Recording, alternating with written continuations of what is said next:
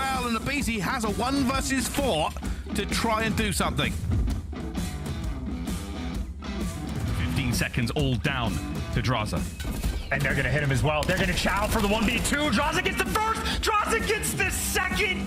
The windmill on point. The 180 there in Drazah. Atlanta FaZe find the rest of New York. It's only going to be HyDra. He's in a position to win the game. aBeZy is going to see him, and down he gets gunned. Somebody has to fuse. Somebody has to overwatch his Phenom. Has done it again. A 1 versus 3. A 1 versus 4. Oh my goodness, HyDra. Get this one down at 8. Uh-oh, here comes Dashy. Around that corner with a snipe. Will he check it? Oh, there it is! Gets them both! On point, LA. They're trying to set up the timing on the pinch, but it's a quick hit. Drazah for 2, Drazah for 3. Drazah, give him the quad feed. Has to check it at the right time. aBeZy is maybe leaving it a second too late. Eventually gets it. Surely not the exact same angle again. Looks for it. Gets it at the same time, and now Priestahh has to chow. aBeZy hugging this corner for all he's worth. Looking left Oh my God. aBeZy finds the 1 versus 3. Get down as well, and aBeZy has a 1 versus 4 to try and do something. Oh, would you put it past him? Maybe would in this scenario. Finds Excuse HyDra. me? Surely not HyDra. Oh my goodness, aBeZy. A 1 versus 4. Oh my goodness. Maybe the greatest play you ever seen. It's a New York breakdown. What have we just seen? That should never happen.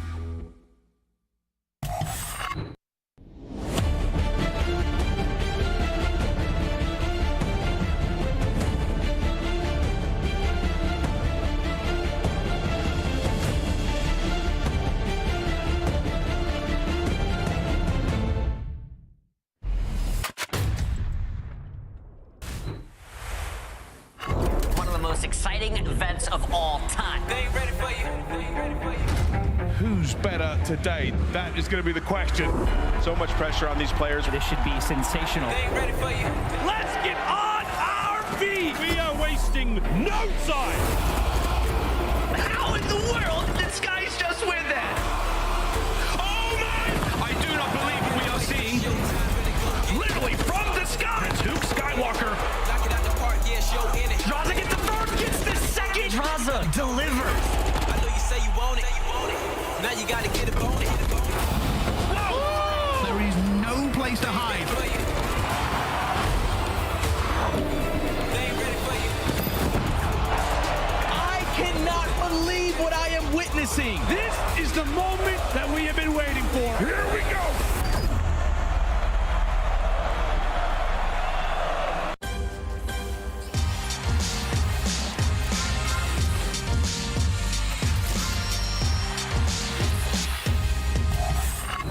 Welcome in, everybody. It's Headquarters, plugging alongside Alley Cat and Nameless as we kick off our Major 5 qualifiers, the final stage before COD champs and everyone fighting for a top 8 spot. Alley, as we enter our Major 5 qualifiers, it's just 5 more games, right, before we get to Toronto. What are you looking at here? I can't believe you just said that. It's so weird to think about that we're already here heading into Major 5, and obviously the stakes are high. We got to see what teams force their way into that top 8 bubble. And we're coming off of Major 4, though. That's where we should start the day. For anyone who missed the latest adventure where we crowned LA Thieves the champions, what went down here in Columbus? Yeah, I mean, it was pretty wild, right? We had, some big-name teams going into it, looking like we had 4 or 5 contenders. LA Thieves and OpTic just a cut above the rest. We had a pretty epic final. OpTic making that run once again, and both these teams proving that they are at the top of the list. 4 majors, 4 different champions. Let's take a look back at that Major 4 championship match, though. Columbus hosting all 12 teams. There were some shocks, some major upsets early in the tournament, but LA Thieves, the team that took down FaZe, they took down OpTic twice, currently the best squad in the game, and we, of course, saw Octane taking home the MVP award. Allie, what stood out to you over the course of the weekend? I mean, obviously, I do want to touch on the fact that the LA Thieves, this is just terrifying, right? They're looking like they did last year when they were the back-to-back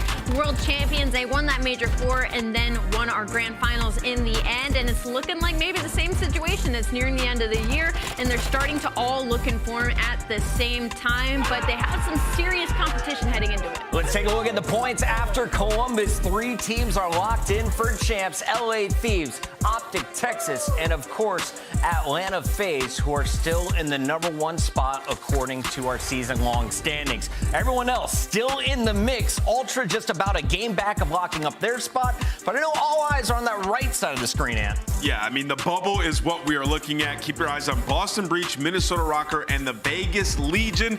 Look at how tight that race is. I mean, 160 to 150, and then Vegas Legion trying to make the Cinderella story and get those wins. They have a very tough schedule, and even some of these teams are going to be matching up against each other, which will be the most important matches of this split. So Vegas is in that 9th spot. They're 2 games back of Røkkr, 3 games back of Breach, and it's kind of weird to think that Breach is in this position. A squad that made a top 4 placement, a team that always seems to have success early.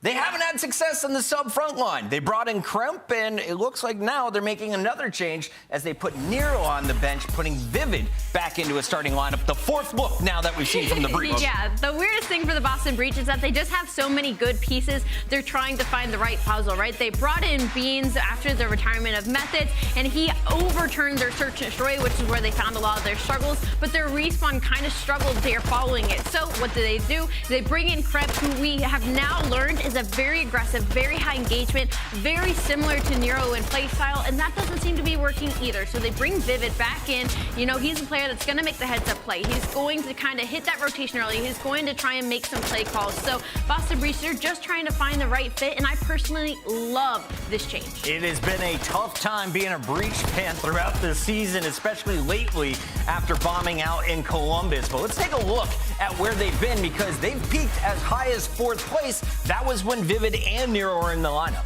Absolutely. You know, Chris, Ali, I don't think the community has given Boston Breach and the management enough credit for what they've done, honestly.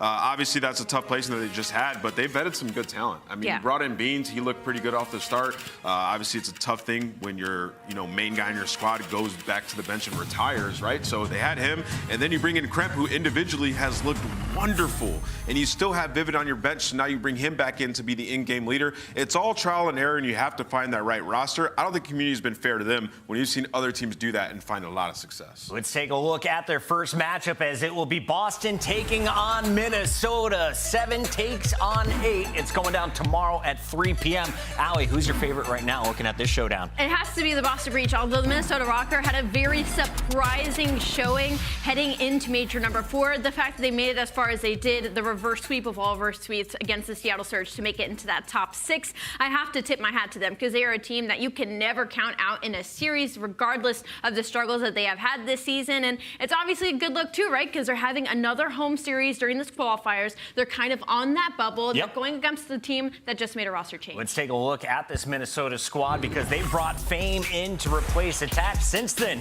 they won their first 2 LAN events, right? Their first 2 LAN matches.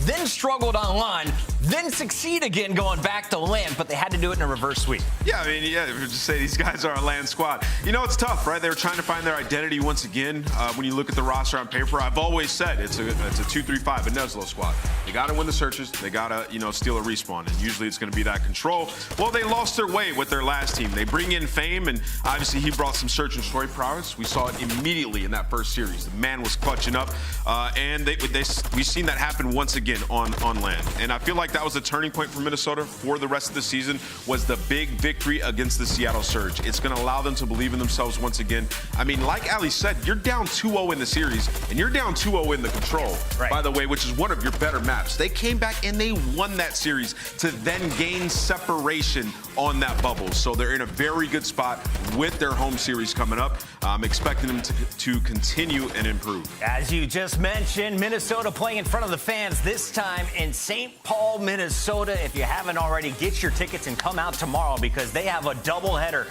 taking on both the London Royal Ravens and Boston Breach tomorrow, before eventually taking on the Legion. Big match. Could be a decider of who finishes top 8. That's going down on 5/14. Let's talk about this Legion squad, because they leapfrogged over this Røkkr team. They looked like they had everything figured out. A 4-1 online qualifier record. Then you get bopped by the Mutineers. You finished 9th through 12th. Where are the Legion at right now? Because they're on the outside looking in. They're on disappointment watch. I mean, I think for the Vegas Legion, it's just so heartbreaking that they set up this story. They set up that they were making the run and they made the changes that they needed to. They stole some incredible players to plug into the roster. They go 4-1 in qualifiers. They finally start in a winner's bracket for the first time in forever. And they make absolutely nothing of it. They fall to a New York Subliners and nobody expected to play as well as they did. And then they lose to a Game 5 Florida Mutineers who had not been looking good whatsoever during Major 4 split. So for Vegas Legion, I mean, no longer are my hopes high. It is simply the fact that they need to start proving us wrong.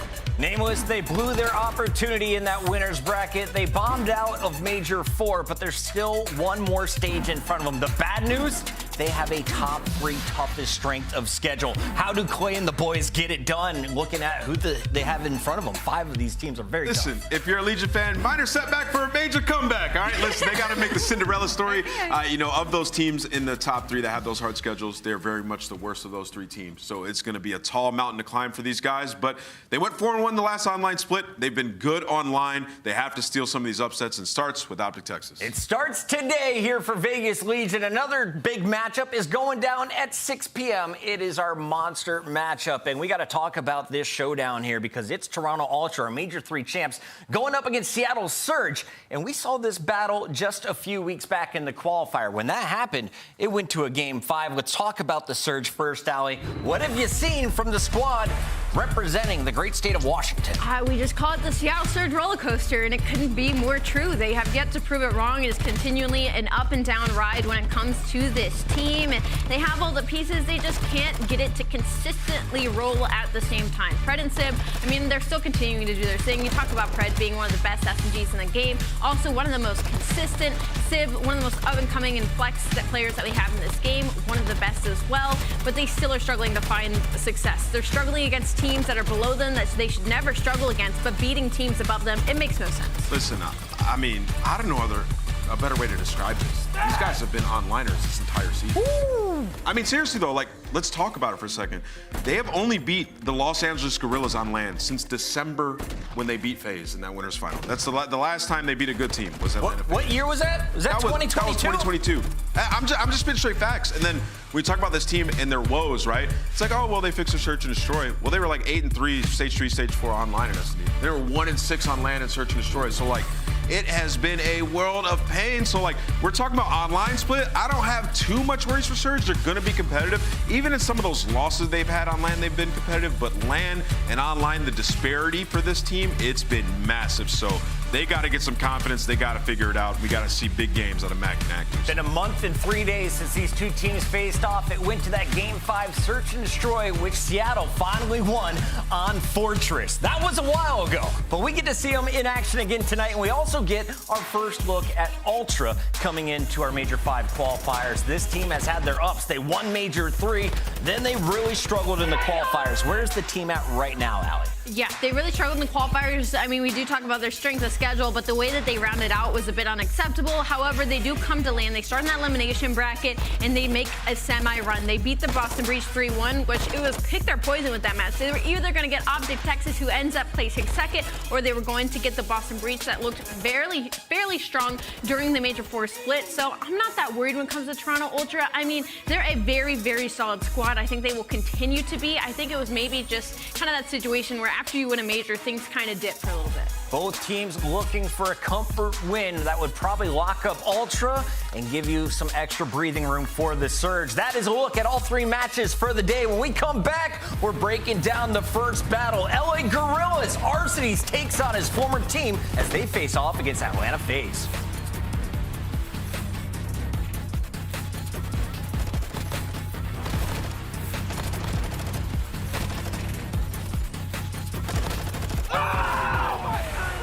Call of Duty League Pick'em is back. One of the band, a few more points, and that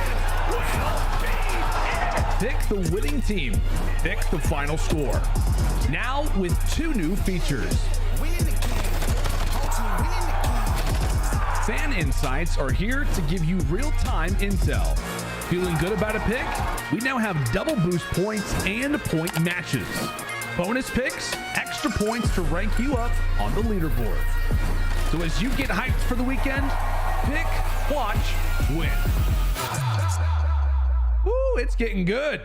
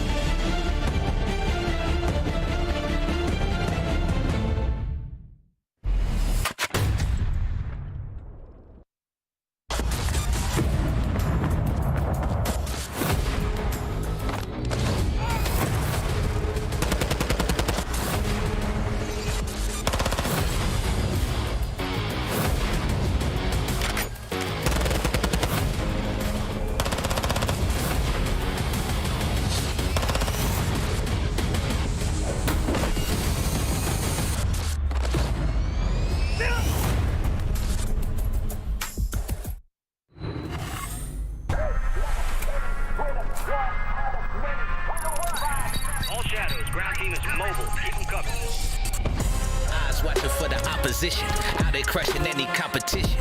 Long range, yeah, I got the vision. When I'm in the trenches, anyone can get it. I'm with the team when they need me. Or out on a dolo mission. Nigga rocky riding on this road to riches. If I catch you slipping, then it's over finished.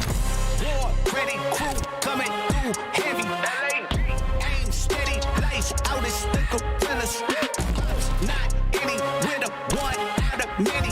Five talents, empty, lights out as the gorillas.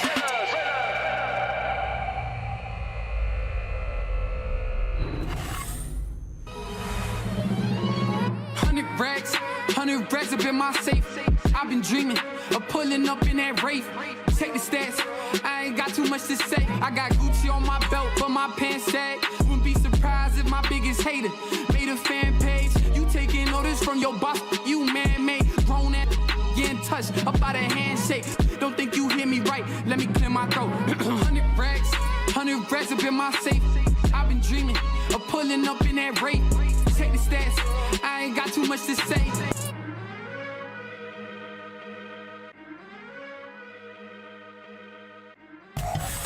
All right, chat, I need to hear it. Who has the better intro? Put LAG or ATL in the chat right now because that is our first battle on the day. Guerrillas taking on FaZe. And if you're a Guerrillas fan, I got bad news. You're 8 games back of 8th place, and you only have 5 left of the qualifier. That means you got to ace this qualifier and clutch up when it comes land. Let's take a look at the maps and modes for their first series against Atlanta today. Allie, what do you see?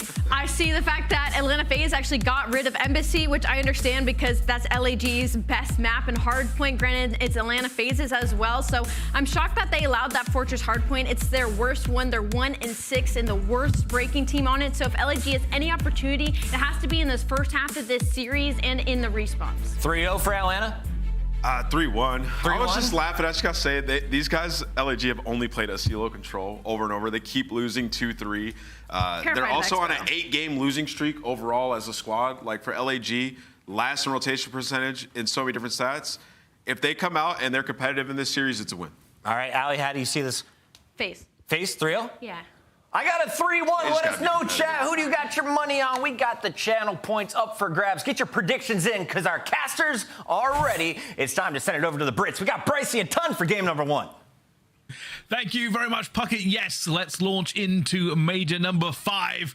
Once more onto the anvil of war as these teams all look for glory, not only for this major, but the run to champs. 2 of these teams, of course, Atlanta FaZe, sitting pretty at the top of our standings after a 3rd place at the major. For LAG, technically, theoretically, not eliminated from champs yet, but let's see what they can do, Ton. It's very much do or die at this stage, though, isn't it, for LAG? They have to come out and be nearly perfect from now on in if they do want to make champs. And, well, good start for them, I suppose, when you talk about Fortress Hardpoint. That's going to be coming up as map number 1. For me, you know, Ali was talking about she's not too sure why this has went through. I think plainly for me, this is practice for FaZe. They've said to themselves, right, okay, let's get underneath our belts. We're in a good spot now. It's a team that, you know, in Hardpoint have had their ups and downs. But can FaZe maybe get some good competitive practice on Fortress heading into Toronto and champs? That's got to be the game plan. Well, let's find out between these two here. Last time, realistically, the matchup was actually quite close between these two. And aBeZy will be hoping for another upset here as well. For Atlanta FaZe, obviously a bounce back after what will always be a disappointing major for them, even with top 3. Yeah, I mean, but look, we've seen some definitely glimpses, I want to say, from Atlanta FaZe that look like that championship contending team that they have been so far this season. Wouldn't be happy with some of the results, albeit, but P1 fully locked down in their favor. P2 rotation starting to come on through. LA Guerrillas with the spawns over towards the Bance side. A bit of a strange one there, actually, for aBeZy and the rest of his team. Yeah, okay, that's because of the push that came through from Exceed. Will get taken down eventually if you're Simp. So rotation looking like it's going to belong to LA Guerrillas. aBeZy here, alive and kicking.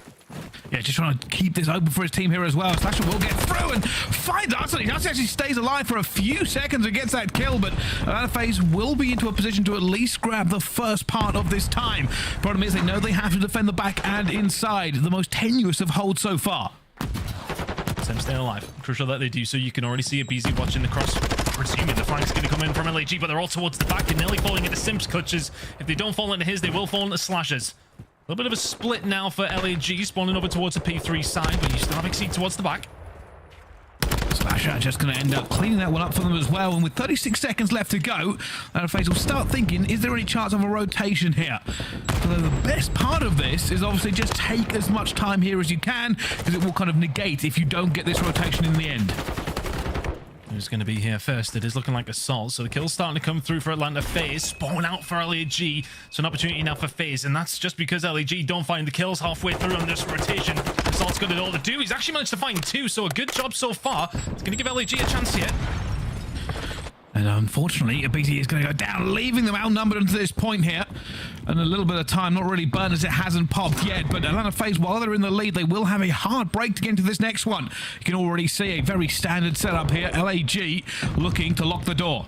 And that's all on Assault, who finds those 2 kills as the players were rotating. Yes, okay, may not have those initial rotations, but it allows the rest of the team to now follow on through. Can they manage to keep this locked down? Yes, they can. Exceed and Assault combining together. All of a sudden, Slasher has to take his time. Can't do much with that, though, as Arcity's guns him. Good hold from LAG so far. Very much needed after a bad start to the game. P1 and 2 was looking good for FaZe. It's a great hold over towards P3 so far. And they just keep jumping through this doorway. They managed to get a few kills down. It's a 2 versus 2 for a brief second. Atlanta FaZe hoping to maybe just keep them off the scrap time here in the end. And they will all fall. It's scrap time for FaZe. Rotation, though, for LAG. They will spawn out. Not the end of the world for LAG there. You get, what, the majority of the time, minimum 30 to 35 seconds. And you have a potential rotation over towards Cannon. A big gunfight there, 1. Either side of Joe deceives over towards the doors. He finds that. You can lock down that P2 side spawn. And now for Atlanta FaZe, it's a long route through. You can get an AR watching over the middle of the map like Joe deceives here. It's going to be danger. Atlanta FaZe running into trouble. Arcities finds a second himself. Well played. LAG manipulating the spawns. Yeah, you may well get kicked out of P3 a little bit earlier you would have liked. You can lock down P4. This is good time. They may well take the lead here, Bryce. They certainly could as well, ever so slowly though. Atlanta FaZe looking for a way through. Arcity's already figuring out where Simp is going to go. That is the first blood down for them as Atlanta FaZe look to try and get somewhere into this. And again, Slasher, same window, same Arcities, same deal. LAG still holding off Atlanta FaZe. Atlanta FaZe struggling to break. They are the worst team in the game at breaking on Fortress. And when you got a team of Cell, Simp, aBeZy, and Slasher, that stat blows your mind. But nonetheless, it is a problem for Atlanta FaZe on this map, specifically LAG, making it a problem with Arcities. Finding the kills up top. It's a 7 spree. It's a cruise missile. 4 big. Alec finds another one as well. He's absolutely running it against his old teammates. It's 8 in a row for Arcities. And this is so huge for them. Arcities sometimes blows hot, sometimes blows cold, but today is scorching Atlanta FaZe every time he sees them. Just trying to stay alive here. He knows he lost reinforcements around that point. So it actually jumps off just to make sure that Map stays his way. Oh, that would have been a big win if Arcities could have found it now. Spawns towards the back for LAG. A little bit of trouble, and all of a sudden Atlanta FaZe show their slaying power. Slasher, Cellium finding the kills. Now if you Joe deceives, you got 1 HP. Well, and a dream that is realized. aBeZy will be taken down. Bit of a split here now for LAG. I was expecting this to come in. Arcity's going to call the cruise missile. What's the push? What's the plan? Take himself very, very deep there. Arcity's obviously over towards top maps now, just waiting for Assault to do something with his play. Can find the kill at the Simp, expecting those players to push back towards those, but it hasn't resulted in LAG finding much. Now, this has been basically a bit of a chess game between these two. Nobody willing to commit for the time. All worrying about his positioning. And aBeZy's going to see players towards the back. Gets one, but nobody going for that trade challenge on him yet. Still holding it. Asim runs in with a sprint, but wins the gunfight. And now another gunfight towards the back is going to happen. Slashers hunting. Looking desperately for his compatriot on the other side, and he will get it eventually. Locks it down, and they are about to throw LAG into the trap. Yeah, and this is tough now for LAG. You've battled hard over that first rotation of hills, but now you're stuck in a precarious spot. Thieves is going to receive a bit of a luxury of that spawn over towards the P2 side, so now they can fight their way out. The kills in over towards top R are going to dictate what happens here. Keep an eye on these spawns that are going to come through for LAG or not. Still towards the back, Simp influencing as best he can in the kill department and on the spawns. Still got to keep an eye on Thieves. He can be the catalyst for LAG to break out here, but it's going to be Asim. He flanks two in the middle. Slash is the only one left, and all of a sudden LAG, they found himself a break here. Look at the P2 spawns as well. Just going to try to get Cellium, but he's stunned and gunned and falls. And LAG find themselves in the position they want to. Also looking to try and take the lead back here on P1. Not going to happen. But P2 is up next. And they have the positioning and they have the time. The only thing for LAG here is we have a small moment of respite. Look at Asim. He's at 22 and 13. Squad are in the backpack right now. Need some help from the boys. Still a ever so slight lead for LAG. And are they going to be able to hold this down? Slasher towards the back, though. We'll find Asim. He's an assault. And the hold is broken wide open by Slasher. Now the spawns towards the back for Atlanta FaZe. Here comes the others from the front. And nothing that LAG can do about that apart from lick their wounds, walk away, and hopefully get P3 spawns. It's a perfect break for FaZe. Probably the first one we've seen. It has, but this is where it gets a little bit dangerous. Atlanta FaZe will now go into the lead by about 24 points. What they need, though, is to break this open. Difficult last time. Will it be as easy this time? P3. It was fortunate for LAG. Last time around, they're in danger of being broken here. It looks like FaZe have found a way through. Guerrillas, backs against the wall, still fighting for their lives in this hard point. Let's go for a listening with the LA Guerrillas. Bench on me. I think single. He's probably open corner. I think one's here. Reloaded. There's a kid old. Like front does or something. Bottom right. Yo, he'll hit with an 8. No trophy. Open corner. I don't see this guy. No trophies either. Alright. No nades. No nades. I'm sure we front. I'm Time week. We hit him. He takes in the trophy. I'm coming back to you. So back left. Can you see him? Back left. One's top map. One's top maps. I'm wrapping P1 so that we don't get fucking. Bottom maps. Nothing P1. P1. Bottom maps. It goes. Alright. Top maps. He's just at Hiller. What top maps? I got back to back. We're good. I'm trying to get Arch. Arch. Top maps. 2. Both for top maps. One there. I've gate. I spawn in maps. Ready to go maps again. I'm about to back. I'm saying push out maps here, guys. I'll back up P1. I need someone to back gate. Okay, I'm blocking the door. Come on, windows, Joe. Yeah. Okay. Gotcha. P5. One is P5 right now. We have Bance playing gate right now. They need me. Once maps, S1. So dropped into the listening may have been the end of it. Arcees has an incredible game, but now LAG need to hold. Unfortunately, the battle lines are already blurred. Atlanta FaZe have found their way into the hill, and LAG will now have to cover every single angle ton. The two veteran ARs really going at it against each other. Slasher now trying to match Arcees with the spree. It was 7 in a row for him before he falls. Last time around, LA Guerrillas got some good time here, but look how mixy Cannons looks right now. And well, if it's that kind of situation, you would usually fancy Atlanta FaZe to come out on top, but Simp and aBeZy being dealt with. Cellium's the only one who can answer, and answer he can. That's 2. All of a sudden, Atlanta FaZe are still in a position to try and break this. LAG, resolute at worst. Sultan Core staying alive over towards the top side. That break from FaZe may well come through, but it's for very little. But it's points that LAG desperately need. FaZe 25 away. Cellium has stayed alive here for so long, just being a problem for them. Tries to go for the knife chow, isn't going to work. We go to Blacksmith. Will LAG manage to get back into this game? It is lethal range for FaZe. Simp just holding an off angle towards the street side. That's just going to create chaos. If he can get himself into top R, it all of a sudden becomes such more of a problem for LA Guerrillas to hold this, because you've got to worry about FaZe now pushing from P3 side. Slasher with a cruise missile. This is going to cause issue. And they managed to get one here. I'm just trying to figure out if we can thread this needle anywhere. It will get a kill as well. Neither team really going for these points yet. Nobody wants to blink. Nobody wants to make the mistake that breaks them. Atlanta FaZe will now get onto the time. LAG have to get them off, but Cellium and Slasher going to work, and Exceed is caught between a rock and a hard place, because he must chow this one as well and does something, but not enough. 10 seconds to go for Atlanta FaZe. LA Guerrillas nowhere to be seen. 4 perfect kills flying on through. This should be the game. I think that is going to be it. The first map of the major. It's written into history books, and it will be Atlanta FaZe over LAG on the hard points. It was close for so long, but a break into P3 was really the difference maker. Yeah, that's where things got rolling, and something I would love to like highlight again. If I had a telestrator next to me in my room here, then I would be talking about it. But Simp, the kill over towards that final hill, he finds one over towards the street side and gets over the top art. And if you guys were to rewind it if you can and just look at what LAG are doing, they're just so worried about what Simp is doing. They're trying to figure out what he's doing, and that just staying alive in top art, that whole side of Simp's game in that scenario causes so much issue for LA Guerrillas. They've got so many different angles to watch, so many things to worry about because of Simp's positioning. It just makes it so much easier for Atlanta FaZe to then push in and end the game. Nicely done from Atlanta FaZe in the end. I mean, it was very close throughout, but it is ultimately that break that comes in over towards the latter stage of the game at P3. They get things mixy over towards cannons in the latter stages as well, and then all of a sudden you've got such a decent enough lead you can close it out nice and easily. But yeah, P3, I mean, how often have we talked about this hill being as influential as it is on this map? LA Guerrillas got some good amount of time on the first rotation of hills. Second time around though, and with a lead, crucially, was Atlanta FaZe who crushed in about 60 points. Good start for LAG though. Skyz was frying. He really was having a good time. Unfortunately, I think he slowed down a little bit, but the rest of his team never kind of rose to his level, and that was the problem at Atlanta FaZe. They were consistent. Probably not lights out, as some people were thinking they might be here, but LAG have had some pretty good hard points throughout the CDL.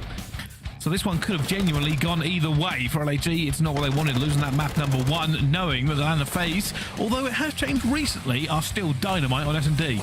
Yeah, it's going to be a tough series. It was always going to be a very, very tough series for LAG. Offered somewhat over lifeline by FaZe, though, allowing this one through. As mentioned, it may well just come down to that schedule they have. They're already qualified for champs. Yeah, okay, they want themselves in as good a spot as possible, but practice, well, it does indeed potentially make it perfect. We will find out whether or not that practice will help Atlanta FaZe further down the road. But that 1-5 record is now 2-5. LAG sitting at 5-8 on that map now. That was your chance for the hard points. And as you said, now you're staring down the barrel of a Atlanta FaZe search and destroy. Tough position to be in if you are LA Guerrillas at this stage. El Asilo is what we're heading to. We'll be staying there for control. And if we need to, I'm not sure we will. The hotel hard point will become map 4 and Ricardo search and destroy for map number 5. Yeah, and it's kind of a different scenario for both these two teams, realistically. Just in the broader kind of subject of what they're actually doing in the league. Atlanta FaZe, just a consistent force all year. They've got a major. They're always top 3. They are number 1 in the standings. For LAG, they're not doing very well, and it has been a struggle for them. Great hard point when they came in. Now champs is all but a distant memory. They would need to have a run worthy of a fairy tale themselves to get them into that spot. That's the thing. We don't even talk about them in the bubble at the moment. The bubble is 3 teams. LAG are outside of that. Yeah, it's a really tough spot for them to be in right now. Look, when that change was made, of course, from what was essentially the normal team to the academy team plus Arcides, then yeah, okay, it was maybe looking like something could be done, but that tailed off fairly quickly. But for the LA Guerrillas, the Monster Energy pre-game, let's talk about it. They need a bounce back stage from Exceed. I mean, there was a couple of players made at the major that a lot of people are questioning, specifically in the search and destroy. The KD does not back it up. Second lowest overall and lowest in search and destroy. Not to hit on a guy, but like at this stage, Exceed needs to be bringing more to the table. And well, for this series specifically, up against FaZe, you can't let those first bloods go because we know how good FaZe are at just using that advantage to their advantage every single time. There's a lot of things that LAG need to do good here. If I'm honest with you, they all want to take a search and destroy away, but it is difficult for LAG to see a route out of this one and see a route to champs.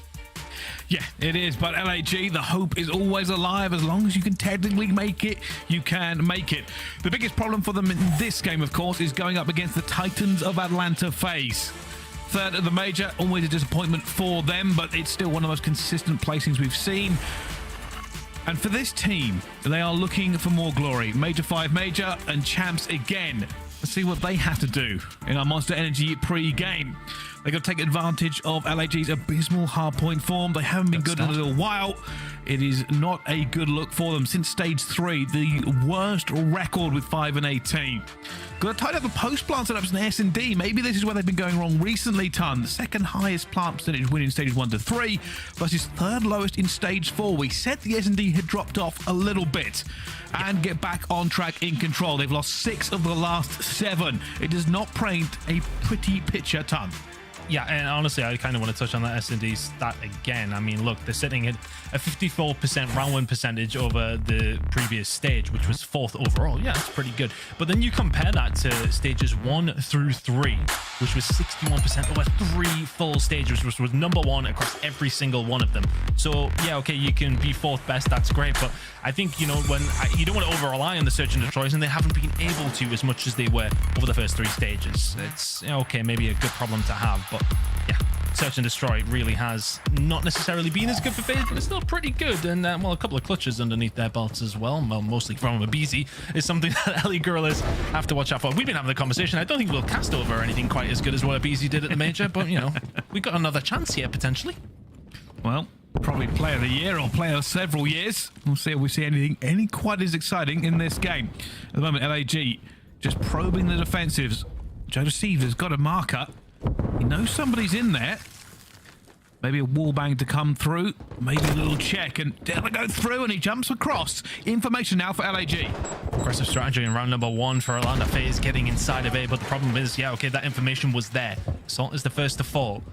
But do you have enough information to know how many members of FaZe are inside this point? Here comes the push. See through mid-map, surely going to be dealt with. Gun Simp. All of a sudden, aBeZy is here to clean. Oh, of course he is. There's 2 for aBeZy. aRcity's now left in the 1 versus 3. This is so difficult for him as well. That doesn't come out and it actually hits him as well. aBeZy will chow. Will take him down. Just a menace on El Asilo. And basically every other map as well. But that is first blood to FaZe. Might be the best player in the game at the moment. Might be the best player in Call of Duty in history for quite some time in terms of search and destroy, at least anyway. This guy has been an absolute phenom this yet. There's 3 in round number 1 of this major. And yeah, okay, the first one's nice and simple. The second one comes as a trade from his teammate, but the stun check comes out and he's always going to be challenging that. Nicely done from Atlanta FaZe. Again, as I kind of alluded to early in the round there, was very aggressive for a round 1 push. Got no trophies to help defend the inevitable tax that will come through. They do not care. 2 men inside of A was the plan, and 2 men inside of A worked. Now aBeZy and Co gonna have to deal with the same thing, but on the other side now, LA Guerrillas with a heavy presence inside the bomb site. Simp trying to finesse, can't do so. Exceed with the first blood. aBeZy to trade. Will get traded himself. Cellium will then find one back. 2 versus 2. And now that first push for FaZe hasn't worked out. So just been careful. Somebody on the flank. I don't know if he's been seen here. He's seen Cellium. The stun goes down, but will hit nothing. On the other side of it, aRcity's fighting for his life. Assault going to back him up as well. Cellium has got into the point. And post-plant, they were great stages 1 to 3. Stage 4 was not great. How about stage 5? Cellium trying to lock it down. Slasher, the one playing the slow angle. I feel like he's going to be there to pick up the pieces, and we'll find the first one. Assault to be taken down. aRcity's now is going to be chasing shadows. Cellium inside the point. Slasher to lock it down. Even if he finds this first kill, it's going to be so difficult for the defuse, but 22 seconds predicts it. But so does Slasher. That is a massive chow out of aRcity's, hoping for the shock and awe.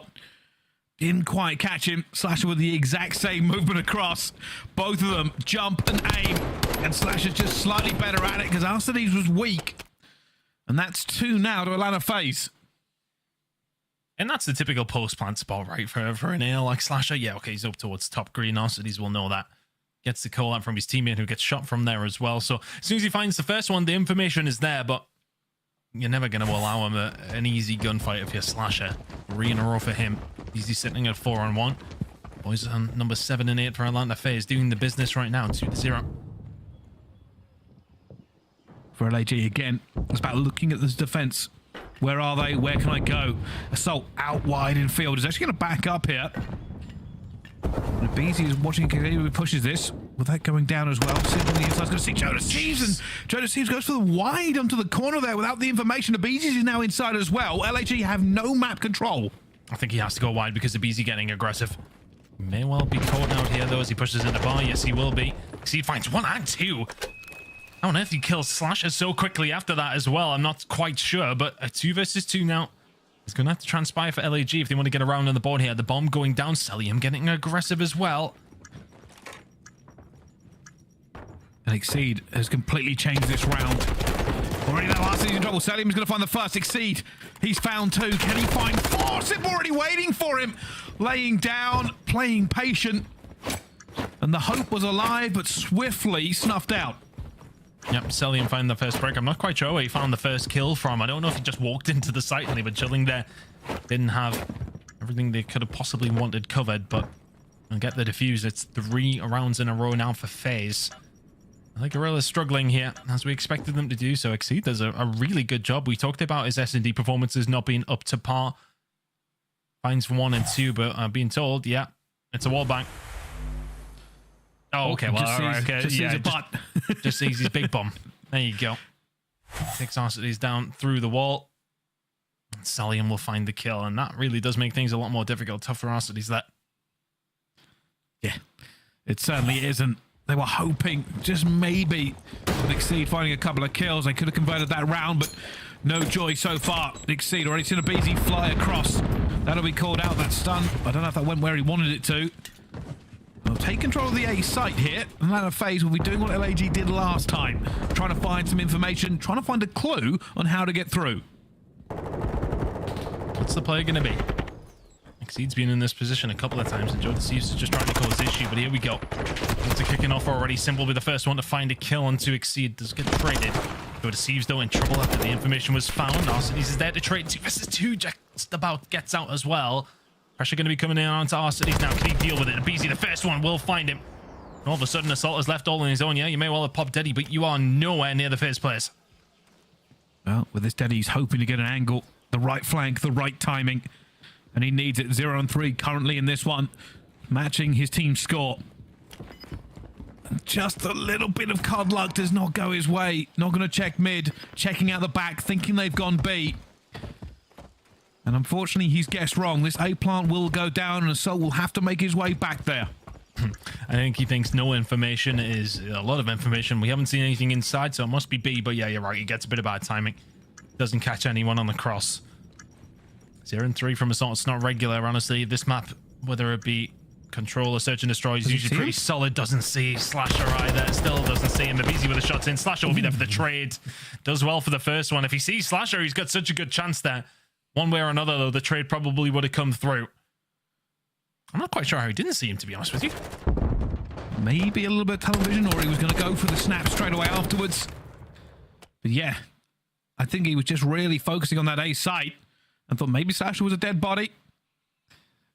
Only time will tell. I'm sure we'll get something out of him after it. But yeah, it's 0 and 4 for LAG. Atlanta FaZe continue moving. It's not looking good. If you're an LAG fan, at least. One of the FaZe fans, though, will be loving this. Potential return to form in the Search and Destroy. It has been clinical. Yeah, okay, there's been a couple of 1v1s in there. Maybe that stun from Simp wasn't necessarily too clinical, but we'll back down over towards the B side. Those 1v1s, though, have been kind of, I want to say, just fairly easy to pick up, and all has really been about the trades for Atlanta FaZe.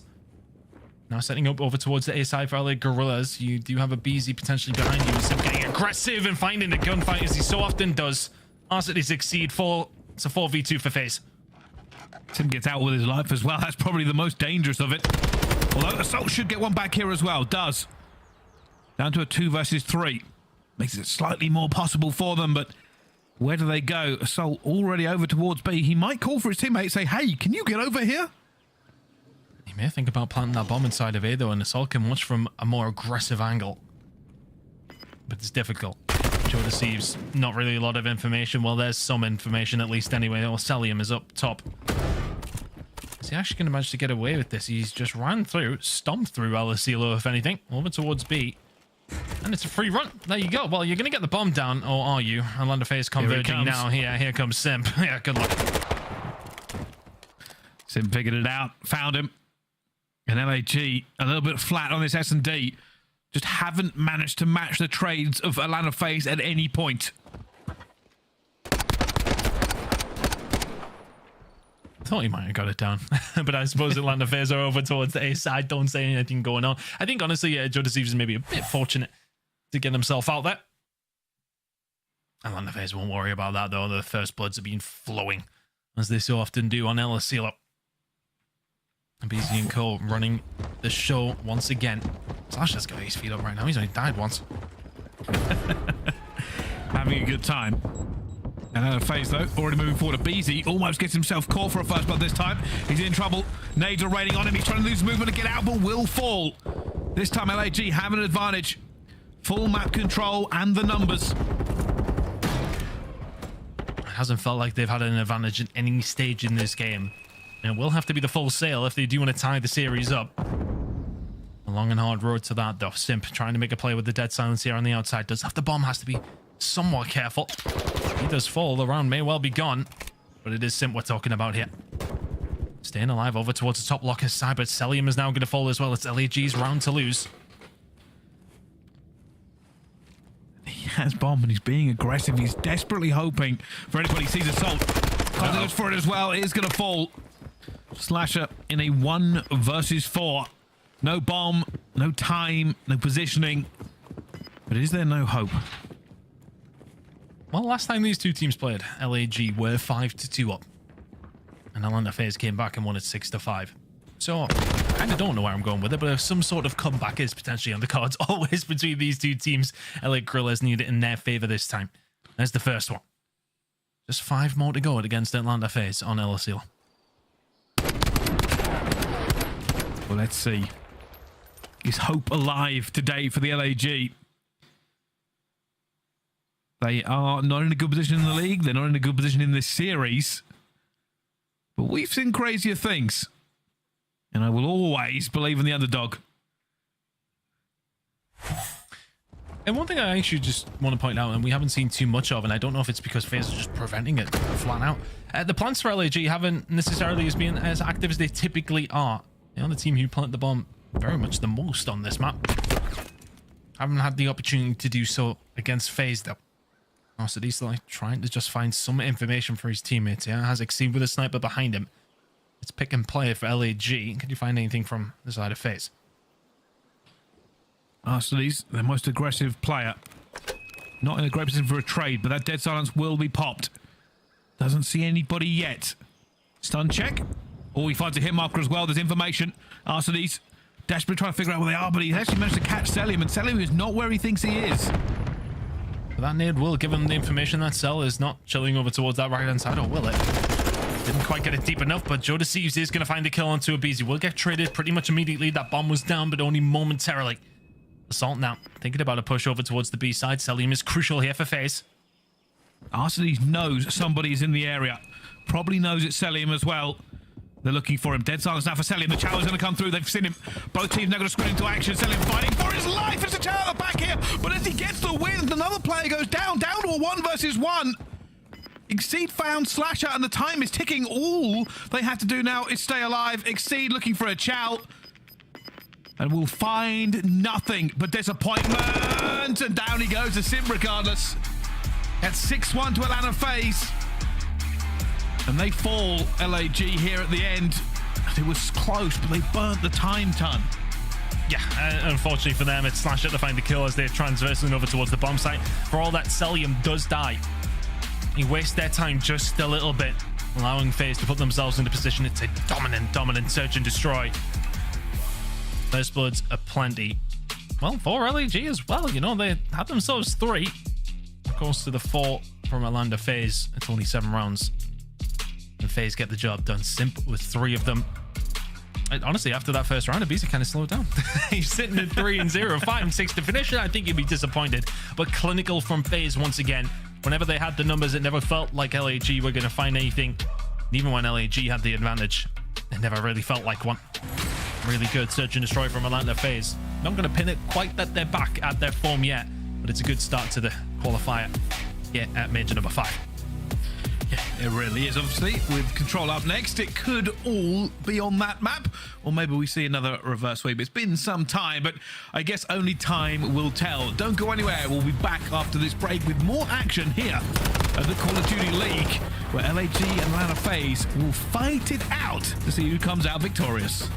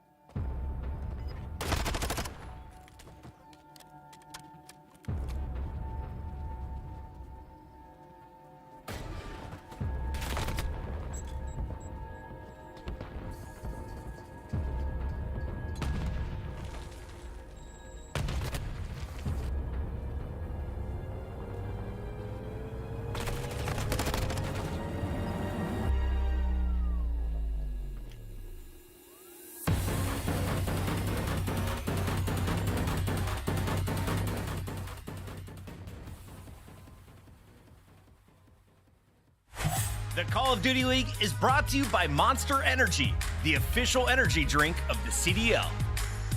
The Call of Duty League is presented by the GMC Hummer EV Pickup, the world's first all-electric super truck. Upgrade your game with the Scuff, the official controller of the Call of Duty League. Ladies and gentlemen, welcome back to the Call of Duty League. This is our scuffed play of the game, and it's aBeZy too easy again. This is the 3 kills in this first round, and RCD's left with a sniper, but no hope against the Phenom. And they all came once again in the blink of an eye. Brilliant from aBeZy.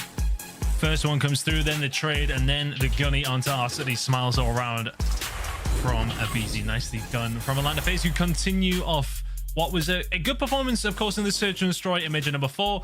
Not as good as maybe, of course, over 1 and 3, but yeah, okay, it's maybe a good start to it for Major number 5. Can they do it, though, over the rest of the season? That's always going to be a question. But Control coming up next as well, up against LAG, who, I mean, they bloody love LSC, Brycey. This will be how many in a row now? Is it sitting at 6 or 7? I mean, look, they like this Control map. Whether or not they've had much success on it, though, that necessarily hasn't been the case. 7th time in a row, and 1 and 5 over the last 6 is not a record you want to be staring down against a team like FaZe, who are only sitting at 6 and 6 themselves. But some of these tough losses, are they going to come home to roost for LAG here, or are they going to be able to potentially turn it around and give us a series? It's a difficult one. Both teams have had severe weaknesses on Control time. That is the issue we are now facing. It really comes down to, do you believe that Atlanta FaZe are better on this map, or do you believe LAG are better on this map? LAG have had close games, and Atlanta FaZe have had a losing streak in Control recently. I don't know. We'll have to find out. But if Atlanta FaZe get this one, it ends the series. Yeah, both teams not in great form when it does come down to Control. To further reiterate towards your point, 6 out of the last 7 have been L's for Atlanta FaZe. Of course, a few of them on the LAN and at the Major, not going their way. The first couple of gunfights they'll have. Simp staying alive over towards the A side. Is they going to have to work on their control if they are going to go on to win some tournaments towards the latter stages of the CDL? Yeah, but RCD's an assault, making that very difficult over towards it. So him now looking to lock this one down already. You can see the push towards B. The problem is that LAG have map positioning. They will make sure these reinforcements do not reach Cellium. So they're going to cut off his own reinforcements. There's a long shot onto his city, but his city gets into cover. Yeah, aBeZy's going to manage to find assault over towards the backside. Oh my god, Cellium! Gonzalez is out of his shoes, and all of a sudden B is looking very, very tasty for the side of Atlanta FaZe. It's only Exceed who can do much about this. In a position to maybe flag Cellium, still putting the pressure on, but Atlanta FaZe haven't necessarily overextended towards B. They're quite happy to take A right now. And all that distraction, all that noise has caused it to go. Cellium just being the proverbial thorn. He's trying to stay alive here against Sass and Simp. And they can't get him. Eventually they will do. Simp combines, and aBeZy gets a second one down. For LAG, it's a worrying turn of events. They cannot afford to fall, but Slasher may actually fall by the person going behind him. He dives into their spawn as well. They expect it. RC's has figured him out, but look how far away they are. Yeah, Simp's got the cross potentially, but it did have to back down. So small amount of hope for LAG. Not quite the stack you were expecting from FaZe, but they know that the push is going to come down that side now. aBeZy can start extending over towards the right. He hasn't just got the SMG gunny. It's there with the tack as well. B slowly but surely going up towards Atlanta FaZe now, who are just going to start stacking it. LAG nowhere near. Thieves trying to be the hero, gets 2 as well, but not the third, and it think it's not going to be good. Assault pinches it before they can find anything through. And LAG stay alive with the tiniest of margins. Assault now trying to fight aBeZy back from the brink. Just brilliant from Joe to Thieves. Said they went near because honestly it was only Joe against 4 members of FaZe. Manages to find 2 though. Slows down that tick progression that is coming very, very quickly. Allows the rest of his team to get themselves in a position to help him out. Exceed now just trying to be a thorn, as you mentioned, and is he going to be able to do so? Has found 1. Managing to stay alive towards the backside now. Delhi Guerrillas, Assault. Finds a couple more, and it, as mentioned, when it does come down to it for LSC, Assault does tend to enjoy himself. 7 and 3 right now. Just about keeping Atlanta FaZe at bay, but the lives are going to come into this. 11v9 in FaZe's favor. And this is much better now for LAG. You can defend from this position. If you keep them on the kills, keep them on the back foot, that time will tick. Simp finds his way into the back area. That door will let them know he's here as well, that they are hunting for him. Simp trying to stay alive. He falls again. The rest of Atlanta FaZe are in their spawn. 30 seconds, and LAG will have held this. FaZe will be kicking themselves if they don't win this. aBeZy now on the flank, but we know that control, it can all kind of come down to one final moment. Cellium's broken the doors open here. Can FaZe find a way? They're looking for it as well. The trades to do go down. It's FaZe at the moment. 1v1 player Arsenal is trying to hold them off, and he finds a kill, but it's not going to be enough. Surely that capture is coming through, and FaZe will get it over the line for that first control. For LAG, they could taste the victory in that defensive round, but it was not to be.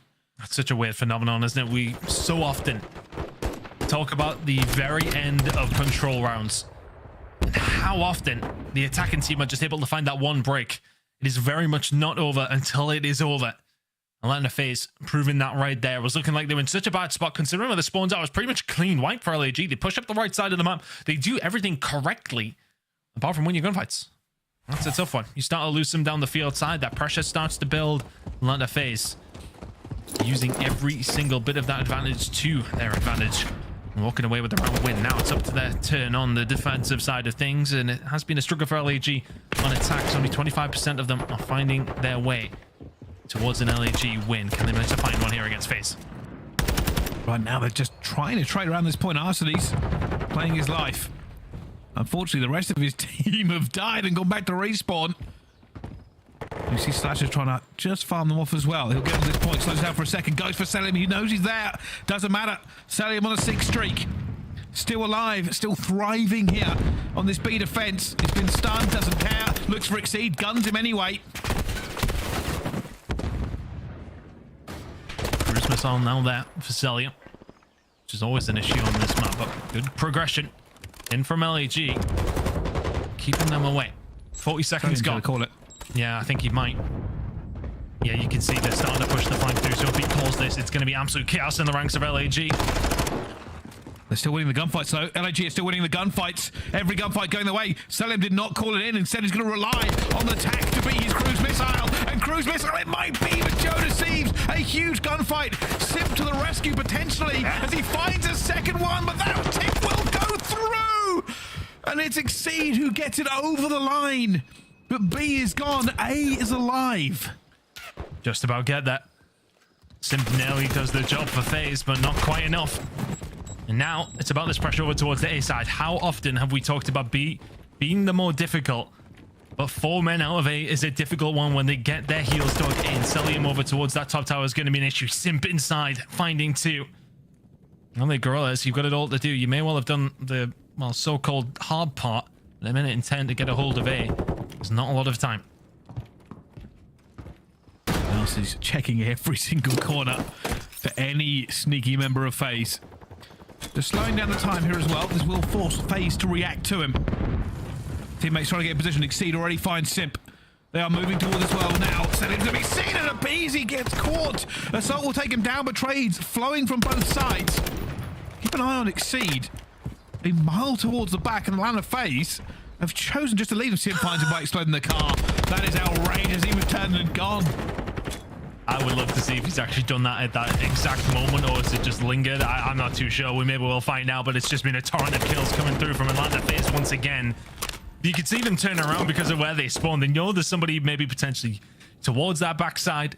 And you can see where aBeZy's just spawned over towards that right-hand side, over towards the office. Then that makes more sense to where you are. But what doesn't make sense now is LA Guerrillas trying to find something out of this. It's going to be very, very difficult. aBeZy is expecting to flank the rest of FaZe, given the task to hold it down on their own. aBeZy calling out assault, gets him as well, playing it patient. Gotta be careful though, the rest of LAG are into this point. Simp waiting for reinforcements. Doesn't want to let this one slip, but just goes him completely, and the second player will fall. Simp, maybe 12 and 14, but he's 20 on the thing, and it's gonna be Joe Deceives. Keeps this game alive. Slasher firing every bullet he can. Cellium will get the cleanup. It's no life left for LAG. They are throwing caution to the wind. Slasher playing his life for boxes as well. Throwing bullets down range. LAG somehow still alive here, Ton. Need one more wiper kills and they've got a chance, but Simp's behind them and Simp's cleaned them all up. We'll see you in the next round. It's Simple Doll 3 on the flank. Atlanta FaZe do the hard part and make the easy job for Simp to come in and pick up the pieces. There's one. There's the second one through the door, and also there's very little you can do about that. It's Simp to close out the round. And he was the one that found Exceed, who was potentially going to cause issue on the flank. 2-0 now for Atlanta FaZe. LAG staring down the barrel of a pretty dominant loss here to Atlanta FaZe. Yeah, and I was going to say, I was surprised that Simp was 12 and 14. He made some very important kills in this control. And obviously that last 3, That really just put it to bed, but here we go. Aggressive start from out of FaZe, looking to get B quickly. Can they find anything here? LAG. Some plenty members over, expecting the push to come in from FaZe. Simp is the one who may well be there to cause the problems first. He will find him. aBeZy there for the trades. Potential now for FaZe over towards this B side. LA Guerrillas very much concentrating on defending it. aBeZy trying to get RC as well. They know players out here. Just playing for positioning. The next trades will be crucial. At the moment, LAG in a good position. aBeZy's so weak. He's 17 and 9. RC knows he's here as well, but he's alone and dead. Yeah, not much you can do from this scenario apart from walk away, lick your wounds, and make your way over towards the A side. Actually, important kill that went down on the flank. It was Exceed who falls. Now on the FaZe probably don't have too much to worry about from that side of things. They can stack over towards A. Some good progress. 35 seconds remaining though. If LA Guerrillas can force them off it, then all of a sudden this becomes a little bit of a bad situation for FaZe. Ghosty just trying to be an issue. Contesting this, they cannot get the points up without dealing with him. Cellium says, all right, I'll find out where you are. Assault on the flank. Tries to stay alive as well, but Cellium finds him again. Cellium just playing around the outside here of A has managed to deflect all this pressure from LAG. Exceed now going hunting. aBeZy will find him as well. 1 point down, 1 to go. And LA Guerrillas there were looking to just try and, well, I don't want to say farm off the respawn, but get themselves in a good position to keep FaZe in. But unfortunately, there's aBeZy who's going to try and stop you doing that. He finds the first kill, but still, aBeZy is pushed up over towards that field side. Flash out while he was trying to make something happen, but the stun check to come over is going to stop that pretty much in its tracks. aBeZy and Co just slowly finding their way here. A minute to go for the push over towards B. It's one good wipe. That's what we've seen in the first round. Sim knows there's somebody in green. It's aBeZy. With 56 seconds left to go here, LAG could very well hold this. Cellium just stopping that clock. Massive benefit to FaZe here. They're just trying to find the individual kills, and they are finding them all over the place. 16 seconds alive. That's a huge two-piece. aBeZy will find them as well, but it reduces the numbers. He finds the second. 22 and 13, and it's now off to the farm, off to the slate. It is ridiculous from aBeZy. It's too easy. It always is. And Cellium calls it in. They get back on the point. They stack, and B is captured. The game is done. LAG, goodbye. Too easy for FaZe. Honestly, it's the big kill that comes in over towards the flank. aBeZy's there, primed and ready to set the pinch into motion. Exceed does a good job, but when aBeZy falls, they know everybody else is in there after respawn. aBeZy with an SMG in his hands at that moment is such a hard prospect to deal with, and then pushes the issue. Atlanta FaZe make easy work of LA Guerrillas. Kind of how we thought it may well go, but that was pretty dominant. Yeah, it really was. 22 non-traded kills, 3,000 damage. aBeZy to the fore there in the control. This time it was not close, and that was ridiculous. Gets the two beats on the point, goes, all right, I'll pick up this tack and I'll go to work. That is, let's say, a dominating start to their Major 5 run for LAG. Commiserations, they were always the underdog in this series. Ton and underdog they were. Yeah, I mean, their big chance was map number 1, but even then, if you were heading to a hotel hard point, that didn't bode well for them either. Just going up against the better team today, and, well, they have been the better team for quite some time. Unfortunately, for LA Guerrillas, not the best of starts. And kind of, I would agree with what Ant said on the desk, that, you know, if they can make it competitive, if they can show us something, then you take it as a win, but they didn't really show me too much. Yeah, okay, there was a couple of flashy moments in the hard point, but broken too easily against a team who are typically not good on Fortress, and then the two maps that you're going into statistically at a disadvantage, you go on to lose pretty heavily. There's not really much to write home about for LAG, apart from FaZe, though, looking very, very good. It's a nice start to their major. It certainly is. Well, let's hand it over to our wonderful desk to see what they thought of that game. All right, I ordered food and it's not even here yet. That match was swift. A 3-0 from Atlanta FaZe as they bop LAG. I do have to say, though, for RCs, that game 1, he got his, right? The man was dropping some numbers on Fortress, but a 6-0 or 6-1 in Search and then a 3-0 in Control. This was a one-sided affair, Allie. Extremely one-sided. I don't think anybody's really shocked by these results. This on paper is exactly how this series should have gone. I think for LAG, I mean, it's just painful. It's painful to watch. I'm sure it's painful to play. I mean, that Fortress was the biggest opportunity that they had in this series. Atlanta FaZe is 1-6 on Fortress Hardpoint. You catch them slipping on their worst map, and you still lose that 250 to 180. Yep. So, I mean, there's nothing really to write home about this series. I mean, it just comes down to that P3 on that Fortress. They weren't able to break on it, and it was a fairly close game up until that point.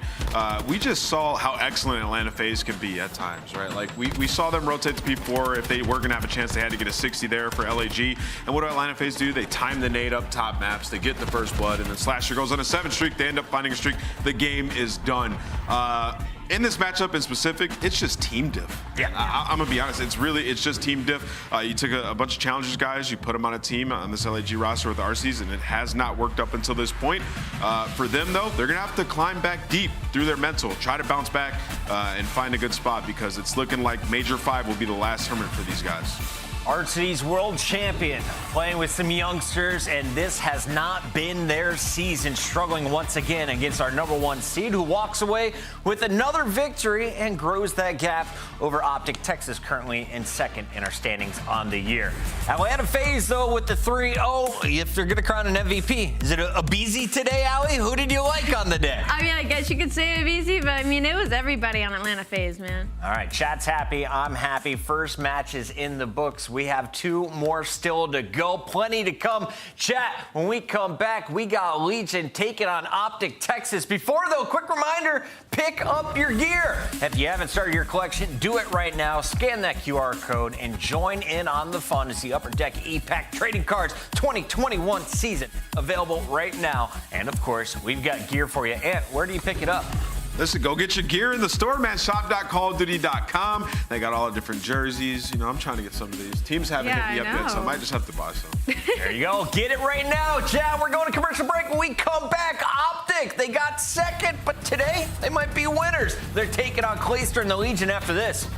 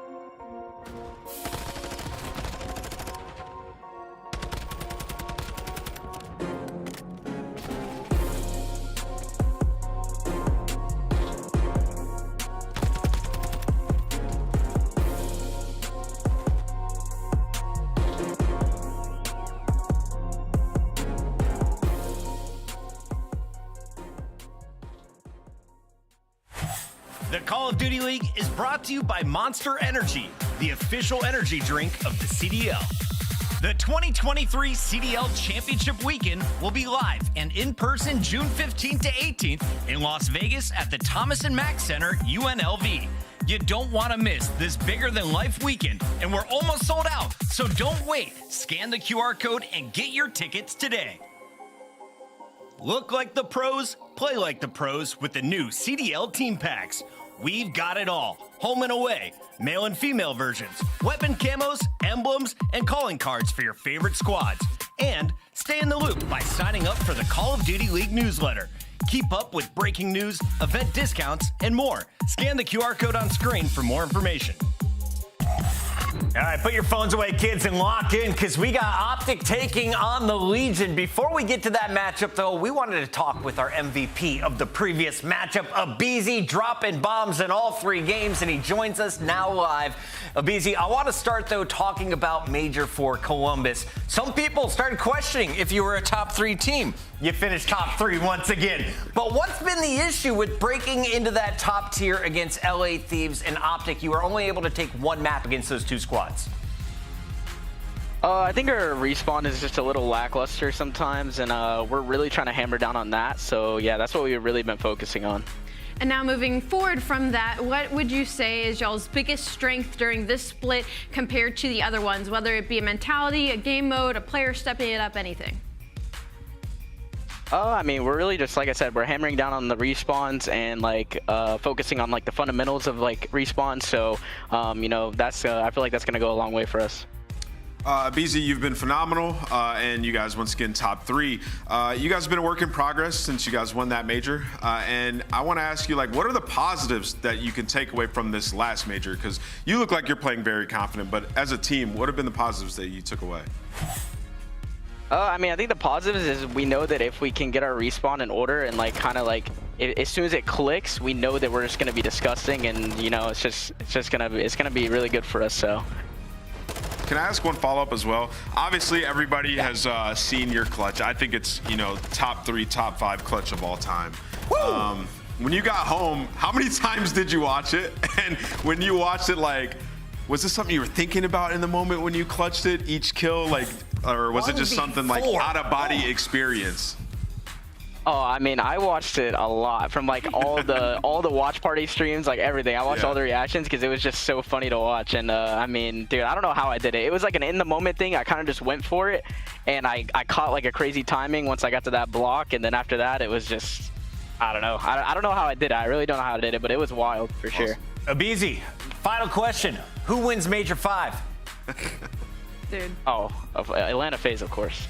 Thank you, sir. That is our Monster Energy winning circle with aBeZy. You can catch him and FaZe at the top of the leaderboard and probably playing for a trophy in Toronto. Let's talk about another squad, though, that could be playing for a trophy eventually. It's OpTic Texas. They have to battle through Las Vegas Legion today, and it's a Legion squad that has shown us a bunch of different looks. They've looked very scary, and then they've been rolled over. Then they folded to Florida. What Legion do we get today against one of our best teams? I just want to say, when it comes to Vegas Legion, I don't think it's a Cinderella story anymore. I think when it comes to Vegas Legion at this point, it's just trying to push into that top 8. When we talked about the Cinderella story last year surrounding New York, once they made that team change, they were a consistent, a great team that was just trying to win enough matches to get into it. Now, when it comes to Vegas Legion, they have not been consistent. They have changed and gotten some good players. They now have Standy to add on top of their slaying, and they're still struggling. They still can't win at control. They still are losing these respawns by 10 points.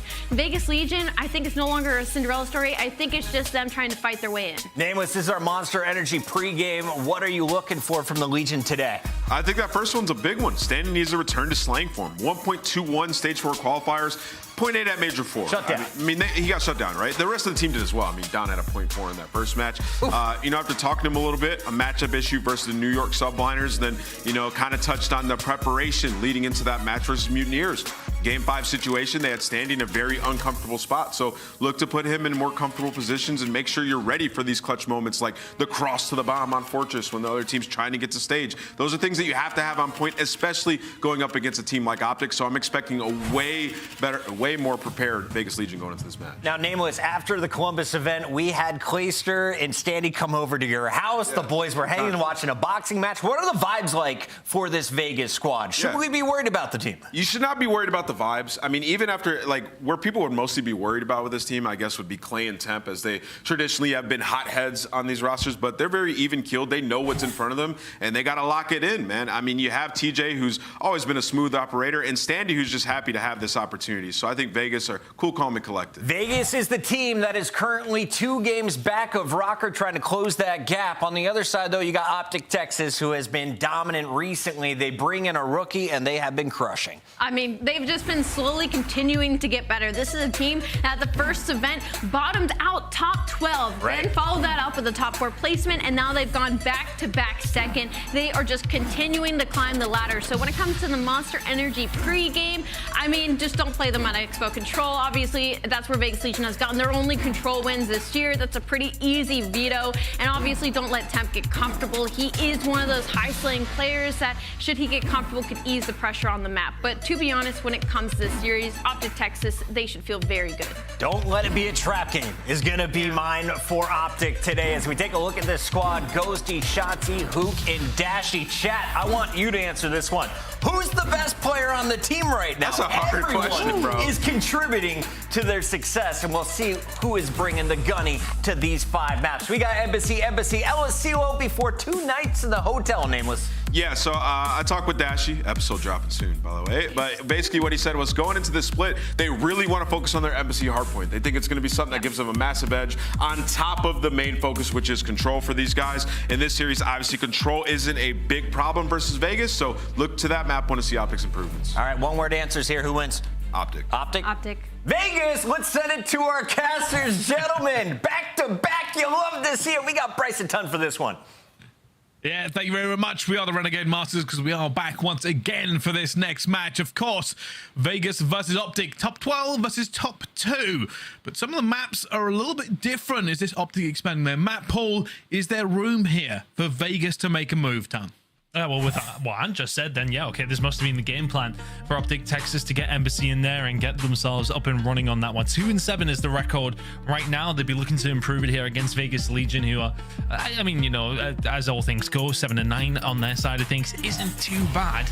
If they can pick up a win here at map number 1, then something is maybe afoot, but it's going to be a difficult one for Legion. Let's not get it twisted, but they really do need the wins. A very strong schedule for them in terms of who they're going up against. Yeah, it's going to be a tough stage, but look, there's an opportunity here. You catch them out of the gates. Are OpTic Texas wounded from that 2nd place finish? They shouldn't be. It was still a good showing, but I don't know. It's a hard one to predict. You would like to think it's going to be OpTic Texas, but you never know what Vegas Legion you're going to get. Well, let's see. At the moment, when it goes out of P1, obviously Legion will get there first. Shotzzy going to see if he can find anything here as he goes back and forth between it, but there is a lot to talk about. You are right, the maps are a little bit weird, and also, you've got to say that Legion have looked better online. Disappointing Major 4 for them realistically. Yeah, I mean, realistic. Yeah, it was terrible. You have to talk about the fact that they were sitting in the winners bracket, going to lose 2. I mean, the first one, it's just a really, really tough turn of events for Legion when we had so much promise from them across the online stage. Just didn't convert that into LAN performances. Right now, though, they picked up 20 or so points. You can see already OpTic Texas holding down towards top PD. Ghosty locking down the toilet side of things as well. Just do not want Vegas Legion to get control up here. So far, so good. Clayster Temp falling. Looking like a P2 lockdown for OpTic Texas, unless TJ can do something about it. Yeah, OpTic just making sure this P2 is in their hands, but Clayster and TJ already punching through the front door. Ghosty with the wide channel, and TJ, who doesn't reach out at that time, eventually he will pick him up here. And Ghosty staying alive. Standy will eventually come through and get that as well. Neither team really locking this down. Standy with 3. Nicely done from Standy through the front door, and they completely wipe OpTic Texas's decent setup. Clayster is there to lock down the middle of the map alongside with TJ, who's going to find one, can't find a second. A lot of pressure from OpTic Texas. Fast and fluid gameplay, not going to work this time. Vegas Legion, a very, very solid lead, a very, very solid start. Temp and KiSMET combining well. Going to have Ghosty to deal with. It's been a little bit 1-by-1 from OpTic Texas. Vegas Legion going to lock this one down. OpTic going to have to walk away. P3 very much on offer. They should be the first ones there. Should be able to get themselves set up. But nicely done from Legion. Just a pinch from a few different angles. Find the break. Find some good time. And yeah, and the entire point there was OpTic realistically went for P2. Didn't get it at all. P3 will be their money hill. I'll look to make sure that nobody gets away with this. And Temp has found a player that went past him about 20 minutes ago. Doesn't know where he's gone. Right now, Legion are nowhere near this next point.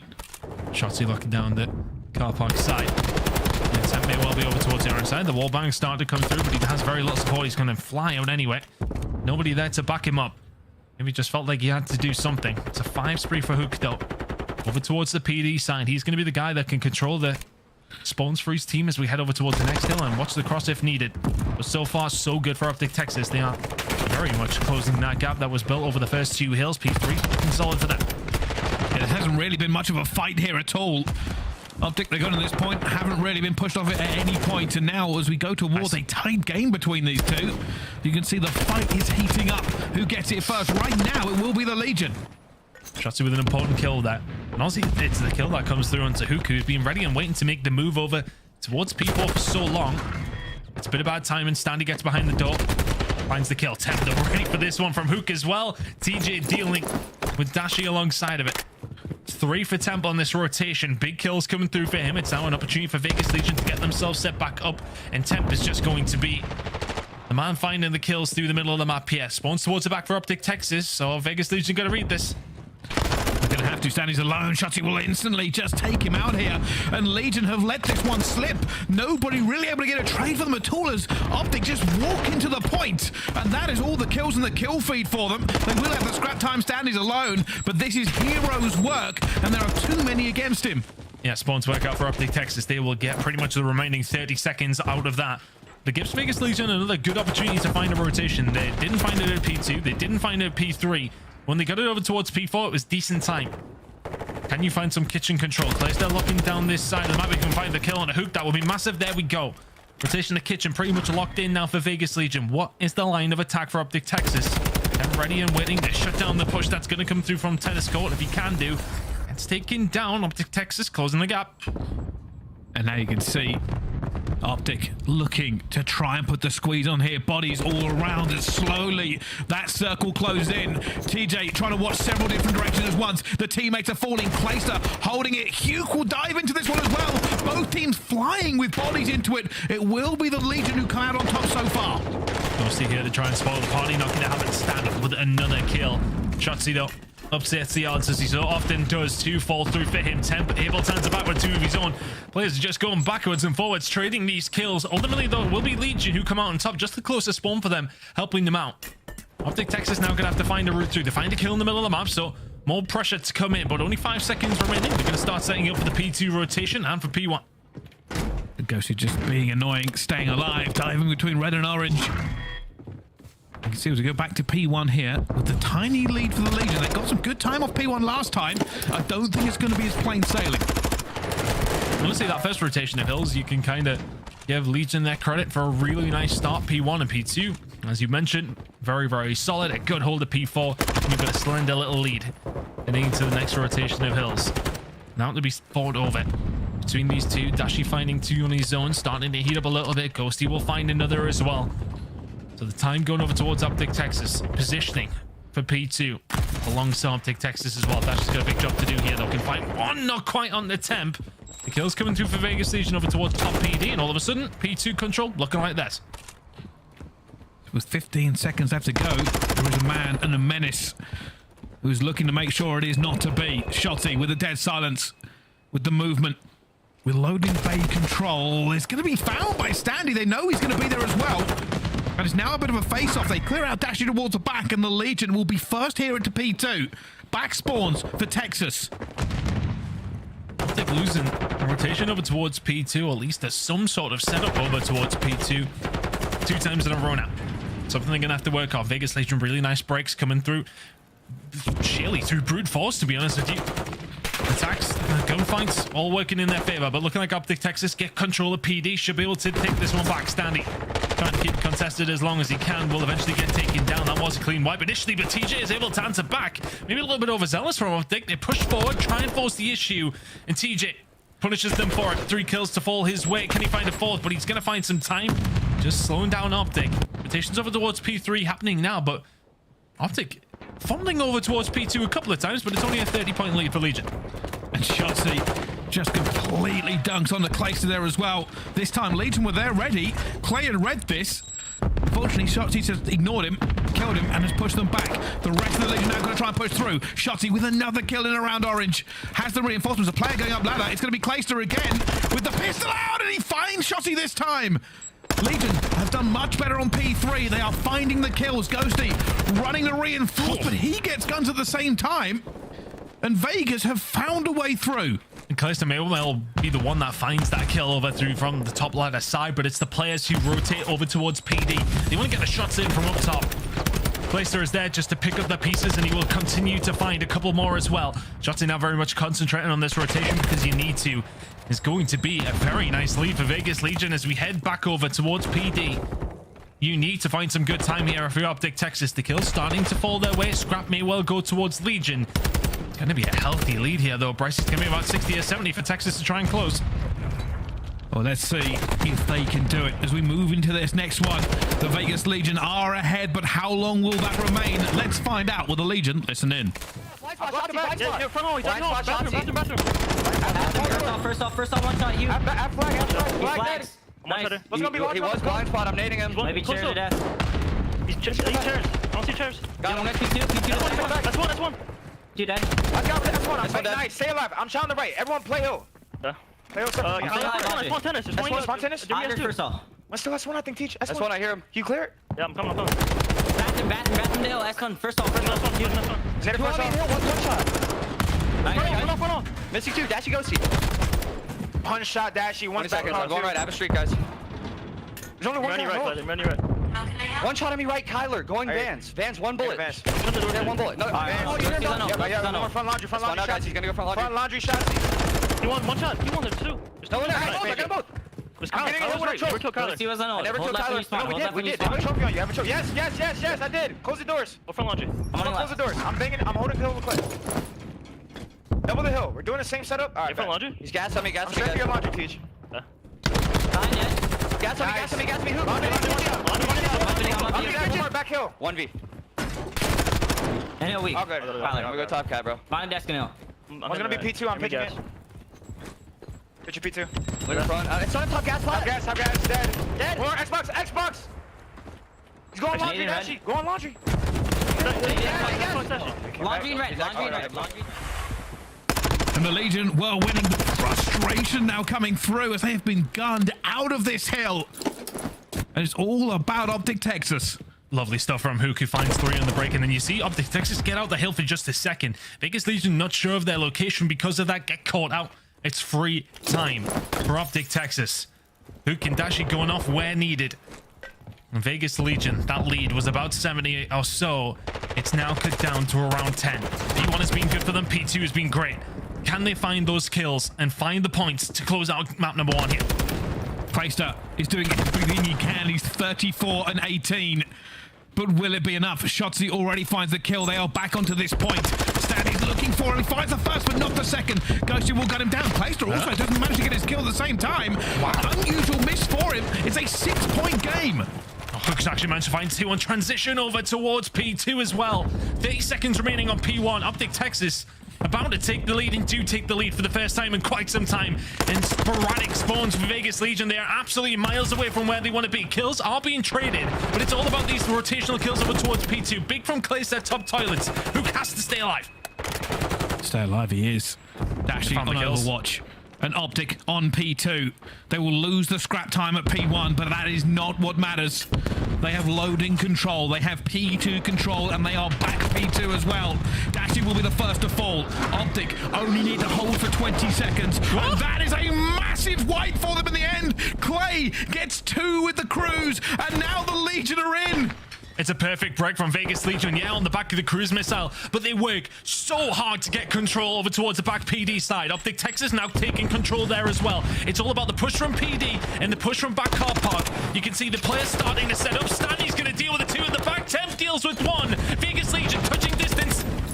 But Temp finds another one, and they are spawning out. They are all the way at tennis. And OpTic now must move and make every single kill with the seconds ticking against them. And that is huge from Huke, and TJ has to go on Overwatch, and he will do as well. And now he has to dive into the point. Again, it's a spawn away there for OpTic, and the TJ stays alive, and a 4 streak for them as well. Gotta go. 2 more kills coming in, the pre-fire, and down he falls. OpTic are in. They've saved this for a second. It's P3 for Destiny. Standy, impossible gunfight to have won against Huke. You need to win another one against Shotzzy. He's found a way through. Is it going to be the Standy show again? From the depths of defeat, they find a win. Standy guns 2 in the middle. Vegas Legion, map 1. And that is outrageous at the end. Legion needed everything. They lost all the way in the kitchen. P1 was not good for them. But P2, again and again, OpTic have struggled on that in this map.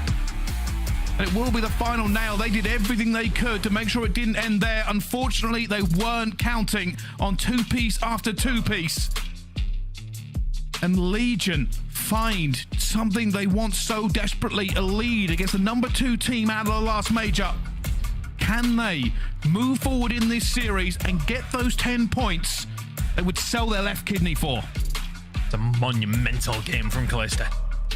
3,800 damage, not quite leading Dashy alongside of him, but if he can match a player like Dashy, he's got a couple more years left to go, hasn't he? 250 He's to never allowed to retire. 237. Never.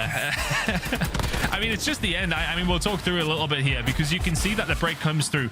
Honestly, when they start to send it through, Huke finds this first kill. I'm thinking, wow, OpTic have found a way through. They don't. TJ momentarily left alone. Ghosty goes up for it because he has to, and it's just a foot race for the rest of OpTic Texas. The fact that they then find these kills with Legion, literal touching distance, and then you look at the rotation, you're looking good. Yeah, okay, the spawns towards back car park. Standy, oh, I mean, that is the blessed hip fire, and then guns Shotzzy on top of it as well. That's pretty much the game. I think, honestly, yeah, Ghosty died anyway, and Standy is there to pick up the pieces, but if he doesn't find those 2 kills in mid-map, it's not as easy as that at all.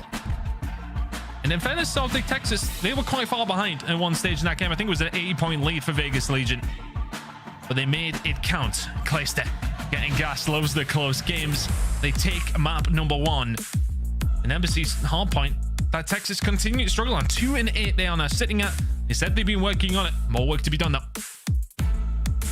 Yeah, and I think obviously this was maybe a test here for the map pool for OpTic, but doesn't work out. They were close in so many ways. That P2 is something they will VOD review over and over again. They weren't able to be consistent on it, but P1's good, P2's not. P3 went both ways for it.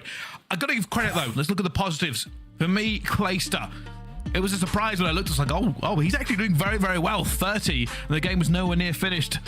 But really, it turned up when they needed him. There was a few struggles. Standy had a struggle until that incredible bit at the end here. TJ as well. Temp actually had a good slaying time as well. But realistically, the Legion rose to the occasion when they needed it. But it was frantic. That P2 is something to talk about, wasn't it? I want to say that Vegas Legion came off on top on that hill specifically by quite some margin, I want to say, over the entire game. Vegas Legion, Standy may well have not had the best of maps, but finds the crucial kills. And a lot to speak about when it does come to search and destroy from him as well. Well, here is all our search and destroy. This is kills per round. Standy number 4. It has been something the Legion have been able to rely on for the majority of their runs in basically the qualifiers, because they've not had a good time at the majors. And they need it here again. It cannot be overstated. The Legion are facing down one of the toughest strength of schedules in the qualifiers for Major 5. They are 20 points behind Røkkr. They are currently not going to champs. Even just 10 points here, even this upset against OpTic could change everything. That'd be a huge win. A huge win. It's a great way to start things off on aBeZy Hardpoint. We're going to be staying on aBeZy to search and destroy, and just a few things to delve into. First time that we've seen this from Vegas since the 10th of December. That was in 2022, Bryce. That was last year. It's a long time ago, mate. It's 5 months ago that we seen Vegas Legion on this map last. Of course, the roster has very much changed a couple of times since then.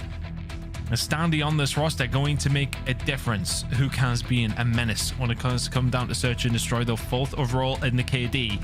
Going to be playing alongside a Shotzzy that's going to be getting in to this area seen on your screen now inside a PD. It's either going to be on the attack of the defensive rounds. He's going to be causing chaos in that area. Curious though, OpTic Texas, we got a lot more to read on for them. 4-6 record, not necessarily the best either. Vegas, don't know what to tell you. Let's see how they play it. I certainly will, and don't worry if you're watching. I've been told we've changed the kill feed. It should be different now, God, so you man. should be able to see it a little bit better. So relax, buckle in, and prepare yourself for the S&D. I can't believe you said it Legion on that the colour. attack. Nah, you really need to stop doing that.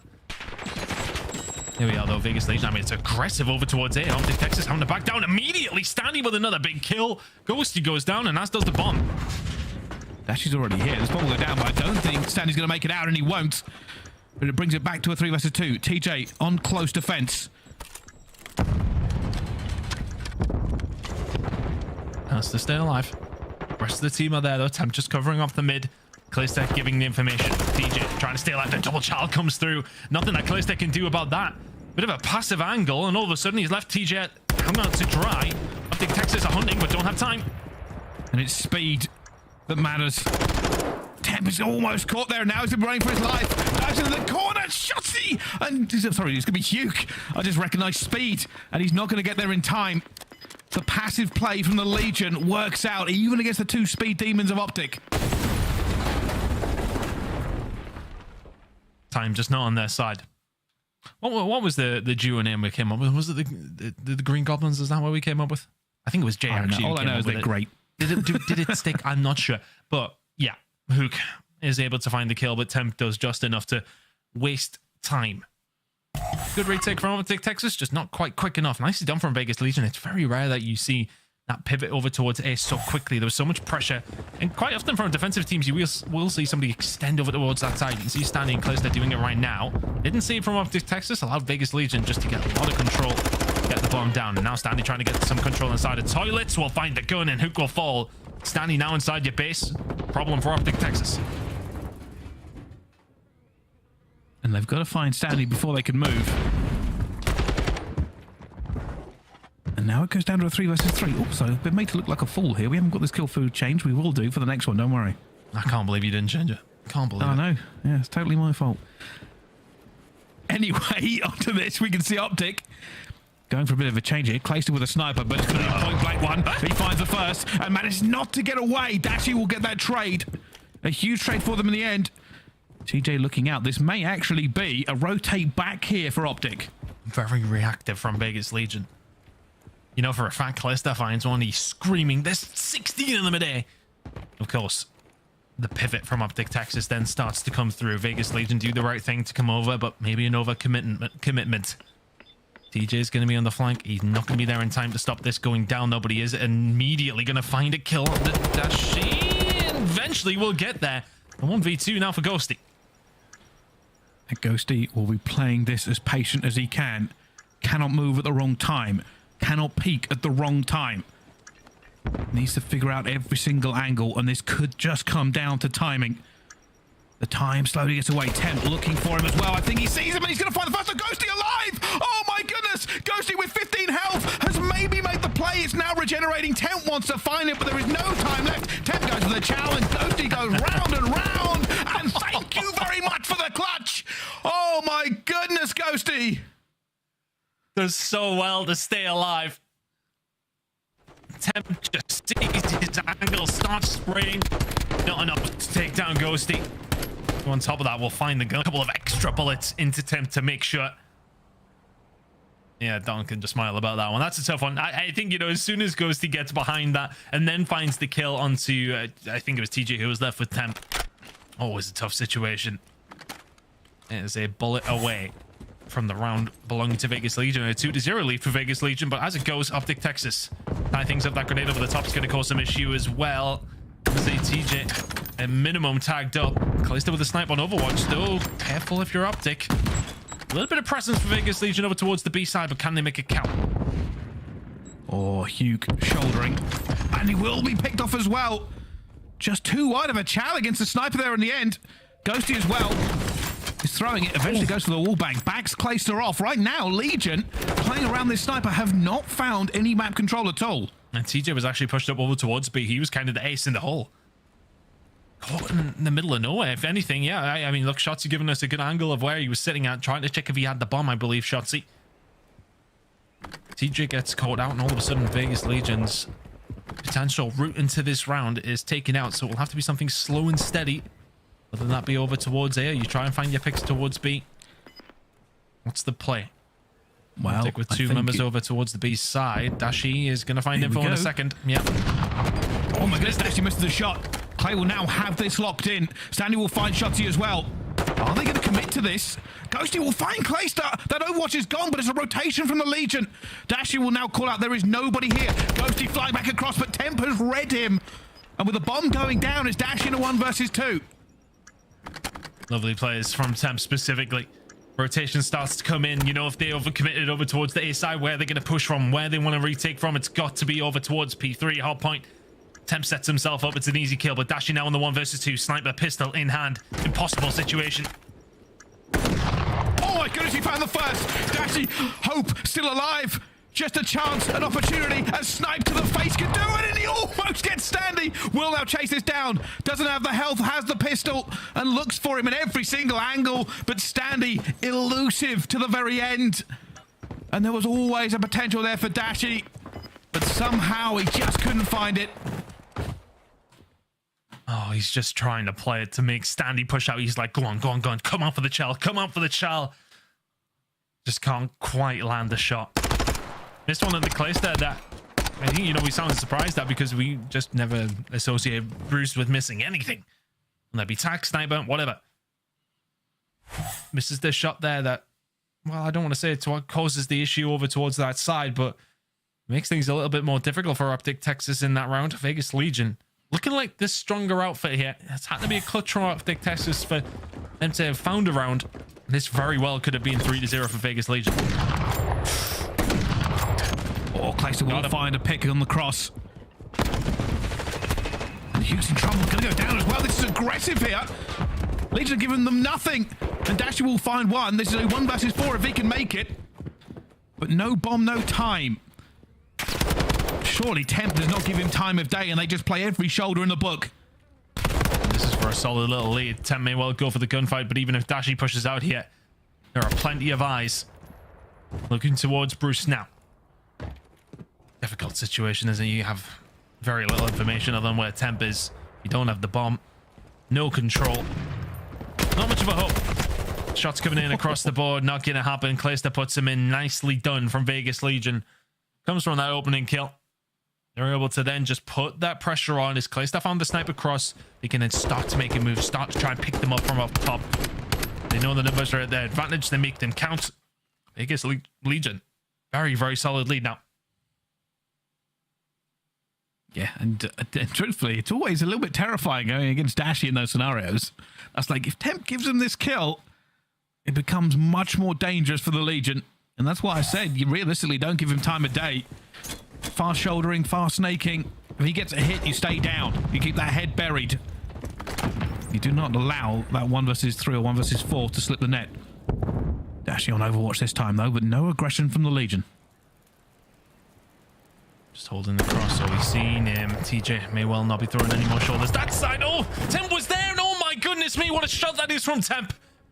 Dashy's holding the angle, and Temp still guns him before he gets around the corner. Standy finds one in the hook. Shotzzy's able to answer back, but it's still disadvantage OpTic Texas. 3v2 for Legion. Good positioning, though. Keep an eye on this. Ghosty, he might be able to find a kill here on the TJ. He's going to find the first. Not going to go for the second, but it brings it back to a 2 versus 2. And there is the pinch. Shotzzy has caused the problem, and Clayster's now at a 1 versus 2 as well. Legion, they were not secure in the angles they were holding. Ghosty slipping that makes the difference. Gives OpTic a lifeline here.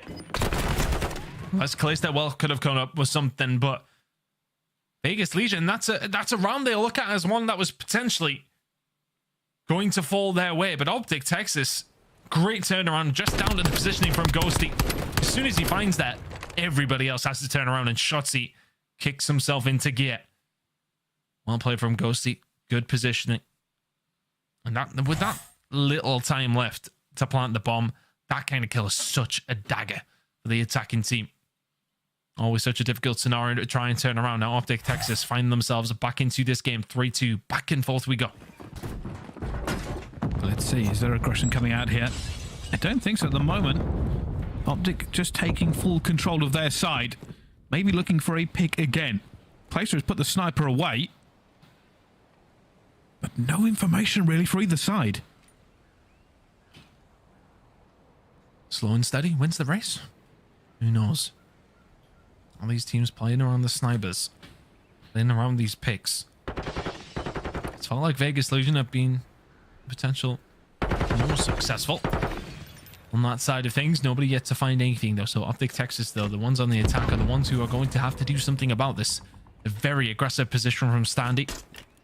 Can they dig him out?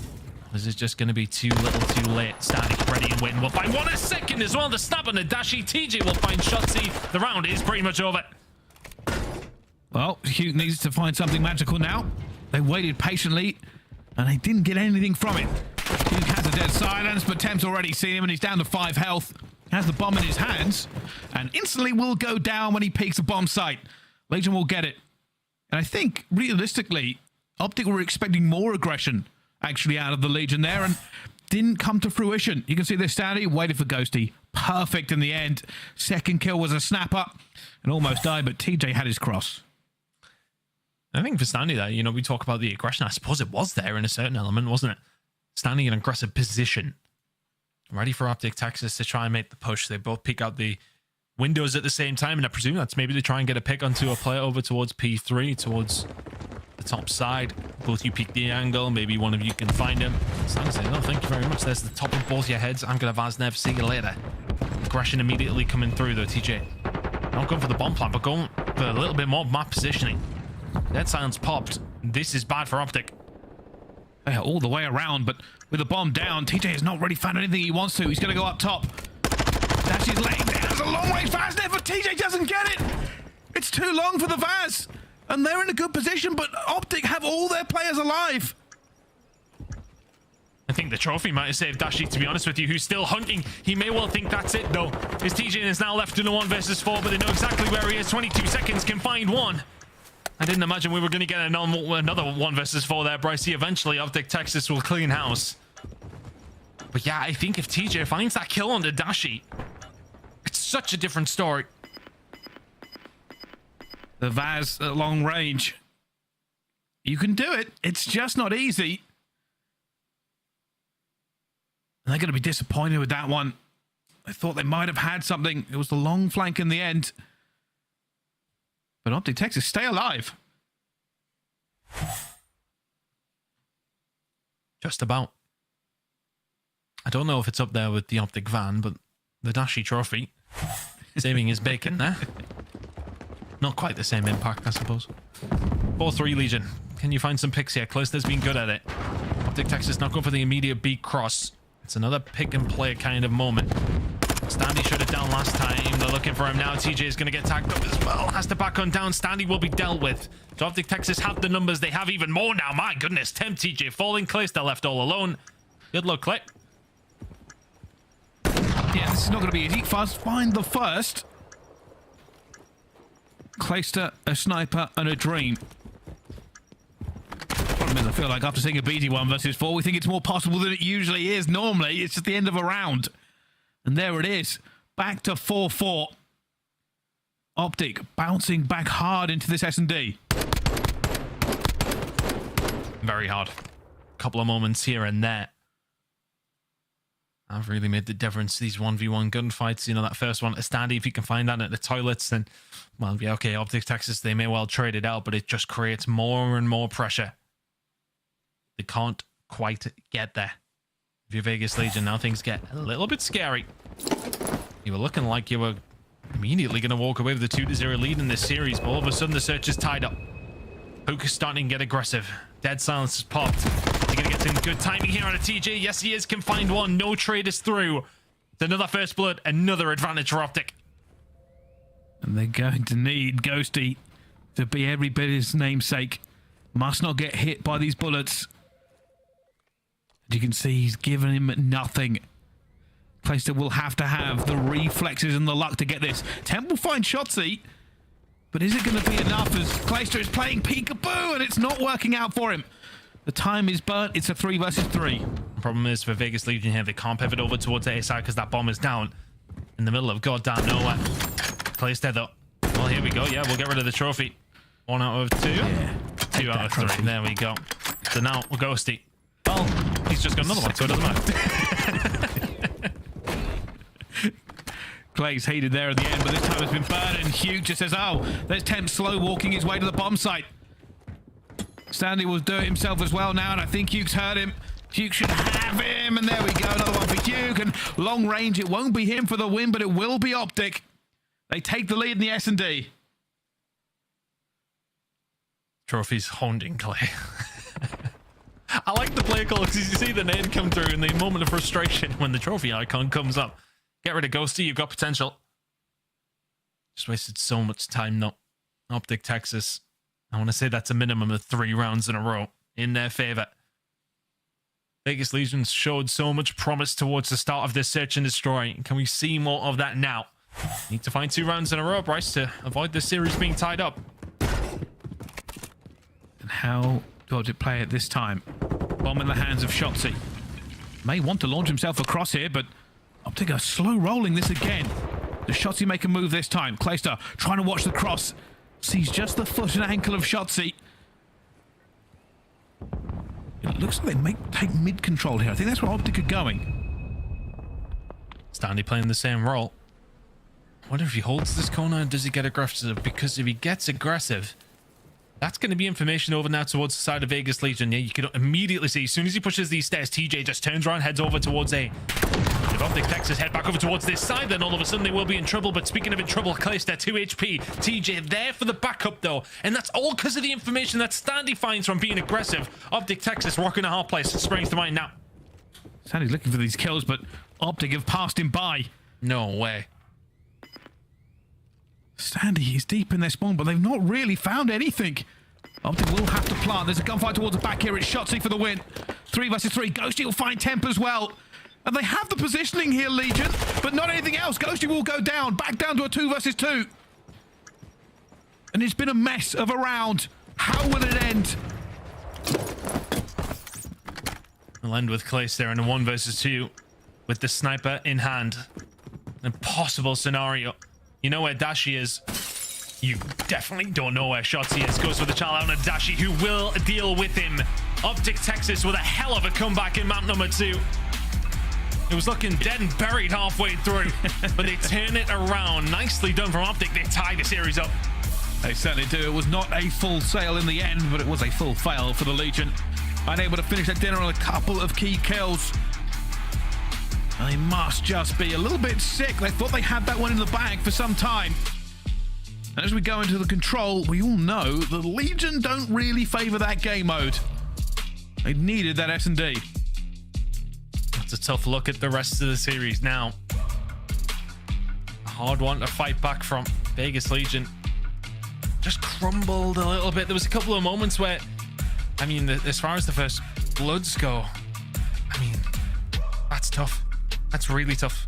Only 3 for the side of OpTic Texas, and they win 6-4. You don't like to see it. Not enough conversion for Vegas Legion in that scenario. OpTic Texas will probably be disappointed with the first bloods that they didn't find, but when they found them, they converted them, and then some. 6-4 victory on Embassy Search and Destroy. And as you mentioned, El Asilo Control coming up.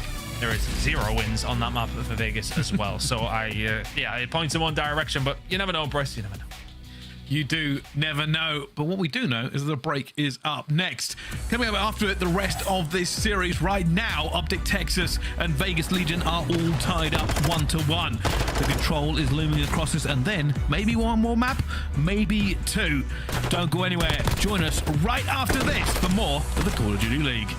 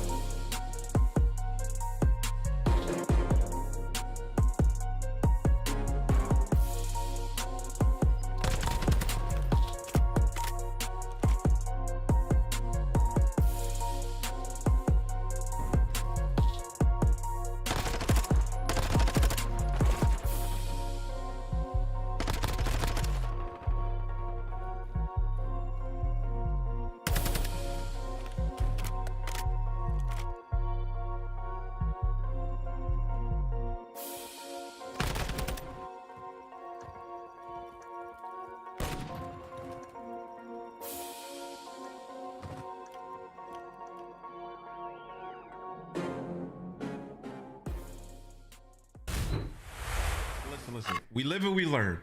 But like in the moment, why, like, what did they see in the defense, or I guess the offense, that you would want to risk your defense like that? I wanted to ask you guys. That was me. I didn't see nothing. I was just gassing up. I don't like to call people off. So like if someone calls something, yo, let's do it like this, da-da-da. I'm like, okay, bet. Okay, then you know what you talk about. So I'm gonna just say, I bet, let's do it. Someone second guessed it. Like I can't remember who second guessed it, but someone's like, I don't really want to do it. I think it was Eli because he was 3-0. So he's 3-0. He doesn't want to dolphin dive through a doorway. He's like, I don't really want to do it. I said, nah, let's do it. Lost instantly lost the round. That's my. I'm just trying to like support my man's call. Like I want us to be decisive. But that play is horrible. That's a horrible strat. I ain't gonna lie. It's just tough. Well, there we hear from Temp on the Friendly Fire podcast by two of our wonderful colleagues about being decisive, not trying to second guess your teammates. Although in that scenario, kind of wish he had. And now they won't want to second guess this. Tied up against OpTic Texas. It was close in both the hardpoint and the S&D. But there is an elephant in the room when it's control shape ton. Yeah. And they don't like this elephant very much. I don't know what it did to them, but control very much not part of the equation for Vegas Legion this season. You can tell from that record, 0-8 on LSELO control. Spanned over the entire season, they are yet to win it. OpTic Texas not sending any records on fire with theirs either, but a 7-7 is certainly better than the 0-8 on the side of Vegas Legion. Got to do a lot more. So what can they find? Defense has to be a priority for Texas. They've definitely started off a little bit better on LSELO control when things did change up in the map pool 4-2 since the new one came in. But here we go. Can Vegas Legion find an upset on the control, or will OpTic Texas probably take a lead? It will be a monstrous upset if they can do it, because they haven't really managed to do it for much of the season. Shotzzy already going to fall, and Huke will be there as well. The biggest problem I'm going to have is that we have seen Huke and Shotzzy take over this entire map with speed and aggression through the middle. This time around, we do have the kill feed fixed. Shout out the observer, sorting that one out. All good to go now. Temp and Kodo finding some aggression over towards the A side, as are OpTic Texas. Though Temp could do with staying alive here, and he's got Dashy in the sights. Will manage to find him. So now for Vegas Legion, you got a lot of map control. OpTic Texas gonna have to come out swinging from this one. Trying to find their way through. Huke here already onto Stanley, but that will be traded. Temp now 4-0. Going to see Dashy going to get into a power position, try and stay alive for as long as possible. They're hunting him as well, and Dashy already finds him. The wall bang, the nades, everything coming through. Temp looking for a regain. It's not going to arrive, and the trades now start to fall the way of OpTic. And all of a sudden, you find a break over towards the A side.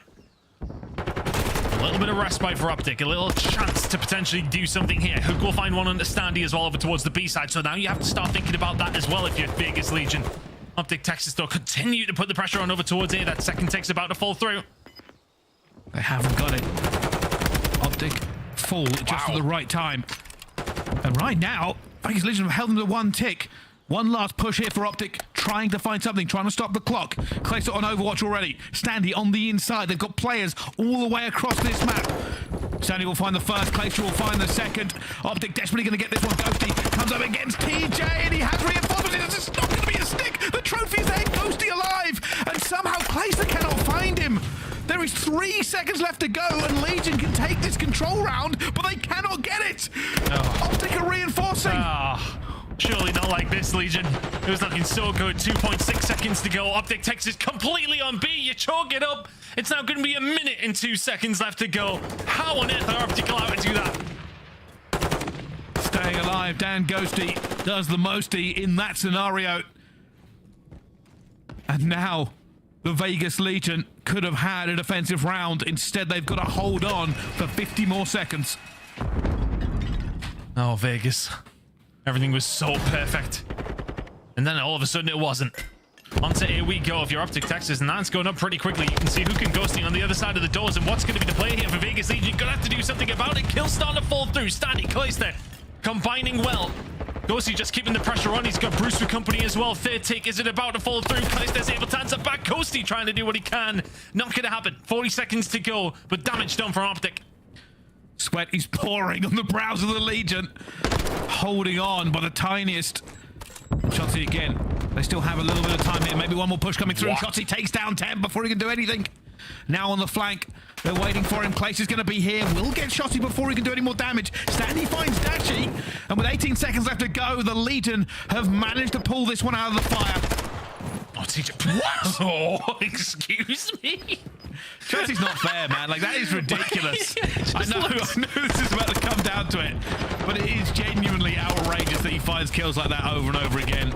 Well, Standy may actually get caught here. OpTic Texas have found a way through. Claystack 10 have combined well. It's only Ghosty left. 0.9. Got to find it. And dang, Ghosty tries to get it at the end. And we were distracted by Shotzzy. The Vegas Legion, just so we're clear, that was a lot more ticks. And Tem does not look happy, and probably rightfully so. That was way more difficult than he imagined. I actually don't know if I want to see that Shotzzy clip again.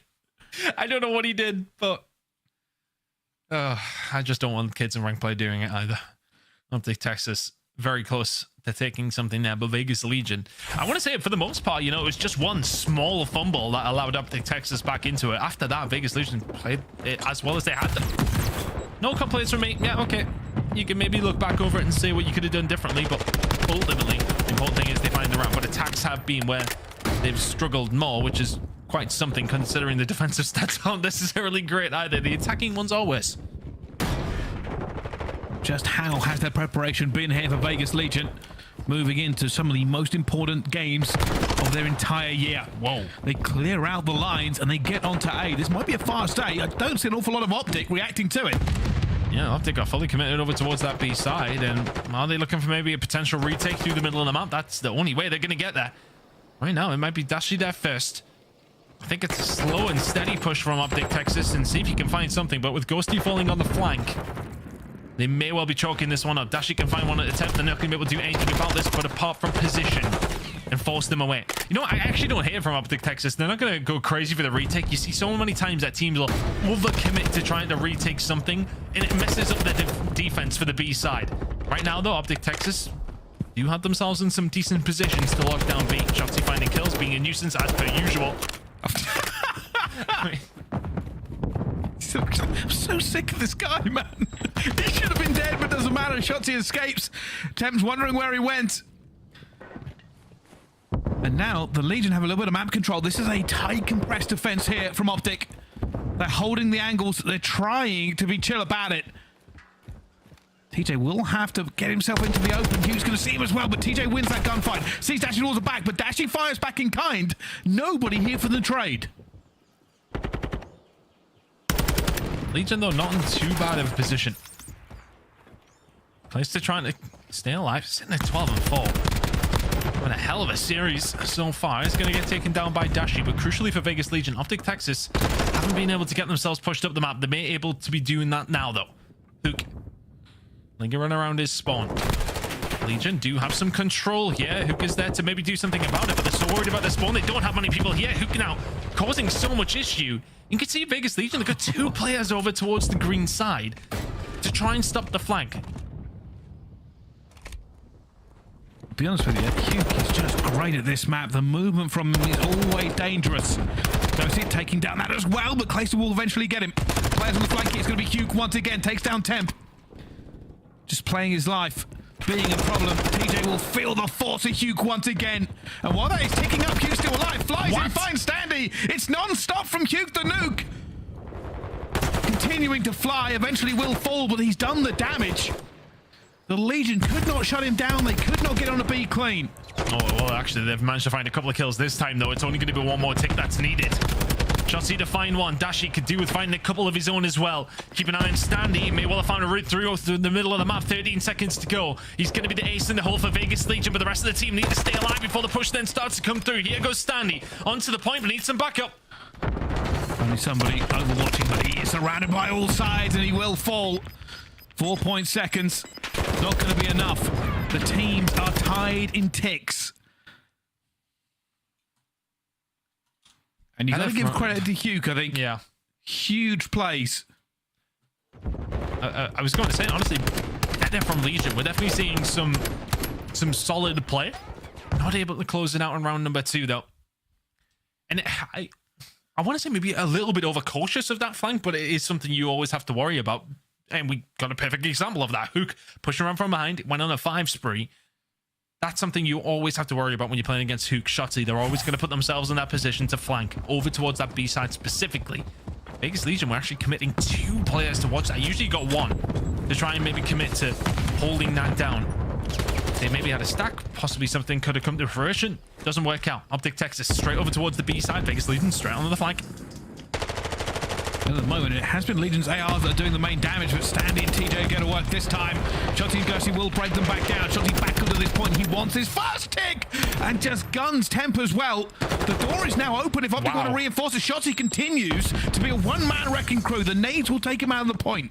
Cruise missile in your back pocket if you're Shotzzy. And Dashy's actually just found a kill over towards the radio tower in attempt, so they're going to start maybe setting up base here. I would imagine these 2 OpTic players are, well, we're potentially going to just have one more stab at B and then go over towards A, but Dashy gets taken down. So OpTic Texas, with very little to speak of here, they seemingly had B control, still kind of do, but not enough to really make a move yet. Now they do. They're still being patient for this one as well. Just making the kills going their way, and Ghosty has basically made everybody weak on that side of the map. And now they're going for it. They're just trying to capitalize as A is ticking ahead. The call from Ghosty is to go to help your teammates. Could have pushed over towards the B side, but your teammates may well not even need the help. Shotzzy, 20 and 14, and honestly, I've seen attack in his hands more often than not. That cruise missile, though, is going to be something that will be able to cause some issues for Vegas Legion. Temp, is he going to get some bad timing? Did he see Shotzzy? Did he see the gun barrel sticking out? You see for Vegas Legion right now, there is nobody pushed up the 50-yard line. There's literally only KiSMET over towards the A side. Here comes the cruise missile. He will take down Shotzzy as he's calling in the cruise. But the rest of the team are there to cause some issue. Ghosty can find one. The cruise missile. Will it find anything? Yes, it will. Temp falls down. A potential opportunity for OpTic Texas. TJ and Standy are all that remains against them. TJ versus Dashy, but TJ falls. OpTic are on the point. They have the numbers and the position. Ghosty takes down Clay, so there is a flank coming through as well, but Huke finds Standy. And now the stack is going to be in. The second tick is rocketing forward. The third is not far behind. There's nothing they can do, as that is 2-1 now to OpTic. Just slowly turn the screw there. They kept that pressure that you gained from A. You can almost see when I was talking about Ghosty coming over from B to help out at A. It somewhat allows the team to then be able to keep that pressure on the map halfway up the point. You're not maybe going in 2 different angles. You then have yourself in one position, pushed forward up past the halfway mark on the map. You can then slay off from the spawn, keep Vegas Legion from getting some flanking opportunities. Yeah, okay, Standy and Priestahh are potentially there, and Standy, when he dies on the flank, ultimately kills the round for Legion. But it's just so much pressure from OpTic Texas when they need to put it on. Vegas Legion struggling to answer it. And now it's a 2-1 lead. OpTic Texas on the defense. Vegas Legion, a 20% attacking win percentage on El Estilo. It doesn't bode well. It doesn't. Here comes the double chow, and Huke says, oh, I'll try and have both, but I won't. Standy will find one. Dashy will find Priestahh as well. And Vegas has spread across this map, trying to find a way forward. You can see Standy, maybe their main man at the moment, takes down Dashy. It's an opportunity onto B. And they find something. OpTic Texas is going to slowly make their way around. Vegas Legion not committing many men to it. They want to make sure they've cleared everything out. Dot their I's, cross their T's. Dashy going to fall over towards the mountainside as well. This is looking really good for Vegas Legion. Over towards the B side. That should be a gun. Standy's going to find another over towards the A side. This is a potential that just rotated over towards A. Great work from Vegas Legion. B is gone. They're on air as well. Standy trying to do it all himself. He said, all right, you guys get B, I'll get A. Unfortunately, Huke will take him down before he can make the hero play. On a 5 streak as well. But it is better here. Can they hold this off? They've got to keep it chaotic unless they want this to be locked down by OpTic. Priestahh over towards the mountainside is just going to start putting bullets in across the map, and Temp is there to pick up the pieces. The attacking rounds have been so poor from Vegas Legion so far in this season. They may well still have an opportunity here, though. The first tick is in. Second, climbing. Priestahh has just been such a nuisance off the respawn. OpTic Texas spawning close to him. Vegas Legion can jump it and kill off the round. Priestahh playing his life. They only have one player on his hill. It's so slow. OpTic are reinforcing. Ghosty and Shotzzy about to jump into this point. TJ has read the first. The second one will be Shotzzy and Dashy as they fly through into this hill. Legion did not have the numbers there they wanted. They're still trying to find Shotzzy. A player left will be Dashy this time, Ton. And the problem is for OpTic Texas, you haven't had a single opportunity to set up over towards the A side. That tick slowly coming in again. OpTic Texas gonna have to go for the retake. Stanley finds the first, the second shower comes through as Huke. A trade fly, and Abandon's TJ will get the second, but not the third. A Shotzzy will find another one. The trades are everywhere, but it will be OpTic that hold on. They have got a massive life disadvantage. Shotzzy will not go down. Clex to find him as well. This has been an unbelievable scrap for so long for A.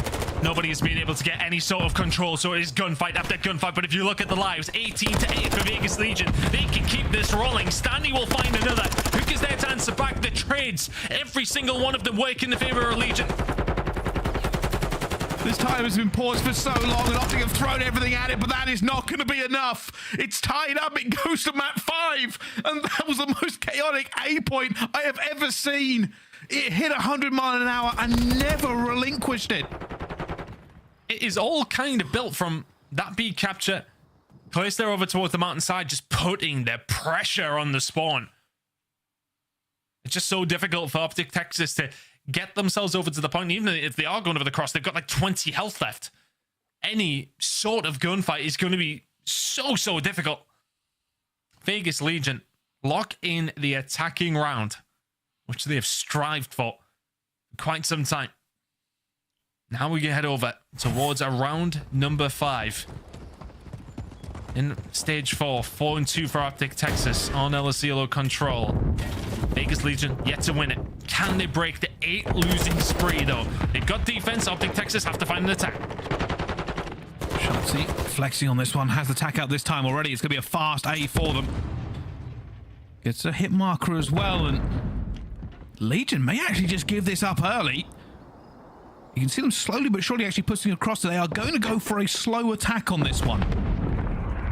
TJ is going to be the first one. He'll find a kill and probably not move too much. Maybe wait for the players who are pushed over towards Vegas Legion's spawn to do something about it. But Tempest's going to be there, holding his hand, helping him along the way. Find Shotzzy, who can Dashy, can answer back. TJ still on the flank, will find a kill as well. Scrappy again. OpTic Texas find one tick over towards A. Haven't been allowed a route or an open door over towards B. Still work to be done today. Dashy just trying to find Clayster. Shotzzy will eventually have to do his work for him. Every time you think OpTic get into it clean, there's a trade that comes through. That second tick slowly but getting here. Still a little bit of pressure from Vegas, but not as much as they would like. Standy wants to come through. He finds Huke as well, and he's going to contest. What's the play here for OpTic? You have to do something about these contestants coming through. 52 seconds remaining. The kill's starting to flow, but Shotzzy is going to have to do something about it all on his own. Finds 2. Gives him the heals if he can. Ghosty is there to help him out. Just staying alive as long as he can. Standy now trying to stay alive as well. He's found Ghosty. Kills going on across the map here as well. Vegas Legion are just somehow holding on to this. Shotzzy did everything he could to keep alive. Huke will now pick up the slack as well. At some point, OpTic might have to think, hey, maybe we just go B. And that's exactly what they're now doing. The Legion are reacting to it as well. There's been trades across the map everywhere. Shotzzy's going to be on this point against Standy. Both forces for their team on this control. Standy finds it onto Shotzzy. There's nowhere here for OpTic with 30 seconds left to go. Not like this. Vegas Legion, can you lock it in? Good shots coming in from Clayster. Can't find the second. Ghosty will not find his second. So what's the options now for OpTic Texas? You're running out of time. You're running out of lives. 21 seconds to go. It is now going to be locked in. Can they manage to extend this time? Clayster and TJ trying their best to stop that. Another contest, they managed to get it again. 2 more players from OpTic looking for a Dashy, and Ghosty will find the kills. Standy again, waiting for the dead silence, but doesn't find it. He finds Ghosty instead. They're now back onto B. It's back and forth between these 2 teams. Standy hits the dead silence. Will it be enough time here? He needs his teammates to find some kills, giving them opportunity for this flank to come through. And that second ticket with Ghosty and Shotzzy that combine 11.9 seconds, and they find the B point. It's another collapse from the Legion. A minute left to go. But they can't fold now. It looks like they're able to get over to A pretty much unscathed. They can set themselves up, but which way? Or OpTic Texas gonna push. There's Dashy for the first one at the Clayster, and things may just well swing into motion now. Huke finds one in the TJ. Vegas Legion, not like this. Temp trying to do something, and he finds such an important kill on the Dashy, but his teammates aren't as close as he would like. Finds Huke as well. And now waits for them to come through, and Shotzzy sprints into it. Oh my God! Just taken over. 32 and 20. A 4 streak for him as well. 5 lives for OpTic. Is the streak gonna break? No lives remaining for OpTic Texas. And that's 0 on the board for Vegas Legion. Looks like it's going to be wiped away. OpTic Texas, what have you got? But if any team is going to throw this out the window, it may well be Legion. Let's see. Here they go. One more time. Standy will find Shotzzy already. A 3 versus 11. Dashy. You can already hear the crowd screaming Bruce because they need the luck here. They need everything they can find, and they go for it as well. TJ and Clayster combine, and the streak will be broken. The Legion win a control when they need it the most, and they go up in the series versus OpTic Texas. Never would you have imagined, but these two teams, they left it all on the line here on Alicilo, and it was beautiful. I'm not sure if that's the word I would use. It was mental. Trade after trade after trade.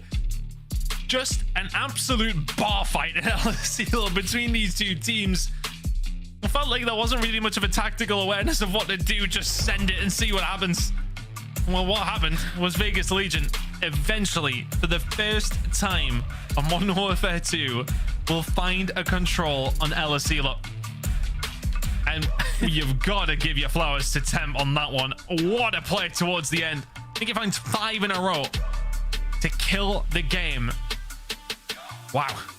I've got a headache after that one. I don't know how I could possibly keep up with what was going on. It was just so back and forth. Legion looked in the driving seat in complete control. Now OpTic Texas would find something out of nothing. It was Vegas Legion. It felt like they were going to throw it. It just felt like at any stage that OpTic were just going to find 4 down and get it, even after all the good work that Legion were doing. You never thought it was out the realms of possibility that OpTic would still win. It was just brutal, I think is the way to put it. That A point was just both teams just slugging it out. Nobody had control. Nobody had an opportunity. Just Stanley and Shotzzy dancing around trying to stay alive. Ghosty making his own plays. Clayster and Temp going to work with those ARs as well. And this was the big play towards the end. Catching Shotzzy here and then finding Ghosty as well. It basically broke the green wall on this map. And that is ridiculous. I just love at the end. There's 4 of them just flying into the point like, get in it. Don't let them anywhere near. Oh, dear. Well, that's not a scoreline. Well, it's not necessarily a scoreline I wouldn't have predicted. The way that it's happened is maybe what I wouldn't have maybe gathered that it could have happened. Hotel Hardpoint coming up next, but somehow, some way, Alicilo control, the spree, the negative spree that Vegas Legion have gone on is over. You got maybe they win 9 in a row now, Bryce, to even the odds. What do you think? Maybe. I'm going to go with no on that one, Ton. I don't think they're going to win 9 in a row controls, but this series is wide open. Realistically, going into this next hard point, you do heavily favor OpTic, taking us to that glorious map 5. But hey, who knows what's written into the script for this one? Who knows? Probably only Maven. But realistically, this could have been a 3-0 from Legion. It could have been. Yeah, they were in control of the search and destroy. Imagine that. Strength of schedule.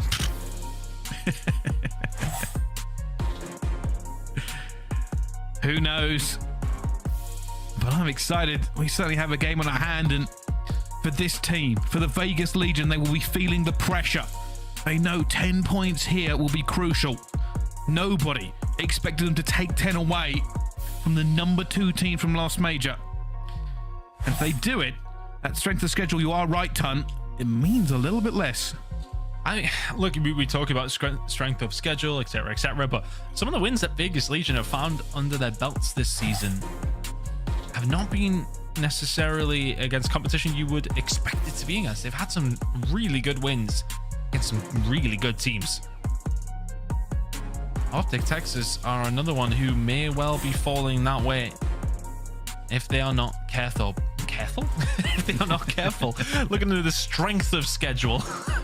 Vegas Legion sitting at the second highest, only ever slightly behind surges of Toronto, Texas, Boston, New York, and Vegas. I think the thing is for Legion, no, they're playing against teams potentially around them. That Minnesota game is massive. Yeah, and that's why we're talking about it so much. Realistically, if you're basing on the statistics and everything we know behind the scenes on this run, nobody thought Legion would get many points from their qualifier and would have to do it at a major. Anything they get here makes their major run a little bit easier.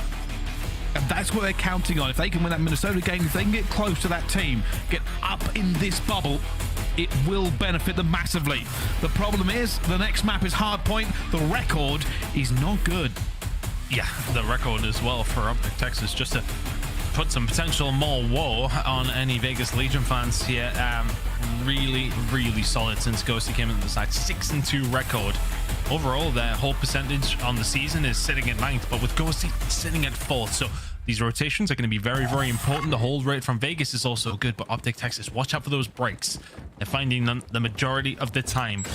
How good they were looking on Hardpoint during the previous stage. They need to find some of that right now, some of that magic sauce if they want to see a map 5. Shotzzy hunting for TJ. They both sprayed through a doorway. TJ walked out with it as well, but that's an easy trouble track for Ghosty. He will fall to temp in the end. Bit of a bloodbath here on P1. Well, I mean, we've just continued where we left off in the control. Blow for blow between these two teams. Temp's able to find 2, though.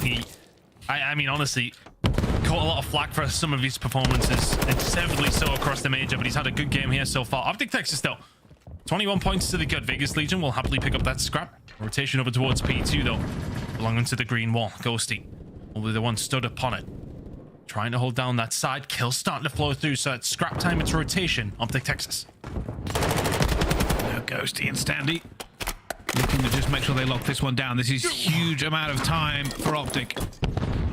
Ghosty staying alive, wants to regen before he goes for another chow, but nobody here from Legion to punish him yet. Good shots coming on through. Temp is maybe the one to be the playmaker. For Vegas Legion is 1, 2, and 3 stack up towards one side. Closer with the first to fall. Standing though, kind of running in a little bit like a headless chicken in that scenario. The rest of the team not there to be seen. TJ will be dealt with towards the back. Spawns for Vegas Legion, maybe towards the back still. Not quite. May well be able to walk away and lick their wounds here, but this scoreline is scary already. 25 seconds to play for. Over towards P2. Still going OpTic's way. Hey, in fairness, the Legion do like playing from behind on this map. They've done it many, many times, as Dashy will just clean the board of them, and that is a commanding lead. If they get this rotation as well, it could be a disaster for the Legion. Already you see Shotzzy making moves. I want to say Legion maybe just linger too long, because then it gives Dashy to find the opportunity, I should say, to find those 3 kills, and Shotzzy to do things like this over towards the next hill, and that rotation's going to belong to OpTic Texas because of what happened at P2. They push one more time, Dashy cleans it, now you're spawning back towards the car park, and OpTic Texas have got a free run over towards Kitchen. They've been able to set themselves up. 15 seconds already gone. Vegas Legion have been nowhere near. Waiting for it. Huke's going to chow this as well to get him off the point, and TJ will get the trade, but there's just not enough numbers here for Legion, and Temp needs another trade. Dashy will get 2 as well, and this is getting out of hand.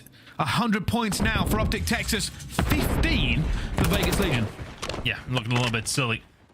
For all that, map number 3 was very, very close between these two. Map number 2 so far, the complete opposite. Vegas Legion, this time you can see it's a very conscious effort to get that rotation in. Everybody is there, moving together. And as you mentioned, I think it's worth mentioning as well, some of the comebacks we've seen on this map, specifically from Vegas Legion, have been absurd. And they're going to need another one here already. The 100-point lead, and we're only on P4. Ghosty already rotating, making a lot of noise though, and will fall to Clayster. For Vegas, it is all about holding this next one. Already reinforcements coming through. TJ waiting to see if anybody pushes him. Looks like we're not going to. Flies into the point. It's going to be outnumbered from every single direction. Wow. And OpTic Texas are already in. I mean, you might as well send us to a map number 5 already at this stage. Vegas Legion, not here yet. Or is this eventually the time where they've started to turn up? Dashy left on his own. Surely finds no more than Temp, and that's rightfully so. 23 seconds now. Need this time, but look at the spawns from OpTic Texas. They're starting to head over towards Restaurant, and they're close enough that they can challenge for it as well. Rotational gunfight is going to be absolutely crucial, specifically for Vegas Legion, who are so far behind. Big gunfight as well there. Yeah, and they will be the first one into Restaurant. They need to stare down the barrel of a 60.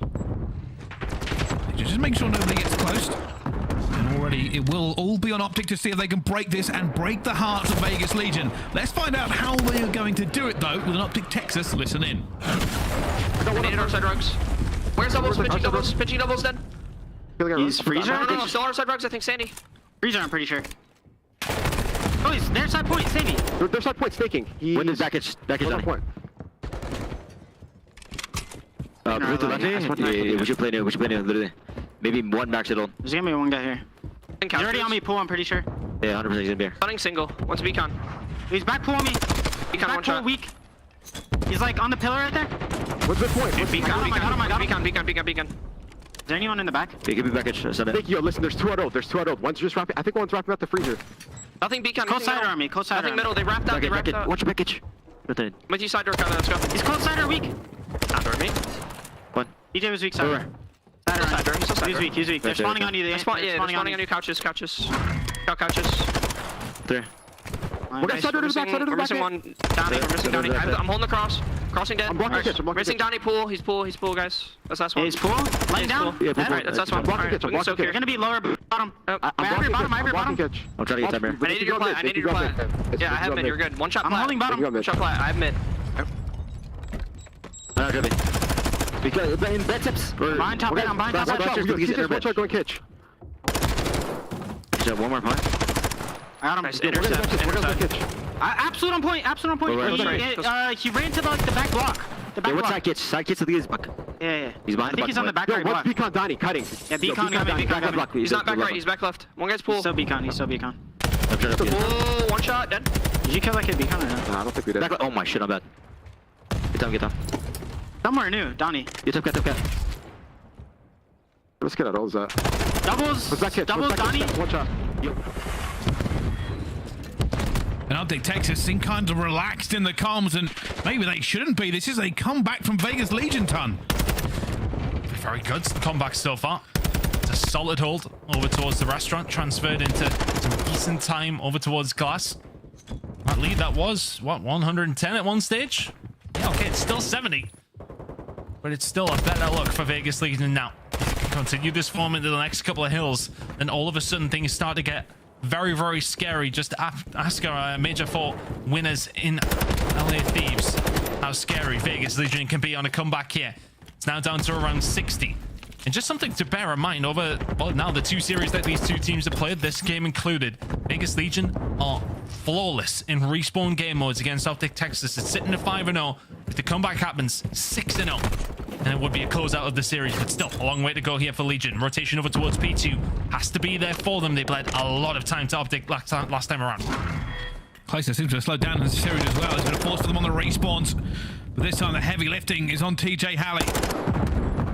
Can they hold this for 60 as well, as they just managed to keep them at bay every single direction?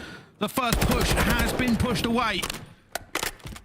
And a few more kills for the Legion, and they'll be happy with the amount of time onto this point. But Shotzzy jumps in and breaks it by himself, finds the second kill, and Shotzzy finds the third. Not the ace though, as Sandy flies to the point for the contest. The rest of Vegas now flying towards this point as well, trying to get back it. 25 seconds. Temp is going to find the kills. He's going to find all three, actually. Answers back to what Shotzzy did.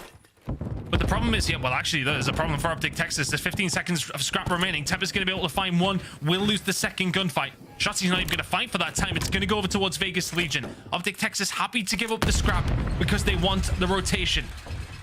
Vegas Legion, you need to be here. TJ and Standy, what can you do from the back? Very little so far for TJ. Clayster going to get wiped out in the mid-map as well. Temp is on his way. Well, OpTic Texas. The trenches are dug deep here. Vegas Legion going to have to find a way in. Every door watched, every corner sounded, every single point. And they just find the easy kills, the easy trades as Huke gets another one and flies round and finds his third. A 5 streak for him now. Will die to Shotzzy. But they are bleeding Legion over in kitchen. They cannot get into the point, and Legion want this so desperately. There was a little bit one by one for Vegas Legion there. OpTic Texas being able to lock this one down, but the trade fest is about to go on down because Vegas Legion have got to throw everything at this now. Shotzzy, Dashy combining well. Temp through the front door, can't deal with it. So Vegas Legion continues to survive, but rotation is going to be the name of the game. And Temp and Dashy with a snake off in the kitchen. Boiled snake, fried snake, snake gumbo, every kind of snake. Eventually the kill will go. But the rotation will be OpTic Texas. And they are pushing this line out. Beautiful from Dashy, just to waste the time. Irrelevant of how it was done. Temp is going to find the kill though with the cruise missile. Vegas Legion need to start kicking in the gear. Dashy is out, but not for long because the spawn in towards Spa is there. OpTic Texas, the reinforcements are here in numbers. Vegas Legion, you gotta go. They've managed to find their way through as well. They're in the power positions. Ghosty looking for Temp. Temp watching the cross. Doesn't find Ghosty before he can do anything. Stanley though will. TJ Halley gets another one shot. He flies to the point and down he falls as well. Only Huke left alive for Texas. There is a split spawn in now though. And they cannot afford to take one step back here, the Legion. Ghosty's going to be a big problem. They won't expect him to be there. Dashy through from bedroom side. Clears to the last one. Standy actually stands. Oh my goodness. They've held. But to restaurant we go. And already OpTic are here. I don't even know if Vegas Legion can make it in time. 7 seconds to the end of this hard point. They have fought back valiantly, but it has never been enough. And the kills go down, and that will be OpTic Texas. Strong start, better finish. We go to map 5. Their first respawn win against Vegas Legion this season. Only the second series, but it's something they would have liked to put to bed. They forced a map number 5. The stats kind of told us that was the way it was going to go, as did the game start. Flawless from OpTic over that first 3-4 hills. After that, Vegas Legion made it interesting, but too little, too late. OpTic will send us to a map number 5. And what has been a hell of a series. Honestly, when we were looking at it, I was like, I think OpTic may well blow them away after Vegas Legion with a poor performance in the Stage 4 Major. But they came back as strong as they were online in the previous. Looking good, but not good enough to win that hard point. But we do see a map number 5, Hotel Search and Destroy, coming up. Wow, no longer flawless in respawns. But we go to a map 5. Who wins this one? It has been back and forth between these two teams. It has been entertaining and it has been great. We're going to take a break to catch our breath. But when we continue here at the Call of Duty League, will it be the number 2 seed or the number 12? One team needs that 10 points more. The other team has been flexing their pull. We'll have to find out how it all ends in our final S&D. Don't go anywhere. We'll see you right after this.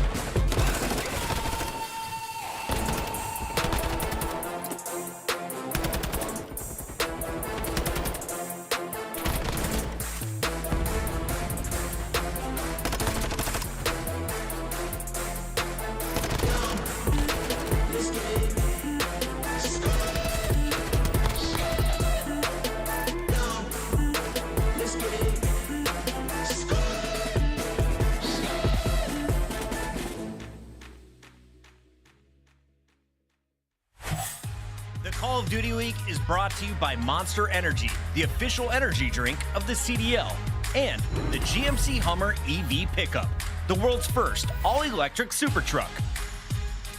Upgrade your game with the Scuff, the official controller of the Call of Duty League. Ladies and gentlemen, welcome back to the Call of Duty League. We are live and we are ready for a map 5 between these two teams. OpTic Texas against Vegas Legion. It has gone the distance. It has been good. It has been funny. It has been energetic and passionate the way through. But only one of these two teams can walk away the winner. Ton, which one is it? It's a very, very hard one to call.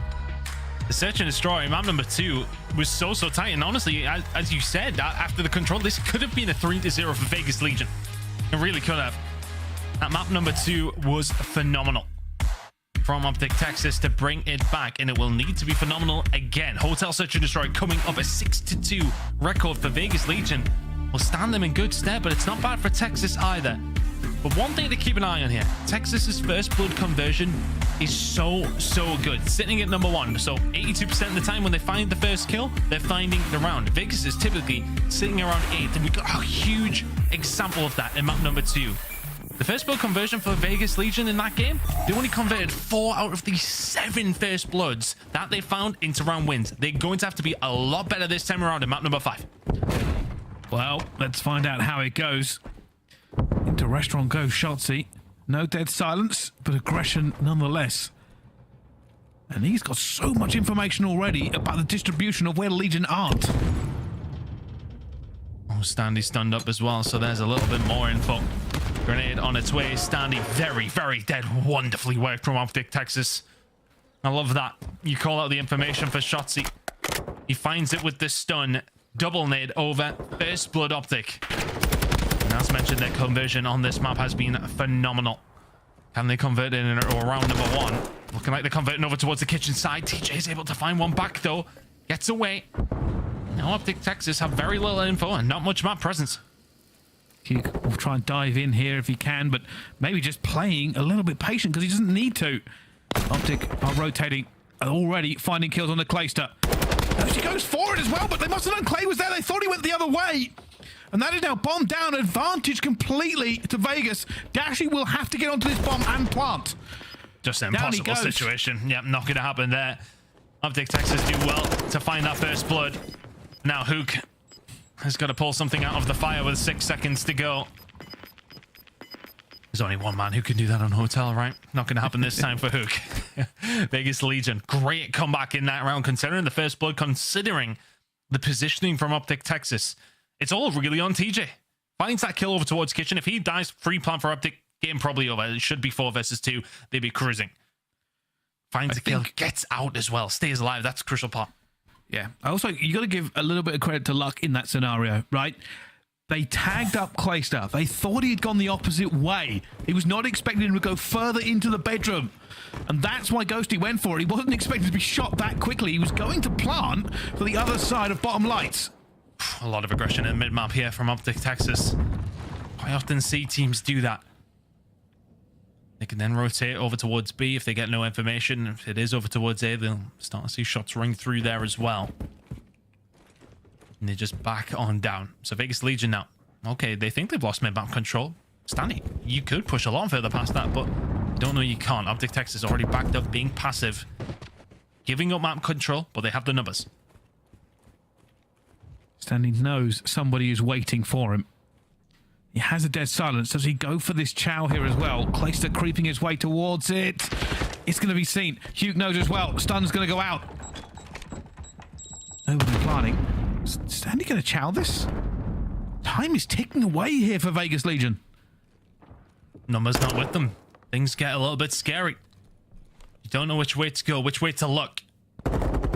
Bushmate will start to come through now. Clayster will find it on a Huke, so he's gone now from the bottom bedroom side. But Ghosty alongside Dashy still here. But Standy, if you can find this killer, will open things wide open. Dashy, he's ready for the push. Oh my god, what is going on? Dashy with the knife takes down Standy. And now Clayster and Temp left alone. The bomb's going down, but it may well not matter. Can he get it down in time? He cannot. What on earth has gone on towards the back of lights? I hated and loved everything about that round in equal measure. Dashy pulled out the knife.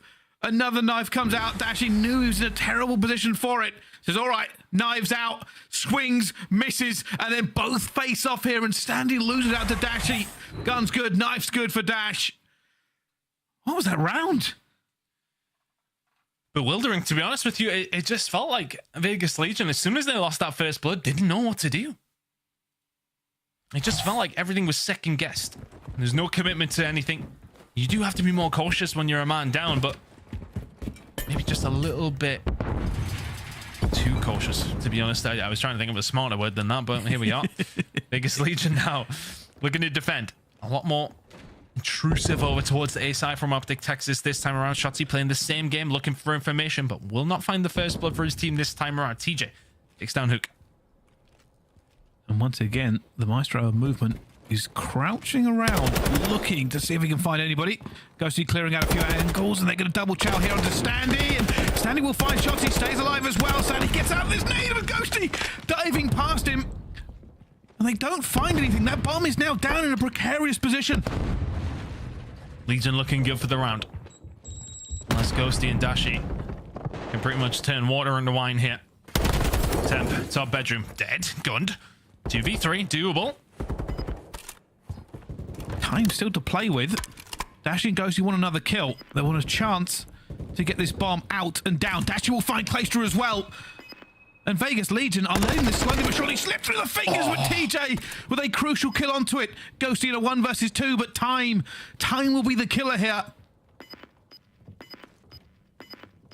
Expecting to push top bedroom, doesn't find it. And if he found TJ, he might have had time to plant the bomb. Not gonna happen. He will continue to survive though. 3 kills in a row for him. Will continue into the next round, but Vegas Legion crucially take the round. Got scary for a second. Nothing's easy watching Legion. Sometimes it's just like you think those simple scenarios are just gonna fall into place. They'll take the round, no problem. They do take the round, but through thick and thin. These rounds. We're just seeing the clock be such a factor every single time. And now, aggression from Vegas Legion through restaurant, but they lose the first blood. Clayster's going to go down with the bomb over towards A. And that might have been the distraction tactic that they wanted. Big push over towards the kitchen side. Like, oh, look, we're going to B. Not really. Clayster would have been there for the A plant, and well, it may well still work. I don't think that they would have known that Clayster would have had that bomb towards that A side, so the plan might still be in place, but Vegas Legion very spread out here. Very little information. Huke might get some here. Does he see him? I don't think he does. No, this is going down. Dashy, oh, Standy goes across. Dashy and Huke are both there. He's alone, and Standy will fall. A 2 versus 4 with bomb down. TJ's across the map. Temp is nowhere near. OpTic obviously have no idea they are so far away. Temp finds one on the flank. They're still looking for them, but that bomb is being defused. Yeah, they don't have the time for this, and it's going to go away from them. It is a weird round again. What S&D are we playing? So I think the theory is that Temp is going to find his way over, but I think Standy just gets caught out just a little bit. Didn't expect somebody up top lights when he had such a free plant. Actually kind of on transition is where he catches him. He's already coming over to help back up Huke on a potential push over towards A. That's why Standy, when he pushes over towards the stairs, kind of gets caught a little bit. If he finds that kill on Dashy, it's probably around the Legion. Dashy catches him. Then probably makes the right play, finding his way over from the kitchen side. But just a little bit too slow. Go call from OpTic Texas. As soon as that kill comes in from Temp over towards kitchen, they know they have the numbers against TJ on the site. They jump on the defuse. 2-2. Huke is getting aggressive here. First kill will be big. And this time, OpTic may be changing the tempo. With Huke making this move, as they've been heard, the doors opened, closed. Dashy firing. This bomb is not going down, even though Legion have had to backpedal a little bit. And all falls quiet. Which way is this one going to go? Neither team able to find any information. Minute amount of that. Over towards the bedroom. But the difference is here. And Vegas Legion don't have somebody like Huke in this position that he is sitting in right now over towards top bedroom. That's why you're seeing OpTic Texas continue to concentrate over towards A. Things starting to kick into gear. And in that chaos that is going on, Huke may well revel in it. Shotzzy alongside of him is going to be right there. Stanley finds one. Huke finds another. And the plan has fallen into place. Ghosty will be traded on the bomb. That's big. Temp needs to stay alive. And TJ finds another one. Somehow they've stayed alive in this entire thing. It's dead silence for Temp. He wants to peek. He wants to look for the play, but that is going to go down, and he jumped forward as well. Shotzzy's going to fall. Another kill to 1 versus 1. Huke gets his way into the corridor, though. TJ will have to look for him. Huke is waiting. Tack out, down, but gunned and fallen. And oh my goodness. The Vegas Legion and OpTic Texas are going to have to pay for a new clock here, as they are using it to its extreme every single round. And that came down to one gunfight. It came down to a 2 versus 4 for Vegas Legion. TJ and Temp. I was talking about how the moment there for OpTic Texas was the fact that Huke got himself in the bedroom completely undetected. They had maybe a sort of an idea somebody could be there. And once he gets there, him and Shotzzy fighting 2 kills. The bomb is going down. Temp stops that bomb from going down. And that's crucial, because then everybody else from OpTic Texas kind of have to kick in the gear. They have to find that moment to get that bomb down, which is what makes that time so small to then have those readjustments. TJ and Co do so brilliantly at that. 6 and 2 from TJ. Temp with a huge moment in that round as well. And now what's on offer here in round number 6? Looking like a potential kitchen push coming through. First blood again, though, towards OpTic Texas. Curious what they're sitting at in terms of the first bloods. It feels like they've been a bit all over the place here. Shotzzy will find another, though. 4v2, make it a 4v1 for TJ to try and work out if he can do it. Dashy has been a monster with the sniper. The ARs of Vegas Legion haven't been doing well here. TJ finds the first. Looking for the second. He's got players just running at him from every angle. It's not going to work out. It goes down to a 3 versus 3. The difference maker might be here is that Dashy keeps picking off players by A, and it's just throwing the options away here for Vegas. Yeah, he's having a lot of success over towards that side of the map. It's been such a big issue for Vegas Legion. Dashy finding those picks over and over again. And even when he isn't finding those first bloods, think about the kill that he found onto Stanley when he pushed up towards those stairs. Those kind of moments are what keeping OpTic Texas somewhat in this. 3-3 now. Dashy, 8 and 3 to his name. He has been everything for them so far. Placer with his sniper again. Nade's going out. He doesn't want anybody crossing close. Another chow. Sees Ghosty but doesn't get it. That would have been nice first blood, but because you had the sniper, presume that somebody's pushed up towards this side. Did Ghosty see him? Did Ghosty see him? No, he didn't. Placer will find the first. For Vegas Legion at least. Yeah, run away and get away from this man.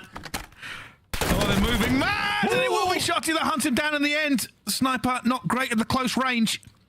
Stanley might be 1 and 5, but because he's in corridor, he's going to be seen as well. And Huke will find another kill, and it's all fallen to bits. The Legion were in great positions again, but OpTic Texas find the gunfights, and that's the difference.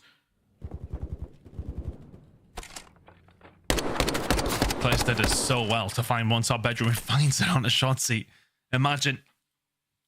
Because then Shotzzy goes on to continue his spree in the round. OpTic Texas, a couple of rounds in a row now. It feels like when they do get further into the game, you're talking around like round 6, 7, things start to get a little bit easier. They start to figure things out. Shotzzy, 5 in a row. If you can find the 6th in the cruise missile, it'd be wonderful if you're an OpTic Texas fan. 4-3 lead. Vegas Legion. A lot of utility used there. Looking like an aggressive push over towards A. And OpTic got eyes on. And the call has been to take mid-map control. And obviously, the Legion play was to go for a fast A plan. And it has worked out. They've got this bomb down. And now they are setting their battle lines. OpTic Texas, one of the best teams in the game, are retaking bomb sites. This is a 4v4. One to undertake. Temp can't quite find the shots, but there's going to be somebody over towards the light side. First gunfight. Temp will find under Ghosty. Dashy trades it back. 3v3. TJ finds another one as well, though. Huke is trying to have this fight against Stanley. It's not going to work out. Dashy, last alive, he's 9-3. That will be 9-4 as Legion get it back to a 4-4 on this one. And we see a bit of a different play from both teams. OpTic Texas, they go mid-map control and they get it. Unfortunately, they don't have the information. That bomb goes down. Vegas Legion commit to A and get it. Pretty much a 4-man through the bar. Vegas Legion happy to run away with that advantage that was somewhat offered to them from OpTic Texas. You set yourself up in the mid-map to just try and rotate around, but usually you maybe have somebody on eyes just kind of over towards the ledge next to couches where you can look across the air. They didn't have anybody watching it. No information, no round win. That's a big stun. Shotzzy may well back on down. I think he may well have seen at least one of those players. Again, similar story here. OpTic Texas have had free reign over towards A. That bomb will go down, and for all that, OpTic Texas are a good retaking team, so are Vegas Legion. We didn't see it from OpTic. Will we see it from the Vegas boys? Now, OpTic Texas have backed up a little bit further than we saw Legion do last time. No bedroom control. You can already see Vegas trying to clear it. They've got to go past Dashy, though. The nades will have to rain on him. They're going to find the first one. Temp will get Dashy out of the way. The rest of them move forward. TJ checking every single angle. They're going to be worried about a flank at some point. And here comes the defuse. It's going to be Shotzzy, of course. Finds the first. Huke will find the second. And OpTic, they gave away bomb control, but they didn't go away map control. They run amok here. 5-4 now for the green wall. And I think the difference maker there is that OpTic Texas all back up towards bar. On P4 for you guys who are more well-renowned with the hardpoint side of things. They back up to that, and immediately for Vegas Legion, when you're retaking that side, when you haven't had bedroom control, you think, right, one of them's in bedroom. So automatically you have to then start to think about clearing that out, and it just delays the process of the retake. Just that little bit extra time. So OpTic Texas are set up, they're waiting, and it just makes things so much harder for Vegas Legion. So many things to think about.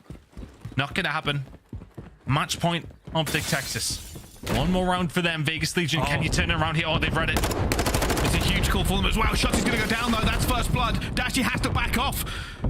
This time, OpTic Texas have read it, but they have found fire and thunder at A as Legion threw every nade and fired bullets through every crevice to get them. They have the advantage. Huke is closing the gap. There's no way that Temp didn't see him.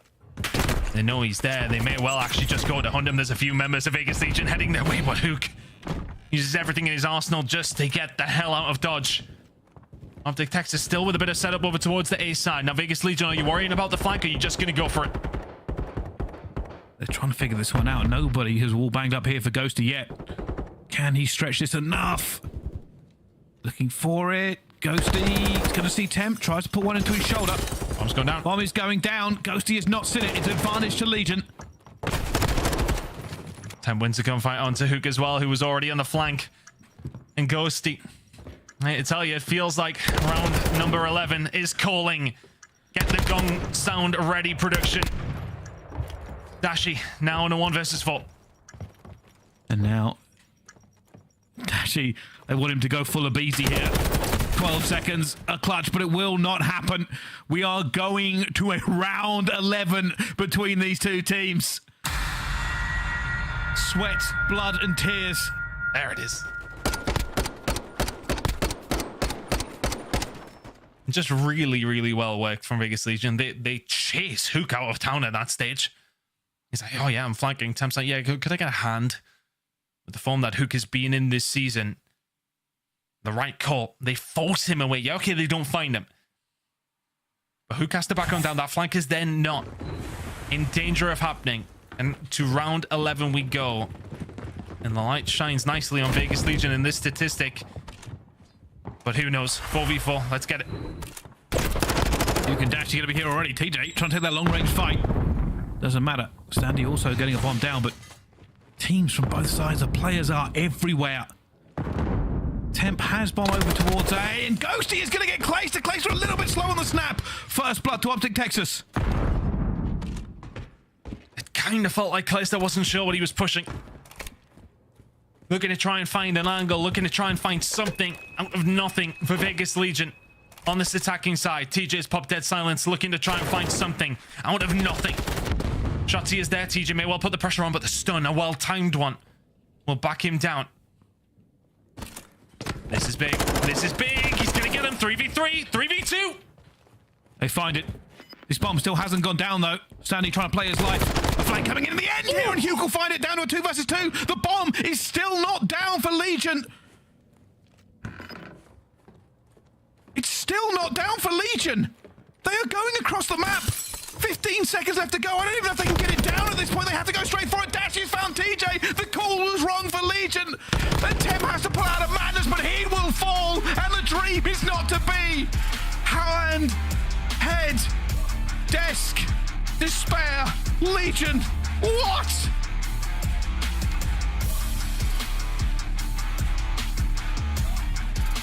Haphazard plays again. There's been a couple of rounds in that search and destroy. You're just like, just do something about it. Just try and make the push. Try and think about what we're doing here. Just do something. So many opportune moments. I think it's sometimes very easy for us to say when we can see the map, but it felt like all the action was going on at B. You don't find much at A. Just plant the bomb. Yeah, obviously, hindsight for us is 2020. They were clearly worried about them hiding in and around bedroom, and that's probably the play call. Obviously, they didn't have the information. They went, hey, let's go to A, but the problem was the time. Any little hiccup on that rotation was going to cause them issues. They just were worried about who lurked in the darkness. They were hesitant about what they didn't know. And instead of going for the A plant, they decided, hey, let's be smart and rotate. Sometimes it works, and if it did, it would be great. Sometimes it doesn't, and you lose round 11, map 5. Yeah, that's a tough one. I think when they watch it back, they'd be mightily frustrated because, I mean, it felt like I was. I was like, just plant the bomb, plant the bomb. I mean, look, I said, it's very easy for us to say that when we got the codcaster up. Well, you guys at home be like, why didn't they plant? There's a reason. These guys know what they're doing in search and destroy. And I think you're right. You know, it's what they didn't know. They didn't know if anybody could have been lingering around. Ultimately, is their downfall. But if you're a Vegas Legion team and you beat OpTic Texas in 2 hard points in a control, you don't win the series. Tough. Yeah, very tough. It is really tough for them as well. And we could talk about that round 5, round 11 for a long time, but that's not our job now. We're going to hand it over to the desk to break down everything we've just seen. Thank you, team. 21 rounds of search and destroy, and at the end of round 11, it's the green wall standing tall. We saw Legion with an opportunity, but it all went wrong. Yeah, I think they got in their head a little bit too much there in that round 11. I think it's one of those situations, again, where Vegas Legion is right at the cusp of closing out a map, and then they just kind of, it seems like they hit the panic button. Maybe they overthink a little bit in that 2v2 situation. Even before that, there was ample opportunity for that bomb to get planted on the A side. Obviously, with the information that Vegas Legion had, they thought maybe they'd make a heads-up play, make the crossover to the B side and get the bomb down. Little did they know, though, with the way OpTic Texas had set up their defense, there was 2 players laying in wait and kind of gifted Dashy those final 2 kills to close out the series. So, and I want to kind of take a step back, though. This went to a round 11, game 5 against a team that was just in a championship match. Did OpTic play down to Vegas, or did Vegas play up today? I think a bit of both, but I mean, when you talk about the series and the maps, like OpTic took a little bit of a risk. Yep. Playing aBeZy in that game 1, they're trying to add that, and you know, Clayster really took it to him on that map. Everybody played great, and then in the control, that's something that Vegas have really been working on. I am thoroughly impressed with their control gameplay, especially Temp's flurry at the very end there. But the search and destroys, man, OpTic look excellent there. I mean, you talk about some of the clutches they were able to pull off. Ghosty in the 1v2 that we saw on that aBeZy. Beautifully played. And then in the round 11 there, Ghosty stays just back hot tub. We've seen him do it time and time again, anticipating that default at the very end, and he gets the first blood onto Clay, just coming up big when they need him to, man. OpTic clutching up, showing that they have that ice. Number 2 takes down number 9 in our standing, so no surprise there, but I think everyone was happy to see this one go the distance. Now, Vegas, you're still 2 games back of Røkkr. You only have 4 games remaining. How confident are we that they can leapfrog Røkkr by the time we get to Toronto? I don't know about being confident on leapfrogging them. I think with Vegas Legion, I think that was a big win today when it came to that control. It was very mixy throughout. I think Temp really clutched up there in the end, especially in that round number 5, because if he doesn't go on that spree, I think OpTic Texas still win that map number 3. And obviously, I'm happy that Vegas capitalized on that first aBeZy hardpoint. That's their best hardpoint that Texas is kind of map pool testing. So I look at this series and I see it as like you can take some positives of it, but I think they still have a lot of work to get done. Nameless, we called for one specific play. This is OpTic with 4 up. They just got the bomb planted. Round 9, one of the crucial moments of this game. Walk me through it. Yeah, man, this was a brutal round right here. Once again, I mean, you see in this situation, OpTic get bombed down. They have full control of their base. Watch back P2 Shotzzy, number 2 on your minimap. He's watching the Chandelier flank, and he's just getting ready to either to pick up a kill on the flank or hit that repinch. For Vegas Legion, it's all about trying to get a first blood here, and they get it. They get the first blood onto Temp, but then you see they recognize what OpTic likes to do. They know that they like to hit that reflank. Clay goes back around through hot tub, but he's too late. They recognized it too late. He pops his Deddy, and he is bottom luggage trying to make a play and then backs up. He should have just pushed with the team. If they go there, they can maybe possibly get that retake before Shotzzy hits that pinch and get control. So just sort of these little instances where they know exactly what's happening on the map if you're Vegas Legion. Yeah. You're making the play a little bit too slow, just like what we saw in the round 11 as well. Well, if they can play like this, we could see them causing some chaos here in Major 5. We still have our qualifiers to go, and of course, we have to revisit the scuff play of the game from this one. It's Shotzzy, the man on the SMG, the best movement in the game, and he got showcased throughout this match.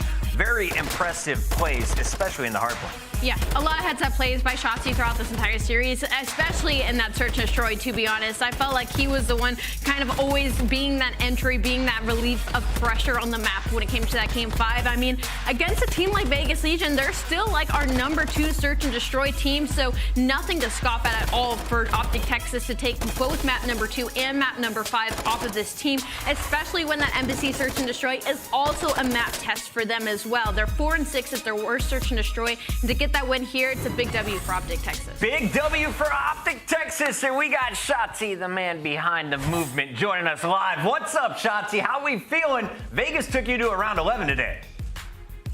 It was, yeah, we're feeling good as always. Yeah, that was crazy, man. That round 11 got me, you know, my blood pumping, but luckily enough, we won it, so that's good. Yeah, and we all talk about this series. You guys testing aBeZy, obviously, usually an auto veto. That's the only hard point that you guys struggle on. What has been your focus, or what have you found to be the problem when it comes to that specific map and mode? Yeah, so yeah, obviously, you know, that's our auto veto, so that's like our main priority, just to, you know, try to get the map pool as best as possible. So that's what we've been trying to do the past week, and then obviously our controls as well. We've been trying to get, you know, really good at that as well. So leading into Major 5, that's kind of our main priority, just to get better at the stuff that we're like, you know, inconsistent, I guess you could say. Shotzzy, great stuff. Talking about that round 11 at the very end there, 2 of you guys, you just hard committed towards the B-bomb, just stayed back kitchen. Who made that call and why? Dude, honestly, so Kyler killed the guy double arches or whatever, and I literally guessed and said, yo, that's probably bomb down. And, you know, my teammates trusted me, and then from there they kind of just played towards B, which I'm not really sure if the bomb was down B. Well, it wasn't. Temp had bombed it. It wasn't, yeah. Wasn't? They had it. Wow, so a messed up, decided to go. A guess of a com. A messed up com literally just won us the game, essentially. So I was like, yeah, that's probably bombed out. They're probably going to go B. Brandon just played back kitchen, got a pick, and then from there we won the round. And Shotzzy, I don't think you know how much pain that is going to cause Vegas and Vegas fans. That you just said it was a messed up com. Unbelievable stuff, man. Congratulations. Hey, Reddit. Shotzzy, real quick here, final question. I know previous players have been kind of big braining it, thinking about their competition, who they don't want to have to maybe face at champs. Is OpTic thinking about that? You're one of 3 teams that's locked in right now. What's the future looking like for you guys, and what do you guys play for here in the Major 5 qualifiers? I need to see. I mean, honestly, every team has the same mindset. Just, you know, you ready to play against whoever. There's not like a specific team I'd rather want to play against, honestly. Maybe like the top teams, you know, LA Thieves, FaZe, Toronto, New York, you know, probably the top teams or whatever. But yeah, we're just gonna keep going at it for Major 5. We gotta get our map pool better, so we keep on grinding. Looking forward to it, man. Show us some expo next time. Oh, I got you. That is Shotzzy. That is OpTic Texas with another dub tonight. We're going to let him go as we get ready for the final battle. Surge will be taking the stage next. But a quick reminder, it's not just ranked that's out right now. You can play ranked and competitive play, but also World Series of Warzone. It's getting a little bit rowdy here, and bigger, badder, and madder, all concluding with a live in-person final for the first time ever. Man, I just love how CDL and Warzone work so well together, man. It's going to be incredible going forward. Can't wait to hop into Warzone ranked in the World Series of Warzone. Great collaboration. Love the collabs. And of course, we've got Allie's favorite new bundle. It's the Night Runner. Run the night with the fast ADS sniper blueprint, a range-busting SMG, plus a new operator skin for Reyes. The Night Runner bundle is available now. This is actually my first time seeing it, but you might be right. It might be my new favorite. When we come back, you got to look at your Toronto Ultra squad looking to bounce back against Seattle Surge, who is looking to lock up their spot in the top 5. Be right back.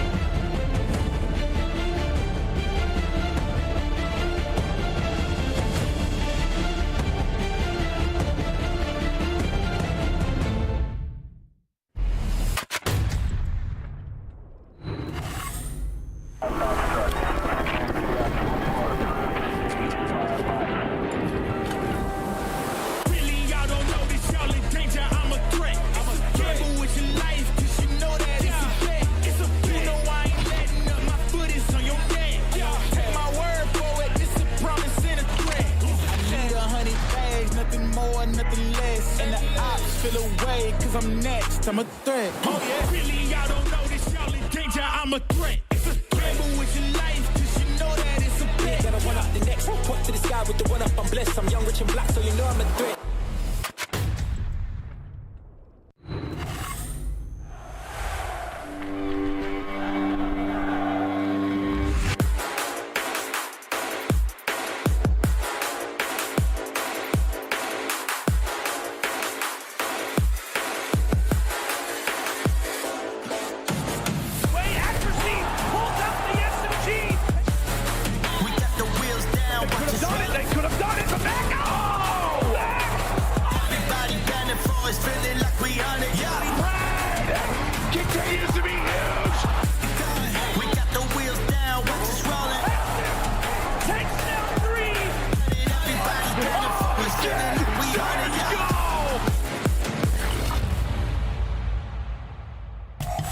It's the Major 1 runner-up taking on your Major 3 champion, Seattle Surge, face off against Toronto Ultra. And for me, this is actually a really important matchup. Both teams should be shoo-ins for champs as long as things don't go chaotic here at Major 5 qualifiers. But the Seattle squad, they are looking to prove that they are better than the 7th place they put up at Major 4. And actually, I don't think this could be a better matchup for them because I think when it comes at least roles-wise, these two teams match up very, very well. In a historic past, Seattle Surge beat them in a Game 5. So we'll see what happens. Let's take a look at the maps and modes this time around. Match is about 1 minute away, so let's make it quick. Hotel, Embassy, Hotel, Embassy, Hotel. 2 different maps across 5 here. What do we see, Matt?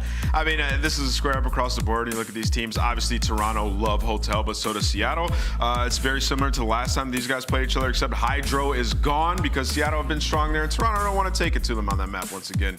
And when I think about this series, Toronto has clear-cut been the better team, but online for the last 3 stages, Seattle have been pretty good. So it could end up being a banger, although I still have Toronto being the heavy favorite. All right, Toronto for Nameless. Where are we going? Seattle. Going Seattle. I got Scrappy at Toronto tonight. Chat, let us know, where does your allegiance lie? And give a warm welcome to 2 brand new faces on tonight's broadcast. We got I Hold Shift and Proper in the building. How we doing, fellas?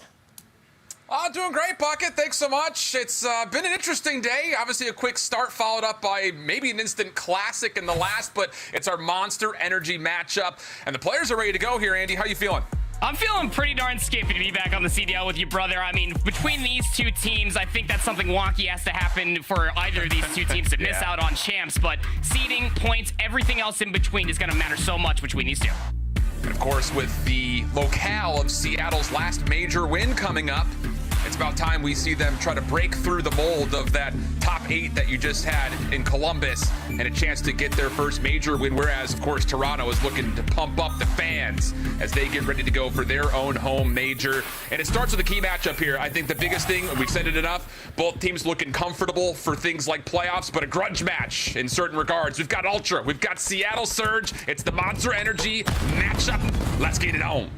Hotel Hardpoint has been quite favorable for Toronto across the entirety of the Modern Warfare 2 year, coming to this bad boy 13-9. Starting off on the favored side of the map, though it might not mean too much. Still a lot of time to fight for here for 1, but you're going to be looking towards the usual suspects just to pick things up when it matters the most towards the end of the year. CleanX, Hixie need to have a good one here.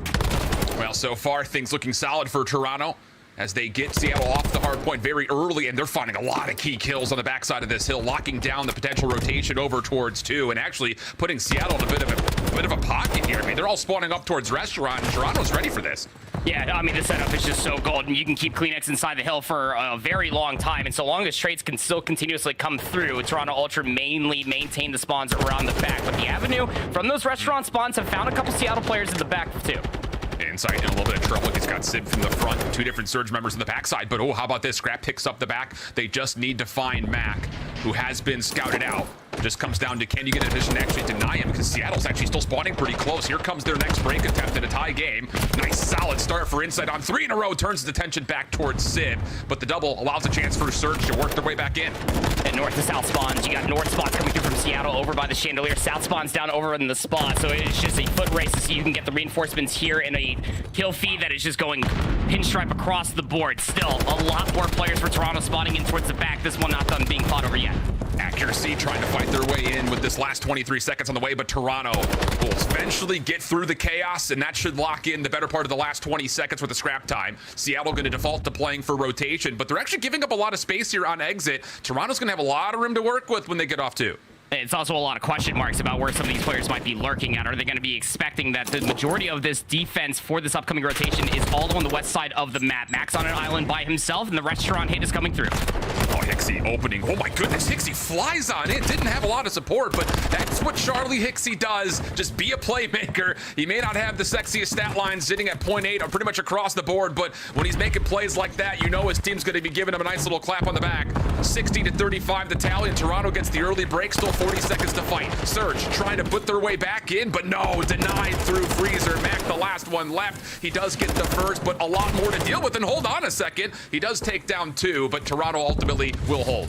Yeah, not enough to be able to flood the spawns and be a one-man wrecking crew, which we have seen Mack do in the past, but has kind of fell a little bit short on that stature, especially through the season. So difficult to do, but the teammates are there to arrive. Seattle for the late break for this scrap time. It's just 15 seconds that they're going to be battling over. The Seattle Surge are trying to win this on 2 different fronts. You got players trying to soak up the scrap time, players on the rotation, but nobody was expecting CleanX to hit through the statue lobby the way that he did. A clean kill feed comes through for Toronto ahead of the rotation for 4. Both teams just flying right now. Tempo is up as Toronto will open up the bar, but Seattle does have the spawns in the back, plus Pred working through mid, denied by inside. Now it's just down to can you bunker behind these little headies and hold on to the hard point, and so far, yes is the answer. Scrap keeping his life with a trophy system to help him out. A second one gets placed. Simp trying to get into contest, but he doesn't have a look at a gunfight. Pred on the back, only gets 1. The trade is good. Hard point goes neutral for now. Status of the spawns remain the same. Seattle a chance to reinforce just a bit faster, but you still have Toronto Ultra members on the hard point and in great positions to get a read on this. The kills are coming. They're coming quickly. Toronto looking good for the majority of time here at bar. Seattle have no entry whatsoever. Look at Inside and Scrap, a combined 26 kills between the 2 ARs of Toronto, and allows Hixie and CleanX to constantly get in these very annoying positions to walk into crossfires. Has been Seattle's line of sight for the majority of the past 2 hardpoints, realistically. Leading by about 60 now are Toronto Ultra, and wouldn't you know it, they also have the rotation to new. Oh, CleanX just trying to bump the new hard point, but he gets shut down. A chance here for Seattle. A little 4v2 for the new time. Kills looking really clean. Hixie only gets 1, so the Surge find their way onto the hard point with relative ease. Scrap challenged back hallway, but no, not today. Trophy system to keep him alive as the rest of Ultra start to make their play through rugs. Trades coming out nicely, and how about it from CleanX and Hixie? They're going to get 3 and immediately flip the hill. A Scrap for the entry. The SMGs could just come flying in soon after. It's a recipe for success, and that name is written by Toronto Ultra. So have Seattle Surge wanting to fight over this 25 seconds. It's kind of a big one at that. Look at where accuracy is on the map as well. This is what we like to call a money rotation. You can somehow find your way to set yourself up for P6 off of P5. Toronto Ultra are going to blow this lead wide open. That's why you're seeing Seattle put a heavy focus for the scrap time to back up accuracy ahead of the rotation towards new. I mean, Toronto is flying, and now we can confirm they are flying. It's a little bit of both at the moment. Scrap gonna hop up. Accuracy's early rotation ultimately denied right as soon as the hard point starts to open. Seattle with a little bit of pressure, though. Mack and Pred kind of clearing opposite sides of this garage area. Mack trying to lock down everything through mid, but realizes he's going to need a little bit of help here, and Pred will provide that. So nice little double up top, creates some vacancy for Mack to continue to play forward, and all of a sudden, Toronto's a bit on the back foot here trying to break into roofs. You have Mack still trying to cause a little more space, has some nice timing the backside of the pool, but he's down to 1 HP. He's trapped between a handful of members, but just because you're trapped over here doesn't mean that you are the trappies if you are Ultra. Mack creating a lot of space and chaos. Kills to still come through. They got Lamar off the point for the time being, but reinforcements for Seattle Surge right around the corner. This has been a very successful P6 for them. Pred trying to clear out the back, just completely bamboozles inside. So numbers on the time looking good for Toronto, but ultimately Seattle feel pretty, I would say, happy and content about what has happened here on this final hard point of the rotation. Mack tested, though, as he continues to try to play for scrap, and that now all of a sudden puts the shoe on the opposite table, which has turned. Ultra in a good position. Seattle needing to bounce back. Take a second to see how they're calming with the Seattle listening. I'm gonna pinch. I'm gonna pinch. Couches, absolutely. Right side square. Give me 2 seconds. One shot top cat and one shot square. Bottom couches, backside couches. One side on me. Back cage, we clean off. Back cage clean. I need a couch. Top cat. Clean X kitchen. I need help. Couches, one couch. Hurry up. Any couches? Couches dead. Nice shot. Square. Nice, the 3. I got on. You going through. Yeah, con. He's gonna go down. One. He went through. Con it up. He's just sitting on the left. 2-1. One absolute. Scrapz and you. Con blocking you. Okay. Try contest a little. I could've gotten you. Yeah, I know. I'm going to the back. I got covered. One's art, guys. One's art. Absolute free, guys. He's in the corner in there. He's stuck. Dead. I'm running away. I'm gonna put you left. You have to take your time, Dante. You have to take your time. Okay. I'm blocking. They're going left to me. Pop it, I think. I don't have red door. I'm playing the broken. I'm blocking. I'm sitting ball right now. I think one's to the left. They're Dior, guys. They're working the shit. Dior on you. I'm coming pawn. One shot. You can be red door on one shot. Ball, dead. Red door wall. Dead. I'm pushing out curve. Stay down. Make sure we block the back. They're in the back. They're pawn. One's in the ambulance. He's in the blue dash. Right. Take a pawn and one blue. Broken hole. He jumped out. He's like on the right side of the car. We spawn up. He's on the car in the back, okay? I'm gonna hit this, bro. I'm waiting for you guys. Everybody's fucking clock, bro. Absolute pawn. One's gonna be curve. Okay, one's gonna be curve as well. He hasn't pushed curve yet. Dior I spawned in the back. Dior, fuck. Dior, one shot. One's in Whoever have that broken, he's there. Make sure we get you. I got one hold. We have to hold. I spawned out. As Seattle desperately trying to hang on, but man, I'll tell you, just watching the action for Toronto, it just feels like they've got 5 members on the map at times. People sneaking through, multiple hits coming with numbers from the front. It just feels like Seattle, despite their best efforts, just can't quite get a grip on where Toronto's hitting from. I mean, it was such a great effort at that for P2. You even heard accuracy in the comms, kind of the general for the Seattle Surge team. He was anchoring the spawns, trying to get players in position to try to keep these players at bay. But CleanX is still on this spree. He was the sole reason why Toronto were even able to get behind P2. Finally, the spree gets put to rest. Cruise missile in his back pocket. CleanX leading the charge. Toronto Ultra looking to close it out in the upcoming few hills. It's just the small advantages that Toronto have found, hill to hill, rotation to rotation, has ultimately led to a position where Seattle's just having a real tough time finding any advantages across the map.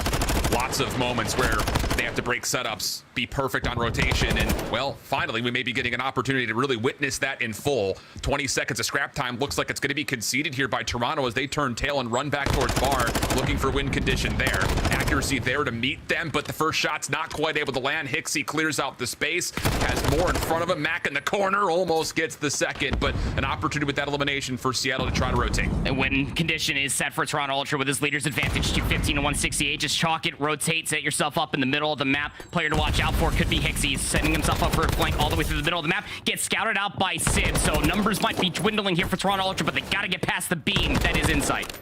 Yeah, it's one of those things, man. With Insight's shooting like this, you can see why Toronto loved this map mode combo. Hixie from behind may have just put this map out of reach. 237, 168. Insight still checking every single corner. CleanX finding the eliminations up front, and that allows Insight just to continue to go from killing spree to killing spree. No chance here for Seattle to touch, and Toronto on one of their flagship hardpoint maps continue to show us why exactly you just don't want to play these guys on Hotel. Yeah, I mean, it's even more interesting for Seattle's specific reasoning for the first time that they saw each other. This was in the map set, and Seattle also lost it. So they let the Hotel hardpoint come through, and maybe they might have thought that they would have been able to stand a better chance, but I mean, if it was the SMGs early on just completely belittling the front line of the Seattle Surge members, it was consistency out of the ARs. 28 and 20 for Scrap. Insight 27 and 18. Yeah. Only had 7 of those kills were traded, by the way. But look at all the engagements that CleanX was able to pick up off of that damage coming through the ARs. 3K damage, 29 and 21. Yeah, I'll take that SMG to go. 50 engagements, are you kidding me? I mean, it's just, bro, when the subs are flying like this, that's when you start to look at this Toronto Ultra team and say they can compete for a major championship. Yeah. Obviously, we've seen it once already this season, but getting into the late stages, how do you combat against the LA Thieves and OpTic Texas and even your Atlantas that are out there? It's moments like this where you've got great lockdown from your ARs and your sub players are running fearlessly in towards these tight hard points. And it's not even just that they're running in. They're finding so many continual entries that's leading to either convincing breaks or, more importantly, what we often saw here in this map was the ability to kind of jump out of the hard point once they had this setup and make Seattle spawn in the complete worst position possible. As we go through all these highlights, I urge you all at home, if you're questioning how Ultra had so much success on breaking all of these setups for Seattle Surge, always ask yourself, where's player number 4 on the minimap? Because Kleenex was just never caught in the net. He always slipped right past the defensive lineup for Seattle Surge. It was just making an absolute nuisance of their backline. But again, that is the reason that you are also looking for the success that is the AR line as well. You brought up Hixie. I mean, all 4 corners of the Toronto Ultra team were so squeaky clean on this hotel map number 1. Seattle Surge, whether it was pacing early on, trying to continuously deal with the ARs to even get their SMGs in or around the hill, it would just never arrive. Yeah, it was speed and tempo early, which kind of led you to believe that maybe Seattle can kind of find an advantage early on. But yeah, the patterns and trends definitely led to Toronto winning on rotation and finding just better setups, whether that's on their initial holds or in particular getting a good early look towards breaking. But now we go to an embassy search and destroy. I'm not saying that this is a weird or peculiar map selection, but it is not necessarily the most played search for a team like Toronto. So I think we kind of all of a sudden shift the conversation back to the Seattle Surge roster, who has improved so much since the beginning of the year in the search and destroy. Yeah, I mean, specifically just even online, on land, their search and destroy has become night and day. It's almost what you can expect out of them so late in the season. But I mean, as far as Ultra are concerned, they need to have an immediate turnaround for their search and destroy. Let's not forget, throughout season 4 or stage 4 qualifiers, these guys only went 1-4 for quals. They went 1-7 overall for search and destroy. And you almost expect that this 4-player roster can piece things together here at the final stretch. Yeah, and that is a beautiful segue into the first point of our Monster Energy pregame, to figure out the search and destroy. I mean, their respawn has been so polished, and a lot of that comes with that tempo and speed that we continue to talk about. But in search and destroy, it almost feels like it's a bit disjointed at times, and that's going to be tested here, especially on the embassy. But following through that, it's not even the fact that these guys are great at respawn, it's where they are finding the success. And just to kind of remimic that same point we were just mentioning about their ability to win on rotation is the best in the league. That's, again, getting them perfect opening setups towards holding hills or being in a position to break. On the other side for Seattle, it's all about just trying to keep doing what you're doing, I think, because there's been a lot of questions about this roster, but the improvements have definitely started to show. Yep, and their Monster Energy pregame will be just around some players that need to find a semblance of consistency. It always feels like that either Mack or Accuracy, when they're going off, this team does so well. They need to play well in this series. Seattle's record when at least 1 positive are 14-5, comparatively when they're negative 3-11. And that may be a great band, but it's not a great stat line when it comes to series victories. Limit the bomb plants and search and destroy. They cannot just always rely on their retakes. So many times and so many woes early on in their season was just because they gave up so much space on the bomb site. But Seattle on the up and up. Again, it almost feels like that it's inevitability at the end of the season for this team to potentially find new strides. And I love that last point, the little foreshadow about what's to come after this search and destroy. The hotel control. Both teams love it. However, Toronto loves it a little bit more. They've beaten Seattle in both of their previous series with that map mode combo in the mix. More on that later. Let that kind of marinate you up there, friends, as we look at the overall records. And I think the biggest thing about that Seattle statistic when it comes to getting off to the start that they want to see, it has to be by trying to eliminate Toronto early in these rounds. Not necessarily just winning a first blood and coming out, 4v3, but just doing better in the first blood engagements than we had seen in the past. Yeah, last time that Seattle played an Embassy Search and Destroy was the 21st of April versus LAG. They won it 6-4. Take that stock as you will at this moment in time, but for Seattle, gonna need some players to really showcase what they got. Sib is definitely the player to watch out with the boomstick. Can definitely make the hurt come Toronto Ultra's way. That opening nade actually doesn't quite get all the way to the trucks. So a chance for Sib to still clear this angle. Opposite side of the map, Accuracy gets a first blood onto Kleenex that looks to be up top towards server. So now all of a sudden, Hixie's kind of stuck here. He's got the choice of, well, maybe moving in towards bathroom, but a beautiful stun check for Seattle. They will absolutely know that Hixie's playing somewhere in the middle of the map. Oh, Hixie, he's actually maybe got an audio cue on a pred, something. He's going to get that kill and get away with his life. On the other side, Scrapz with the boomstick takes down Accuracy. What was looking so good for Seattle, oh, now finds himself in a man disadvantage. Scrapz still watching over the top. Mack has kind of snuck through, but Insight very privy to the play. Reduces it now just to Sib. 1v3, sniper in hand. May catch a look at Insight if he checks this corner. I mean, of course, we're all looking at him. He's bright purple on our map. And yeah, I think he does get a call from a teammate, but it's only a hit marker. Now to the pistol, not going to work out. HyDra stays alive mid-map, comes away with 2 kills in the round, and Toronto bounce back after the first blood goes against them. Pred's going to be pretty frustrated about that again. You almost felt like that HyDra was dead to rights, especially with where he was positioned at. Round 1, search and destroy on aBeZy. Note that silence to push all the way through the middle of the map inside of those hallways. You're kind of just relying on either a teammate to overwatch you or maybe just a nice little audio cue to come through for HyDra to find that first blood. From there on out, it was just finding where the trades were going to be coming from, of which it was all picture perfect for Toronto Ultra, negating so much map from Seattle. Yep. And that was elimination early, by the way, from HyDra. If he doesn't get that, the round looks very different. And it likely turns into a Seattle win, but not in this universe. Seattle on their first defense, looking for aggression over towards side. Toronto's here. Shots are tagging, but no kills coming through as of yet. Finally, a Semtex lands, and keep your eye on accuracy. After that Semtex, he is pushed behind offensive Toronto, who now all of a sudden do not have a bomb carrier and are kind of stuck looking and hoping they can find a couple of free picks. But this is a very tough 2v4, and accuracy will pretty much put this one out of reach, leaving Scrapz down to a 1v everybody. Yep, and he shows his position top paper. I mean, I guess if there's anybody that might have that clutch gene, any one of these 4 players, honestly, for Ultra, but it might as well be Scrapz. That's a tough gunfight. Whether you look at it, that's a head clutch and a half over there. But yeah, I think that you're gonna have to take a good shout for accuracy, like you were talking about. I mean, the majority of this hit, once Sib chows out top servers, he sees so much information, so many bullet tracers, nades, whatever may have you, that accuracy as the main defender of that A bomb has dead silence in that round. So he pushes all across that lane, and he gets behind enemy lines and just makes them even further trapped after the first blood came through. And that's the proactivity that really led to Seattle turning around their search and destroy this season. Because like we mentioned, first 2 qualifiers, I mean, they went on a losing streak in search, and it just felt like they were reacting, trying to receive everything. Now looking to get aggressive as 2 players dive over towards the B site. Opening trade comes through. HyDra feels like he's got a chance to turn the tides, though, as Mack is caught not in a chance to plant. Still holds his life, though, but unfortunately did not expect HyDra, who continued to be menaced through mid. Now looking for more onto Sib, but this time Sib does not have the sniper rifle, and that turns us into a 2v2 early. Scrapz might be able to find a weapon around one of these corpses. Right now he's working with the X12 and the SPX-80, so Regis angle to hold this close. He's going to get shot in the side by Sib, nearly escapes with his life, but the biggest problem still remains. That bomb is dropped in a very precarious spot. An insight cannot drop up here. Sib is on the way.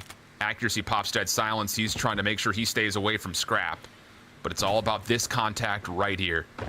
Inside, just inside of the staircase. Sib saying, where did you go? A little Where's Waldo coming through. And Sib, the trophy carrier, surely has made a couple of footstep sounds. Insight plays patiently. Checks, finds the kill before the bomb could get planted. And now accuracy having a little tango with Scrapz at range, which is not one that you'd advise against the sniper rifle. Toronto take the second round. Pretty confident, especially with accuracy, utilizing his dead silence in the round previous. Both of your ARs here for Seattle Surge were playing with trophy systems, so it just mostly comes down to taking these very egregious timings and finding the gunfights and just getting the better of Toronto Ultra in that moment of time. But hey, that's the gamble, isn't it? You try to send yourself over towards the B bomb site like that, you get the information, you get trapped from players over inside a sign across over by Xbox with Scrapz holding that angle with the sniper rifle. It's just information that Toronto Ultra gobble up and shut you down before the bomb can even think about getting planted. Important to note, through 3 early here, no kills for Pred. He is the usual king of first bloods for Seattle and also their KD leader, so need to see something out of him. As Toronto will make their way to B, get the plant. Sid misses the opening shot. Here comes the charge from CleanX. No worries there. Pred, though, a little push through of his own, nearly gets the long-range shots for a second off the reload, tested by Scrapz, and okay, all of a sudden, kills get traded back and forth. We get to a 2v2. Problem here is the post-plant positioning for HyDra is one that you're not going to be able to sniff out. Seattle will take care of CleanX, though. Chance to still move quickly, but boy, they need to move quickly. Just comes down to the question of when does HyDra check for this possible defuse. Mack will hop. Has to go soon. Does he have an angle at it? No, he doesn't. Not quite, but still gets the toe tags. Gets away in time. Will become the ultimate enemy. Pred has to try to hop it, but no chance for him to hold. And Toronto will see a quote-unquote clutch from HyDra come through to get to their third. Yeah, no, it's a clutch any which way you look at it. Just really smart search and destroy being exemplified by HyDra. I mean, you're in a 1v2. Obviously, you know you have to play against the clock, check it when it feels necessary to do so. And that bomb being planted on the opposite side is very, very tough for Seattle because the way that they were trying to set themselves up, especially for the post plant, probably not expecting Hixie to be all the way back over by AC. You can't really fault Seattle Surge. I mean, they had to clear all of admin just to make sure that that clutch spot was at least covered. Toronto Ultra gonna take a 2-round lead here in the search. Small margins between these two, though. Tons of nades for Toronto, littering the tennis courts. Seattle threw maybe a couple of their own, but has backed off of this initial play, and Hixie will get caught trying to get aggressive. But will you expect Insight to maybe make the same route happen?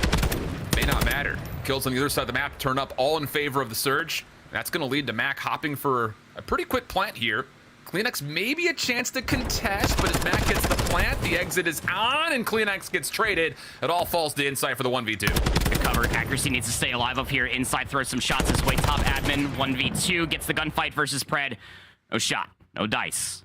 Seattle Surge answered back with an offensive round of their own, and pretty standardized at that. I mean, like you were talking about, if there was a player maybe to try to blow that up sooner rather than later, it could have potentially been Insight. Even with Scrapz finding that cracking shot with the sniper, you just don't really have the resources nor the time to try to maneuver your way top admin when you're hearing so many different audio cues and the bomb being planted the way that it was. CleanX may have found the trade, but Seattle Surge's pretty standardized setup allowed them to find the exits. Yeah, really good manipulation for Seattle Surge, kind of answering with a little chess move of their own. And well, as we jump into round 6, important to mention that Pred started 0-3, now 4-3 in the last couple of rounds.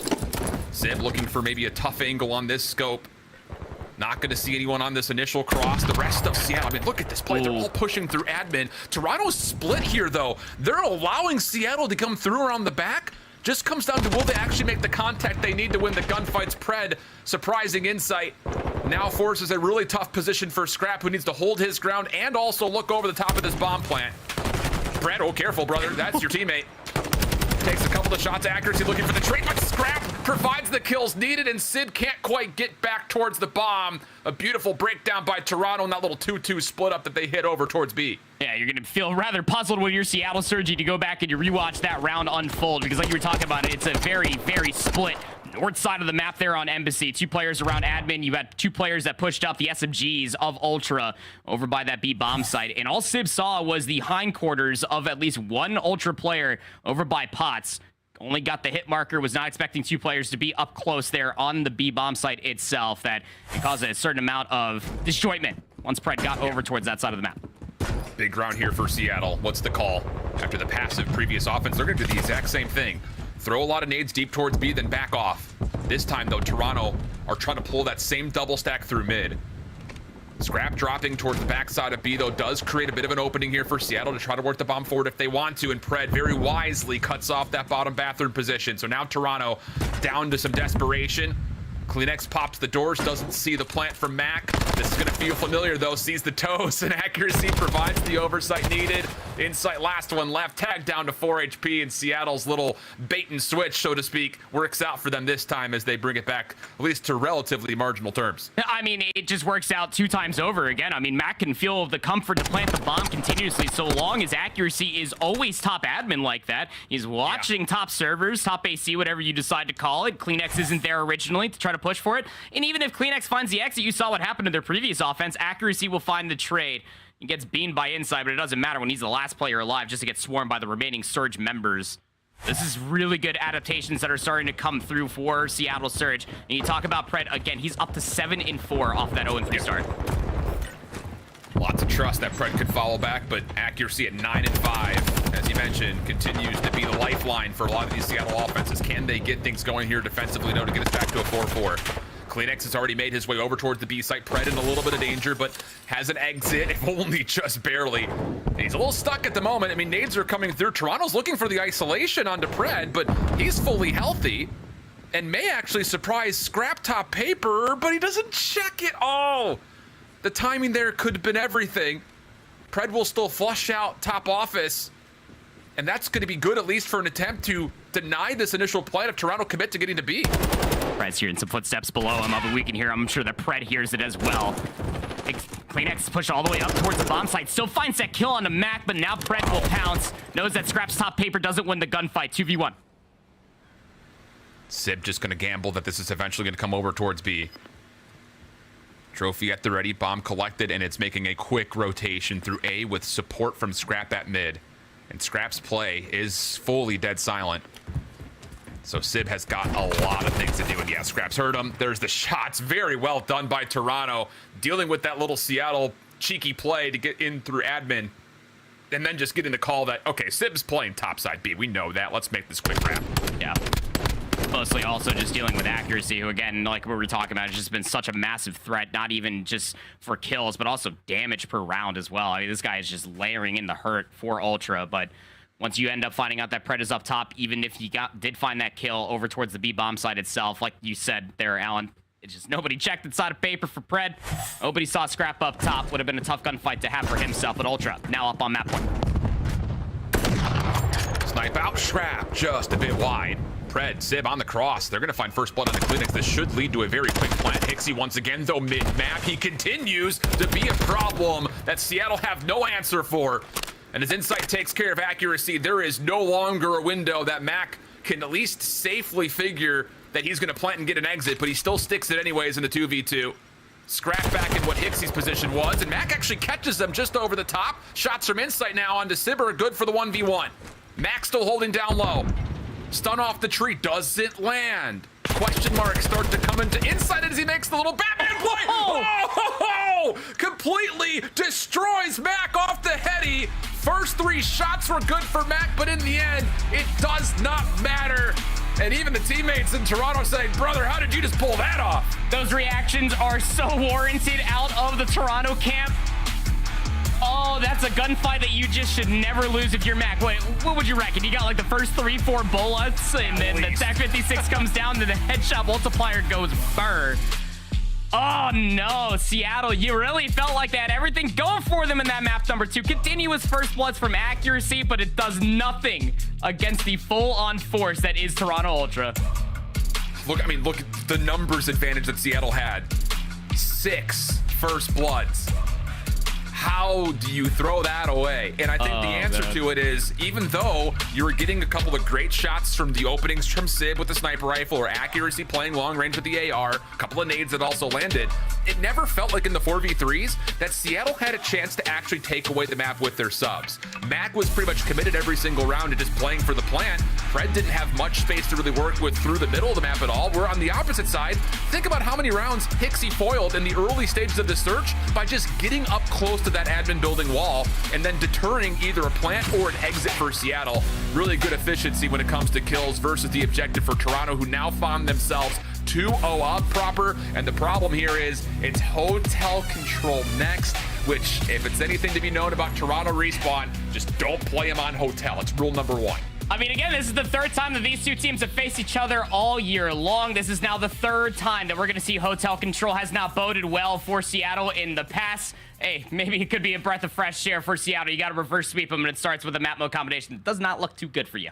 Yeah, big ask, but who knows? We've seen some drama in this series, in this match head-to-head before. We'll probably have at least something to consider coming up next. Don't go far. It's your Monster Energy matchup. More of Toronto and Seattle right after this.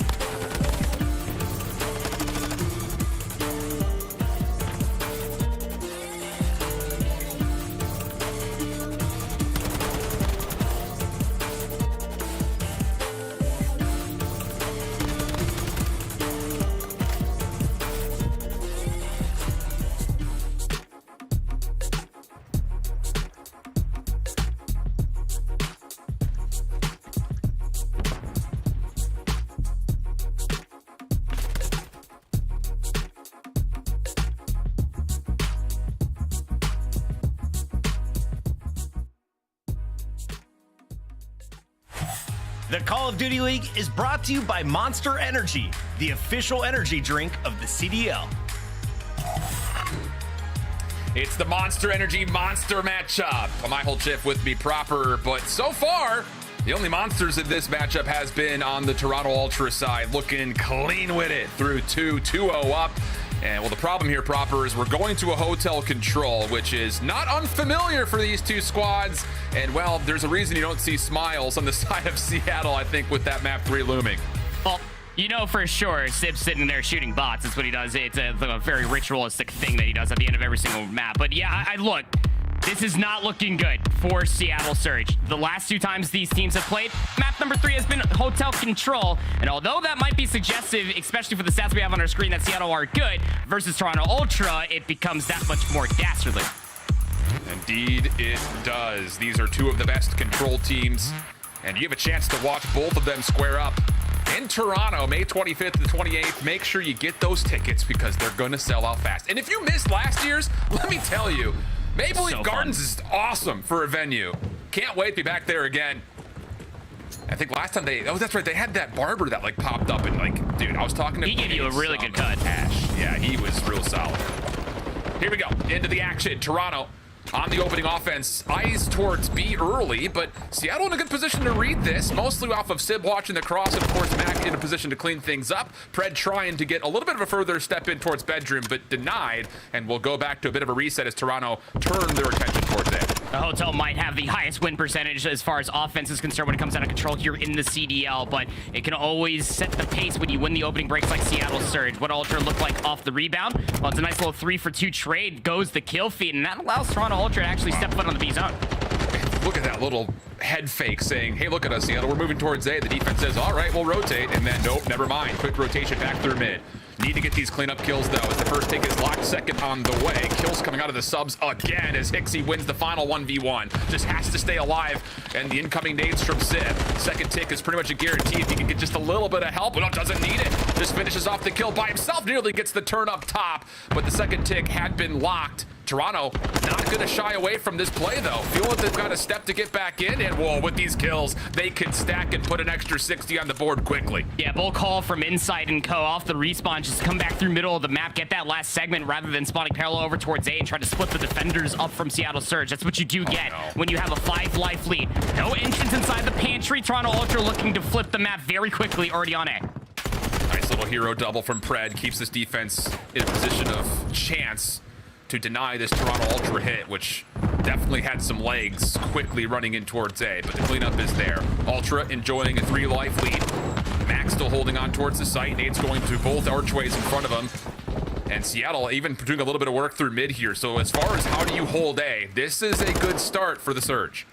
Yeah, no, it's just about trying to find these next few gunfights, especially if you are Mack, how important it is for an A defense here on Hotel. If you can get players inside of the cat room, inside a kitchen, Mack's going to find the first, now 6-4. Doesn't expect Scrapz to be in the TV corner, so still kills coming through the middle of the map. Toronto Ultra press on. Oh, big kill from Pred behind. Keeps that Ruggs position in control of Seattle.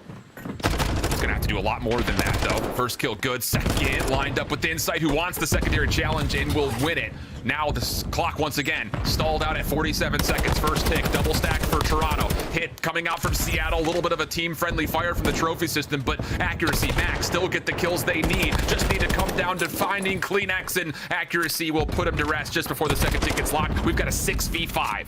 Trophy systems don't care what side of the team that you're actually on or who threw it. 6v4. Last set of respawns here for Seattle Surge. Gotta play this perfectly. Seattle just bunkering up around the back. Lots of trust that the ARs can get the job done, but how about that little bait and switch? Scrap takes down accuracy. First member down. 23 seconds on the clock here as well. Sib tested at range. Scrap just kind of playing with them. Needs to follow up.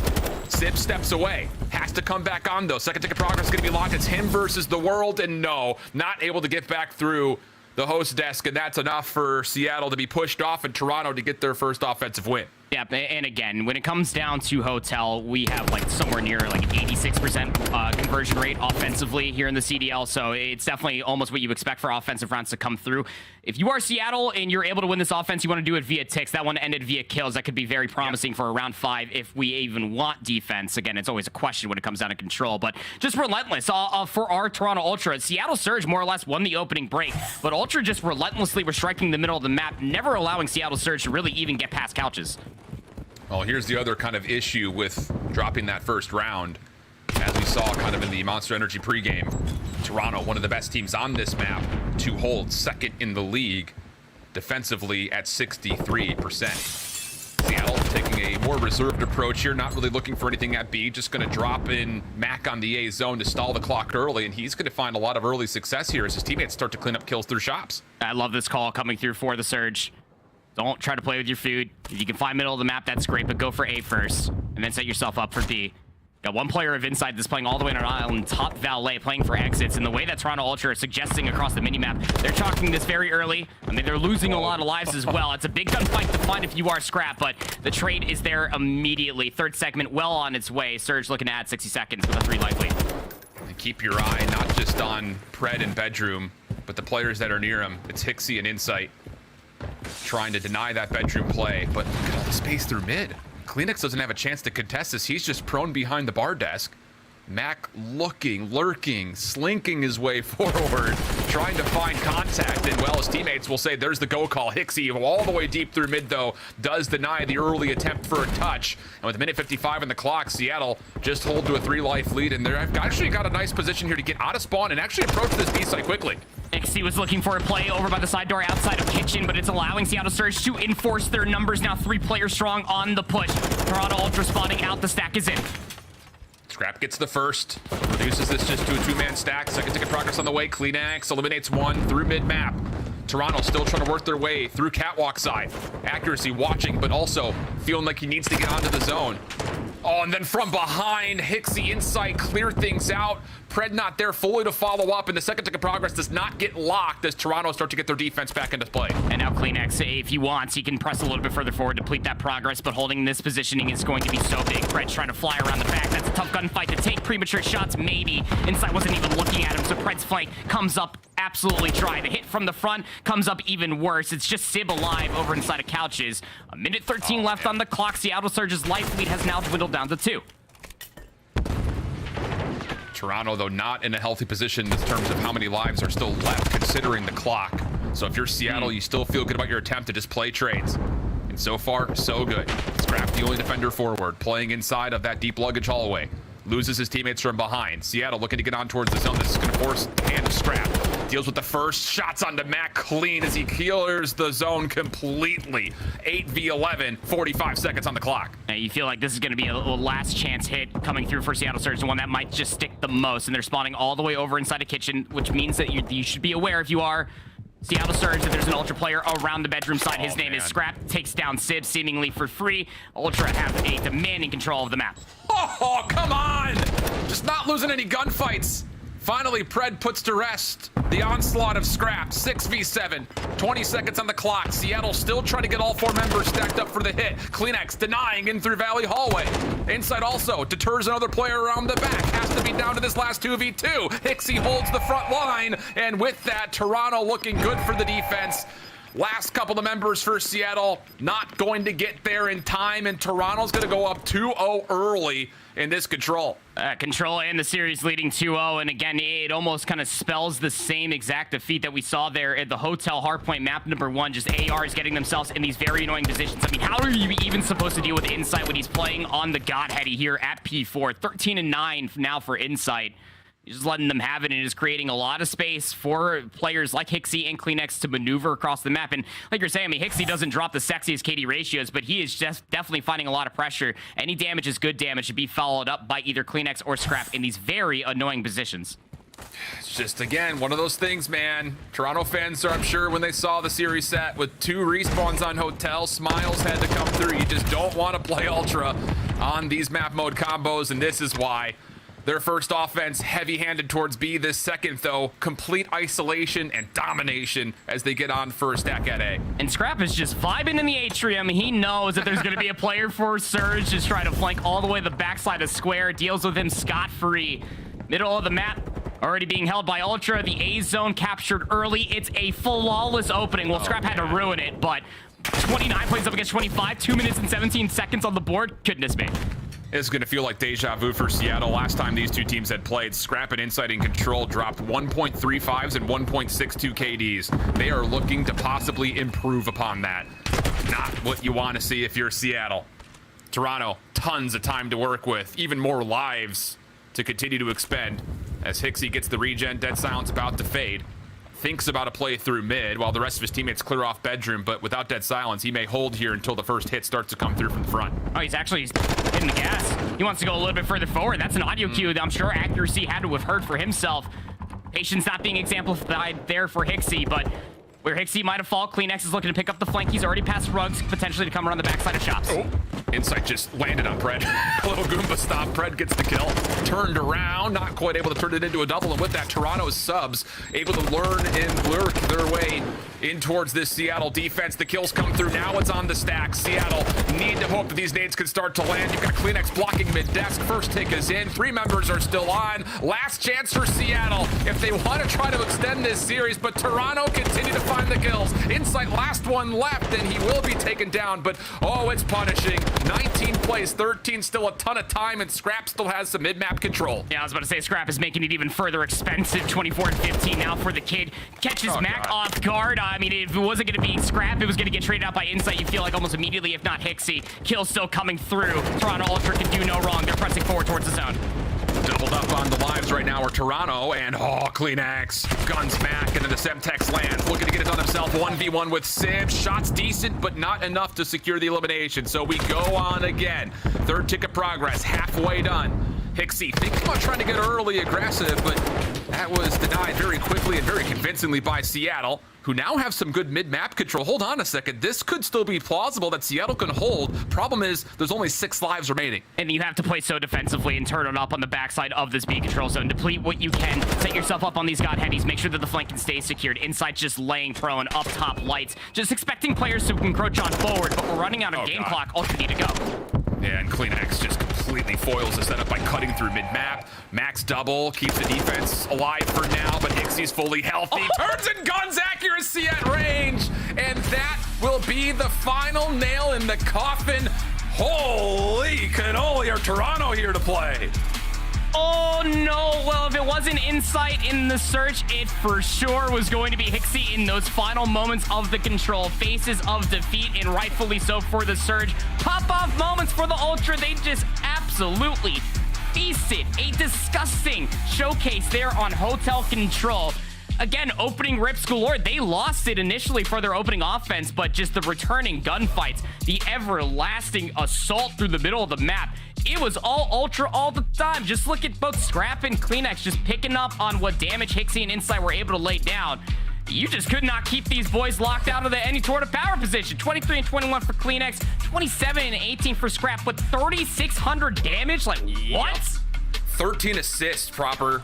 It's not often that we say the assist category, but that's him finding true engagement success on 40 different kills or assists. That's gross. That's unreal for only 3 rounds worth of control. And then on top of that, you really want to highlight some unknown and very uncategorized tallies. How about the 7 objective kills for HyDra, getting it done on both sides of the zone? Yeah, I mean, again, we always talk about HyDra, you and I in particular. We've been casting it for a long time down in Challengers. Again, 16 and 18 isn't the flashiest KD ratio, but damn, is this kid making plays on the map, and it just makes Ultra just fly and quite literally fry almost seamlessly. You got to see it in that map number 1 where Seattle got blown out of the water. We saw some signs of life from Accuracy, was fighting a lot of first bloods in the Embassy Search and Destroy, could not deal with Toronto Ultra, and then it just wraps itself up in a beautiful squirrel-like bow in that Hotel Control. Man, that is just absolutely absurd what we just witnessed. Toronto Ultra definitely here to play in Major 4. And here's the macro. Both teams, where are we? I mean, it's season 4 for us in Challengers, so we get it. It's a little confusing numbers-wise. But ultimately, when you look at what this means for playoffs, both teams are looking pretty comfortable when it comes down to their chances at locking in a top 8 spot. But I will say, as far as a litmus test, this Toronto team is coming out and making a statement. And with that win, we can confirm they have clinched a position in towards champs. Now it's just down to giving your home crowd one hell of a show. And, well, at the moment, they're looking pretty primed to do that. They're handling Seattle like that. So we'll bring back Puckett to the desk to give us their thoughts after I think all of us were thinking this was going to be a much closer match than it was. Yeah, I wanted to have you guys around a lot longer, but thank you for the 3 games there. I hold shift and proper. We'll see you later this weekend. Let's break down this series, though. Allie, you called it. Toronto was the favorite coming in. Seattle's surge, though, was your prediction on the day. Oh, okay. What happened? Why are you looking at me like happened, that? That was like a bad call. First of all, Toronto Ultra, I guess we're pretending like qualifiers for Major 4 just didn't happen. They've come out on this online stage, and that is a matchup that usually goes a very, very long distance. Toronto looked gross. All right, and you actually did call Toronto to win this series. You got it right. But who was the star player? Because I felt like this is Toronto back in Major 3 form where everyone's contributing, but there's clearly a few stars on this team. Yeah, I mean, the AR duo, for one, was incredible. Even in the Search and Destroy, both putting up 1,100 damage, just insane. Obviously, scrapping that control, the man just put up inhuman numbers. But inside as well throughout this series, man, that's what happens when you find yourself in advantageous positions on the map, right? When the subs are staying alive, playing their life, the ARs are going to feast, and they had the advantage at every point throughout this entire series, especially on both the respawns. For Seattle, a very tough matchup for them at this point this year, because when you look at Toronto, they're a dominant hotel team. Those are maps that Seattle like to play. So Toronto said, screw it, we're just going to square up with them. You know, we're going to get rid of Mercado here because we can't play it against Toronto. And then what happens? It's hotel, back-to-back, you get lapped. So for Toronto, Chris, I was never truly worried about them. This is a team that was 3-9 in Search and Destroy in the last split, but we're losing by 1 and 2 rounds. As soon as they start to clutch up in those S&Ds, they win these series and dominate them. I think this is more so a series where we're less looking at like, oh, has Toronto been struggling or whatever. Toronto is still just as good as they were, I feel, around Major 3 time. They just had a hiccup during Major 4. I think this is more of a situation where like, all right, now what's happening with Seattle? Usually this is a series that is very, very close. All the roles on these squads match up incredibly well. This is a 3-0 dominant win by Toronto Ultra to the Seattle Surge. So now it's you start raising those questions of like, what are they going to do? Because yes, they're kind of solidified in the seeding right now, not for sure and guaranteed, but you don't want to be heading into champs or Major 5 like this. I would just say, like, you know, we were looking at it this morning when we were looking at Seattle's season so far, and it just feels like maybe they've been bamboozling us a little bit, right? Because when you really look at it, they haven't won on LAN since December, and they've had some good online splits, and the Search has been good online, not good on LAN. So for them, maybe it's just all culminating at this very end, realizing like we are not as good as we think we are, and the confidence is now gone after these heartbreaking losses that they've had. Major 1 was 5 months ago, and we have just 1 month left here in the Call of Duty League season. It's getting spicy, but we have Toronto back on top, just like they were after Major 3. We got to welcome Scrappy back into the winner's circle. My friend! Let's go, we're back. We're finally back. Finally. 3,600 damage. You dropped an incredible assist throughout that game, but I was watching you just frag out. What's going on in game with the team, especially on the map Hotel? Yeah, you know, Hotel is probably one of our best maps. It probably is our best map. You know, anyone we play, we're super confident on. So if people want to play it against us, we're ready for it. And yeah, it's just the best map in the game. It actually makes sense to play. And yeah, it's a fun map. Congratulations. I mean, this is usually a series that we all try to strap in for, but you guys made it a very, very quick one. Scrap, what was the conversation, if you kind of let us in behind the scenes with the team, after Major 4, after the qualifiers going 1-4, after starting an elimination bracket, getting knocked out? Talk to us what it was, the game plan was heading into Major 5. Yeah, so, you know, we had a rough S&D stage, I would say. You know, we went like, I don't know, 3-9 or whatever the numbers were. I can't really tell you. So we knew that we had to fix up on that. We also knew that, you know, we can't come into our home major in losers. We're not going to start in losers. And so we're just coming hard for the next remaining 5 matches of the year. And, you know, led to an absolute ass whooping, so. I love that, and that leads me into my next question, Scrap. Some would say that you lost your edge after you won the championship. You know, you didn't talk crap in that post interview, very humble of you. I haven't heard a lot of trash talk, honestly, and I just heard it right there. For you, why has the trash talk been gone, and is there anything you want to say to the rest of the league? Yeah, you know, when you're losing, there's not too much to say. You really can't say anything. So, you know, we had a really rough stage, but, you know, we didn't really play any good teams either until FaZe at Major 4. So there's really nothing to talk about that stage. But, you know, for the rest of the league upcoming, you know, I'm back in full force. Everyone's getting it. I'm coming for everyone. I love that. And I have one follow-up to that. After you won a championship, was there like a mentality shift or anything like that? Because obviously it's the ultimate goal. To become a pro, you accomplish that. And then to win a major championship, you did that in MVP form. So for you, how did you deal with winning that and then the come down that was stage 4? You know, if I'm going to be completely like truthful and honest, you know, we played in front of the OpTic fans, you know, thousands of people, probably the biggest crowd there is this year and probably will be in any event.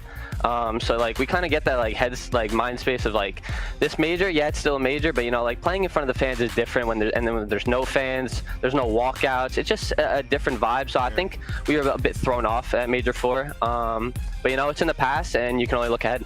All right, well, as we look ahead, Toronto has 4 games remaining in the qualifier, and you're starting off 1-0. Do you finish with a perfect record? I don't know. I don't really like syncing perfect records. I don't think a team has one going 5-0 yet, so I don't know. Smart man right there. That's Scrapz. Pay attention. You'll be hearing his name a lot, I have a feeling, as we head to his home territory. Toronto will be the host of Major 5. Let's take a look at our scuff play of the game, though. Ali, you called this one out. Insight was one of our key players to watch on the AR, and this one blew our socks off. I mean, there's just something about Insight versus Toronto for some reason. Last time they matched up, he had 1.23 overall, and now he has the play of the game. It's obviously the 3 kills to close it out. Mack got slammed. From the top ropes, Insight comes flying in to finish it for the defuse as well to win the search and destroy. Dude, you just got like... I love the Scrapz reaction. God damn, son, Mack. Oh, obliterated. Well, Seattle Surge are still reeling, and we have a number of teams who are going to be licking their wounds after a brutal day 1 here of the qualifier. One of them is LAG, a hot 3-0 handed to them by aBeZy and Atlanta FaZe. Let's walk through our first match of the day. Ali, it was done before our Starbucks arrived. There's not a whole lot to walk through, to be honest. I think, you know, I loved at the beginning of the season where we could be like, oh, these bottom teams, you know, they aren't really that far at the bottom. Anyone can beat anyone on any given day. I don't think that's the case anymore. I think LAG is one of those teams you can most likely sign off as being a loss when they head into these series. I'm holding up a number, Ali. How many? That's 9. That's how many series in a row that LAG have lost. 9 in a row. 9 in a row. Now, granted, the last match they had against FaZe did go to a game 5. In this one, that was not the story. I mean, we're going to see some performances like this in this stage, I feel like, because these top teams is no longer like test your map pool period. It's like lock it in and get ready for these last 2 events. You have to have momentum going forward. And for Atlanta FaZe, clearly they had that chip on their shoulder today as everybody was frying. I mean, out the gates, Arcees was popping off. I mean, you think he's going to continue that? No. Slasher answers back immediately with a 7 streak, like kind of saying like, no, I'm nasty, I'm here, right? And then they get that win. And from then, you've beaten LAG on the one map they had hope on. You steamrolled them through the rest of the series. LAG, they had the Challengers players put into the starting lineup. Since then, not a ton of success on their season. They have just 4 games remaining. Another squad, though, with 4 games remaining is Vegas Legion. And these are 4 critical games because you took OpTic the distance, but you didn't get the 10 points tonight, Ali. They've got the second hardest strength of schedule. It's an uphill battle from the Legion from here on out. Yeah, and this was a trap game. Like OpTic Texas were testing their map pool of those maps 1 and 2, which I respect the ego towel, but Vegas obviously tried to capitalize on that, stealing that first hard point, and they even won a control, but at what cost? Because they lost both of the search and destroys in this series to an OpTic Texas, who, although a strong respawn team, that was the one map and mode, that one game mode that Vegas Legion has been shining through in the entire season. So the fact that they are short-stepping on that now against one of these top teams, it's like you don't want to settle for mediocre, you don't want to settle for above average, so Vegas Legion still have a very, very long tail to chase. Yeah, I mean, this is a tough one.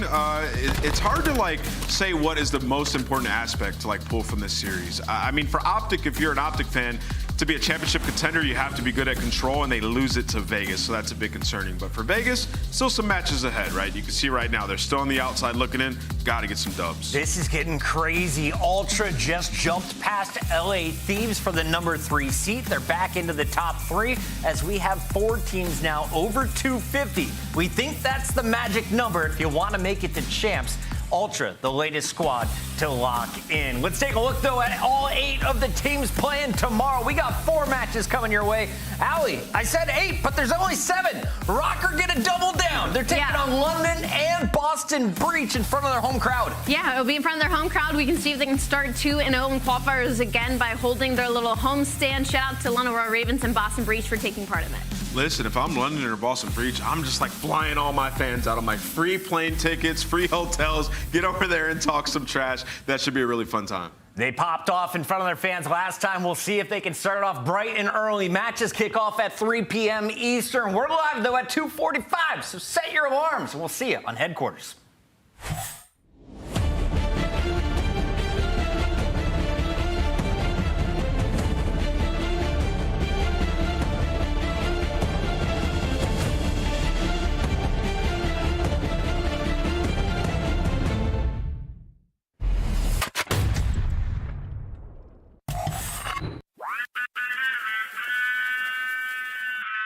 Pick up where I left off, it ain't over. Whole squad on the gravel, all I know, I'm a soldier, stand up, add attention, shake it off, tell us swift, forget the trip, back to mission, no surrender, just commitment, I see visions, eyes closed, shut, heart monitor, going crazy, medics panicking, woke up from the stretcher in the reds, removing the bandages, hopes up, I'ma catch whoever made me suffer these damages, power level breaking screens, they like, way, look at them scampering, rejuvenated, reborn, I'm basically the man again.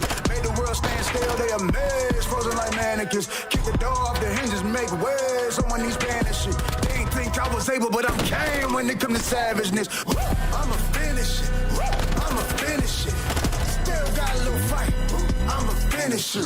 Little this, little that. Everyone pulling triggers full of max. Talking PCs cause they full of that. Ain't really G's, they GNAPs, they really just next. Scratch them off, power balls. Look at them spinning, they really spin offs. Getting me dizzy, give me a headache, maybe wanna tear my head off. I could really use the Tylenol. Candy rappers talking good and plenty. It's really too many to mention, but no, I'm tired of y'all. Sex to infinity, you could never be my enemy. You make me look good, I should be hiring y'all. I'm reborn, I'm basically the man again. Made the world stand still, they amazed. Frozen like mannequins. Kick the door off the hinges, make waves. Someone needs banish shit. They ain't think I was able, but I'm came when it come to savageness. I'ma finish it. I'ma finish it. Still got a little fight. I'ma finish it. I'ma finish it. Tapping on me, dead. Somebody, dead. Nice. I'm one shot. I'm point. Oh my god. One more shot on it. Where is he? I don't know. Ghosty. Push you. Was it dump dead? Push you. Stay alive. I'm going top money. I'm going top money. I'm dead. Rug's left kid on me. Help me. Rugs.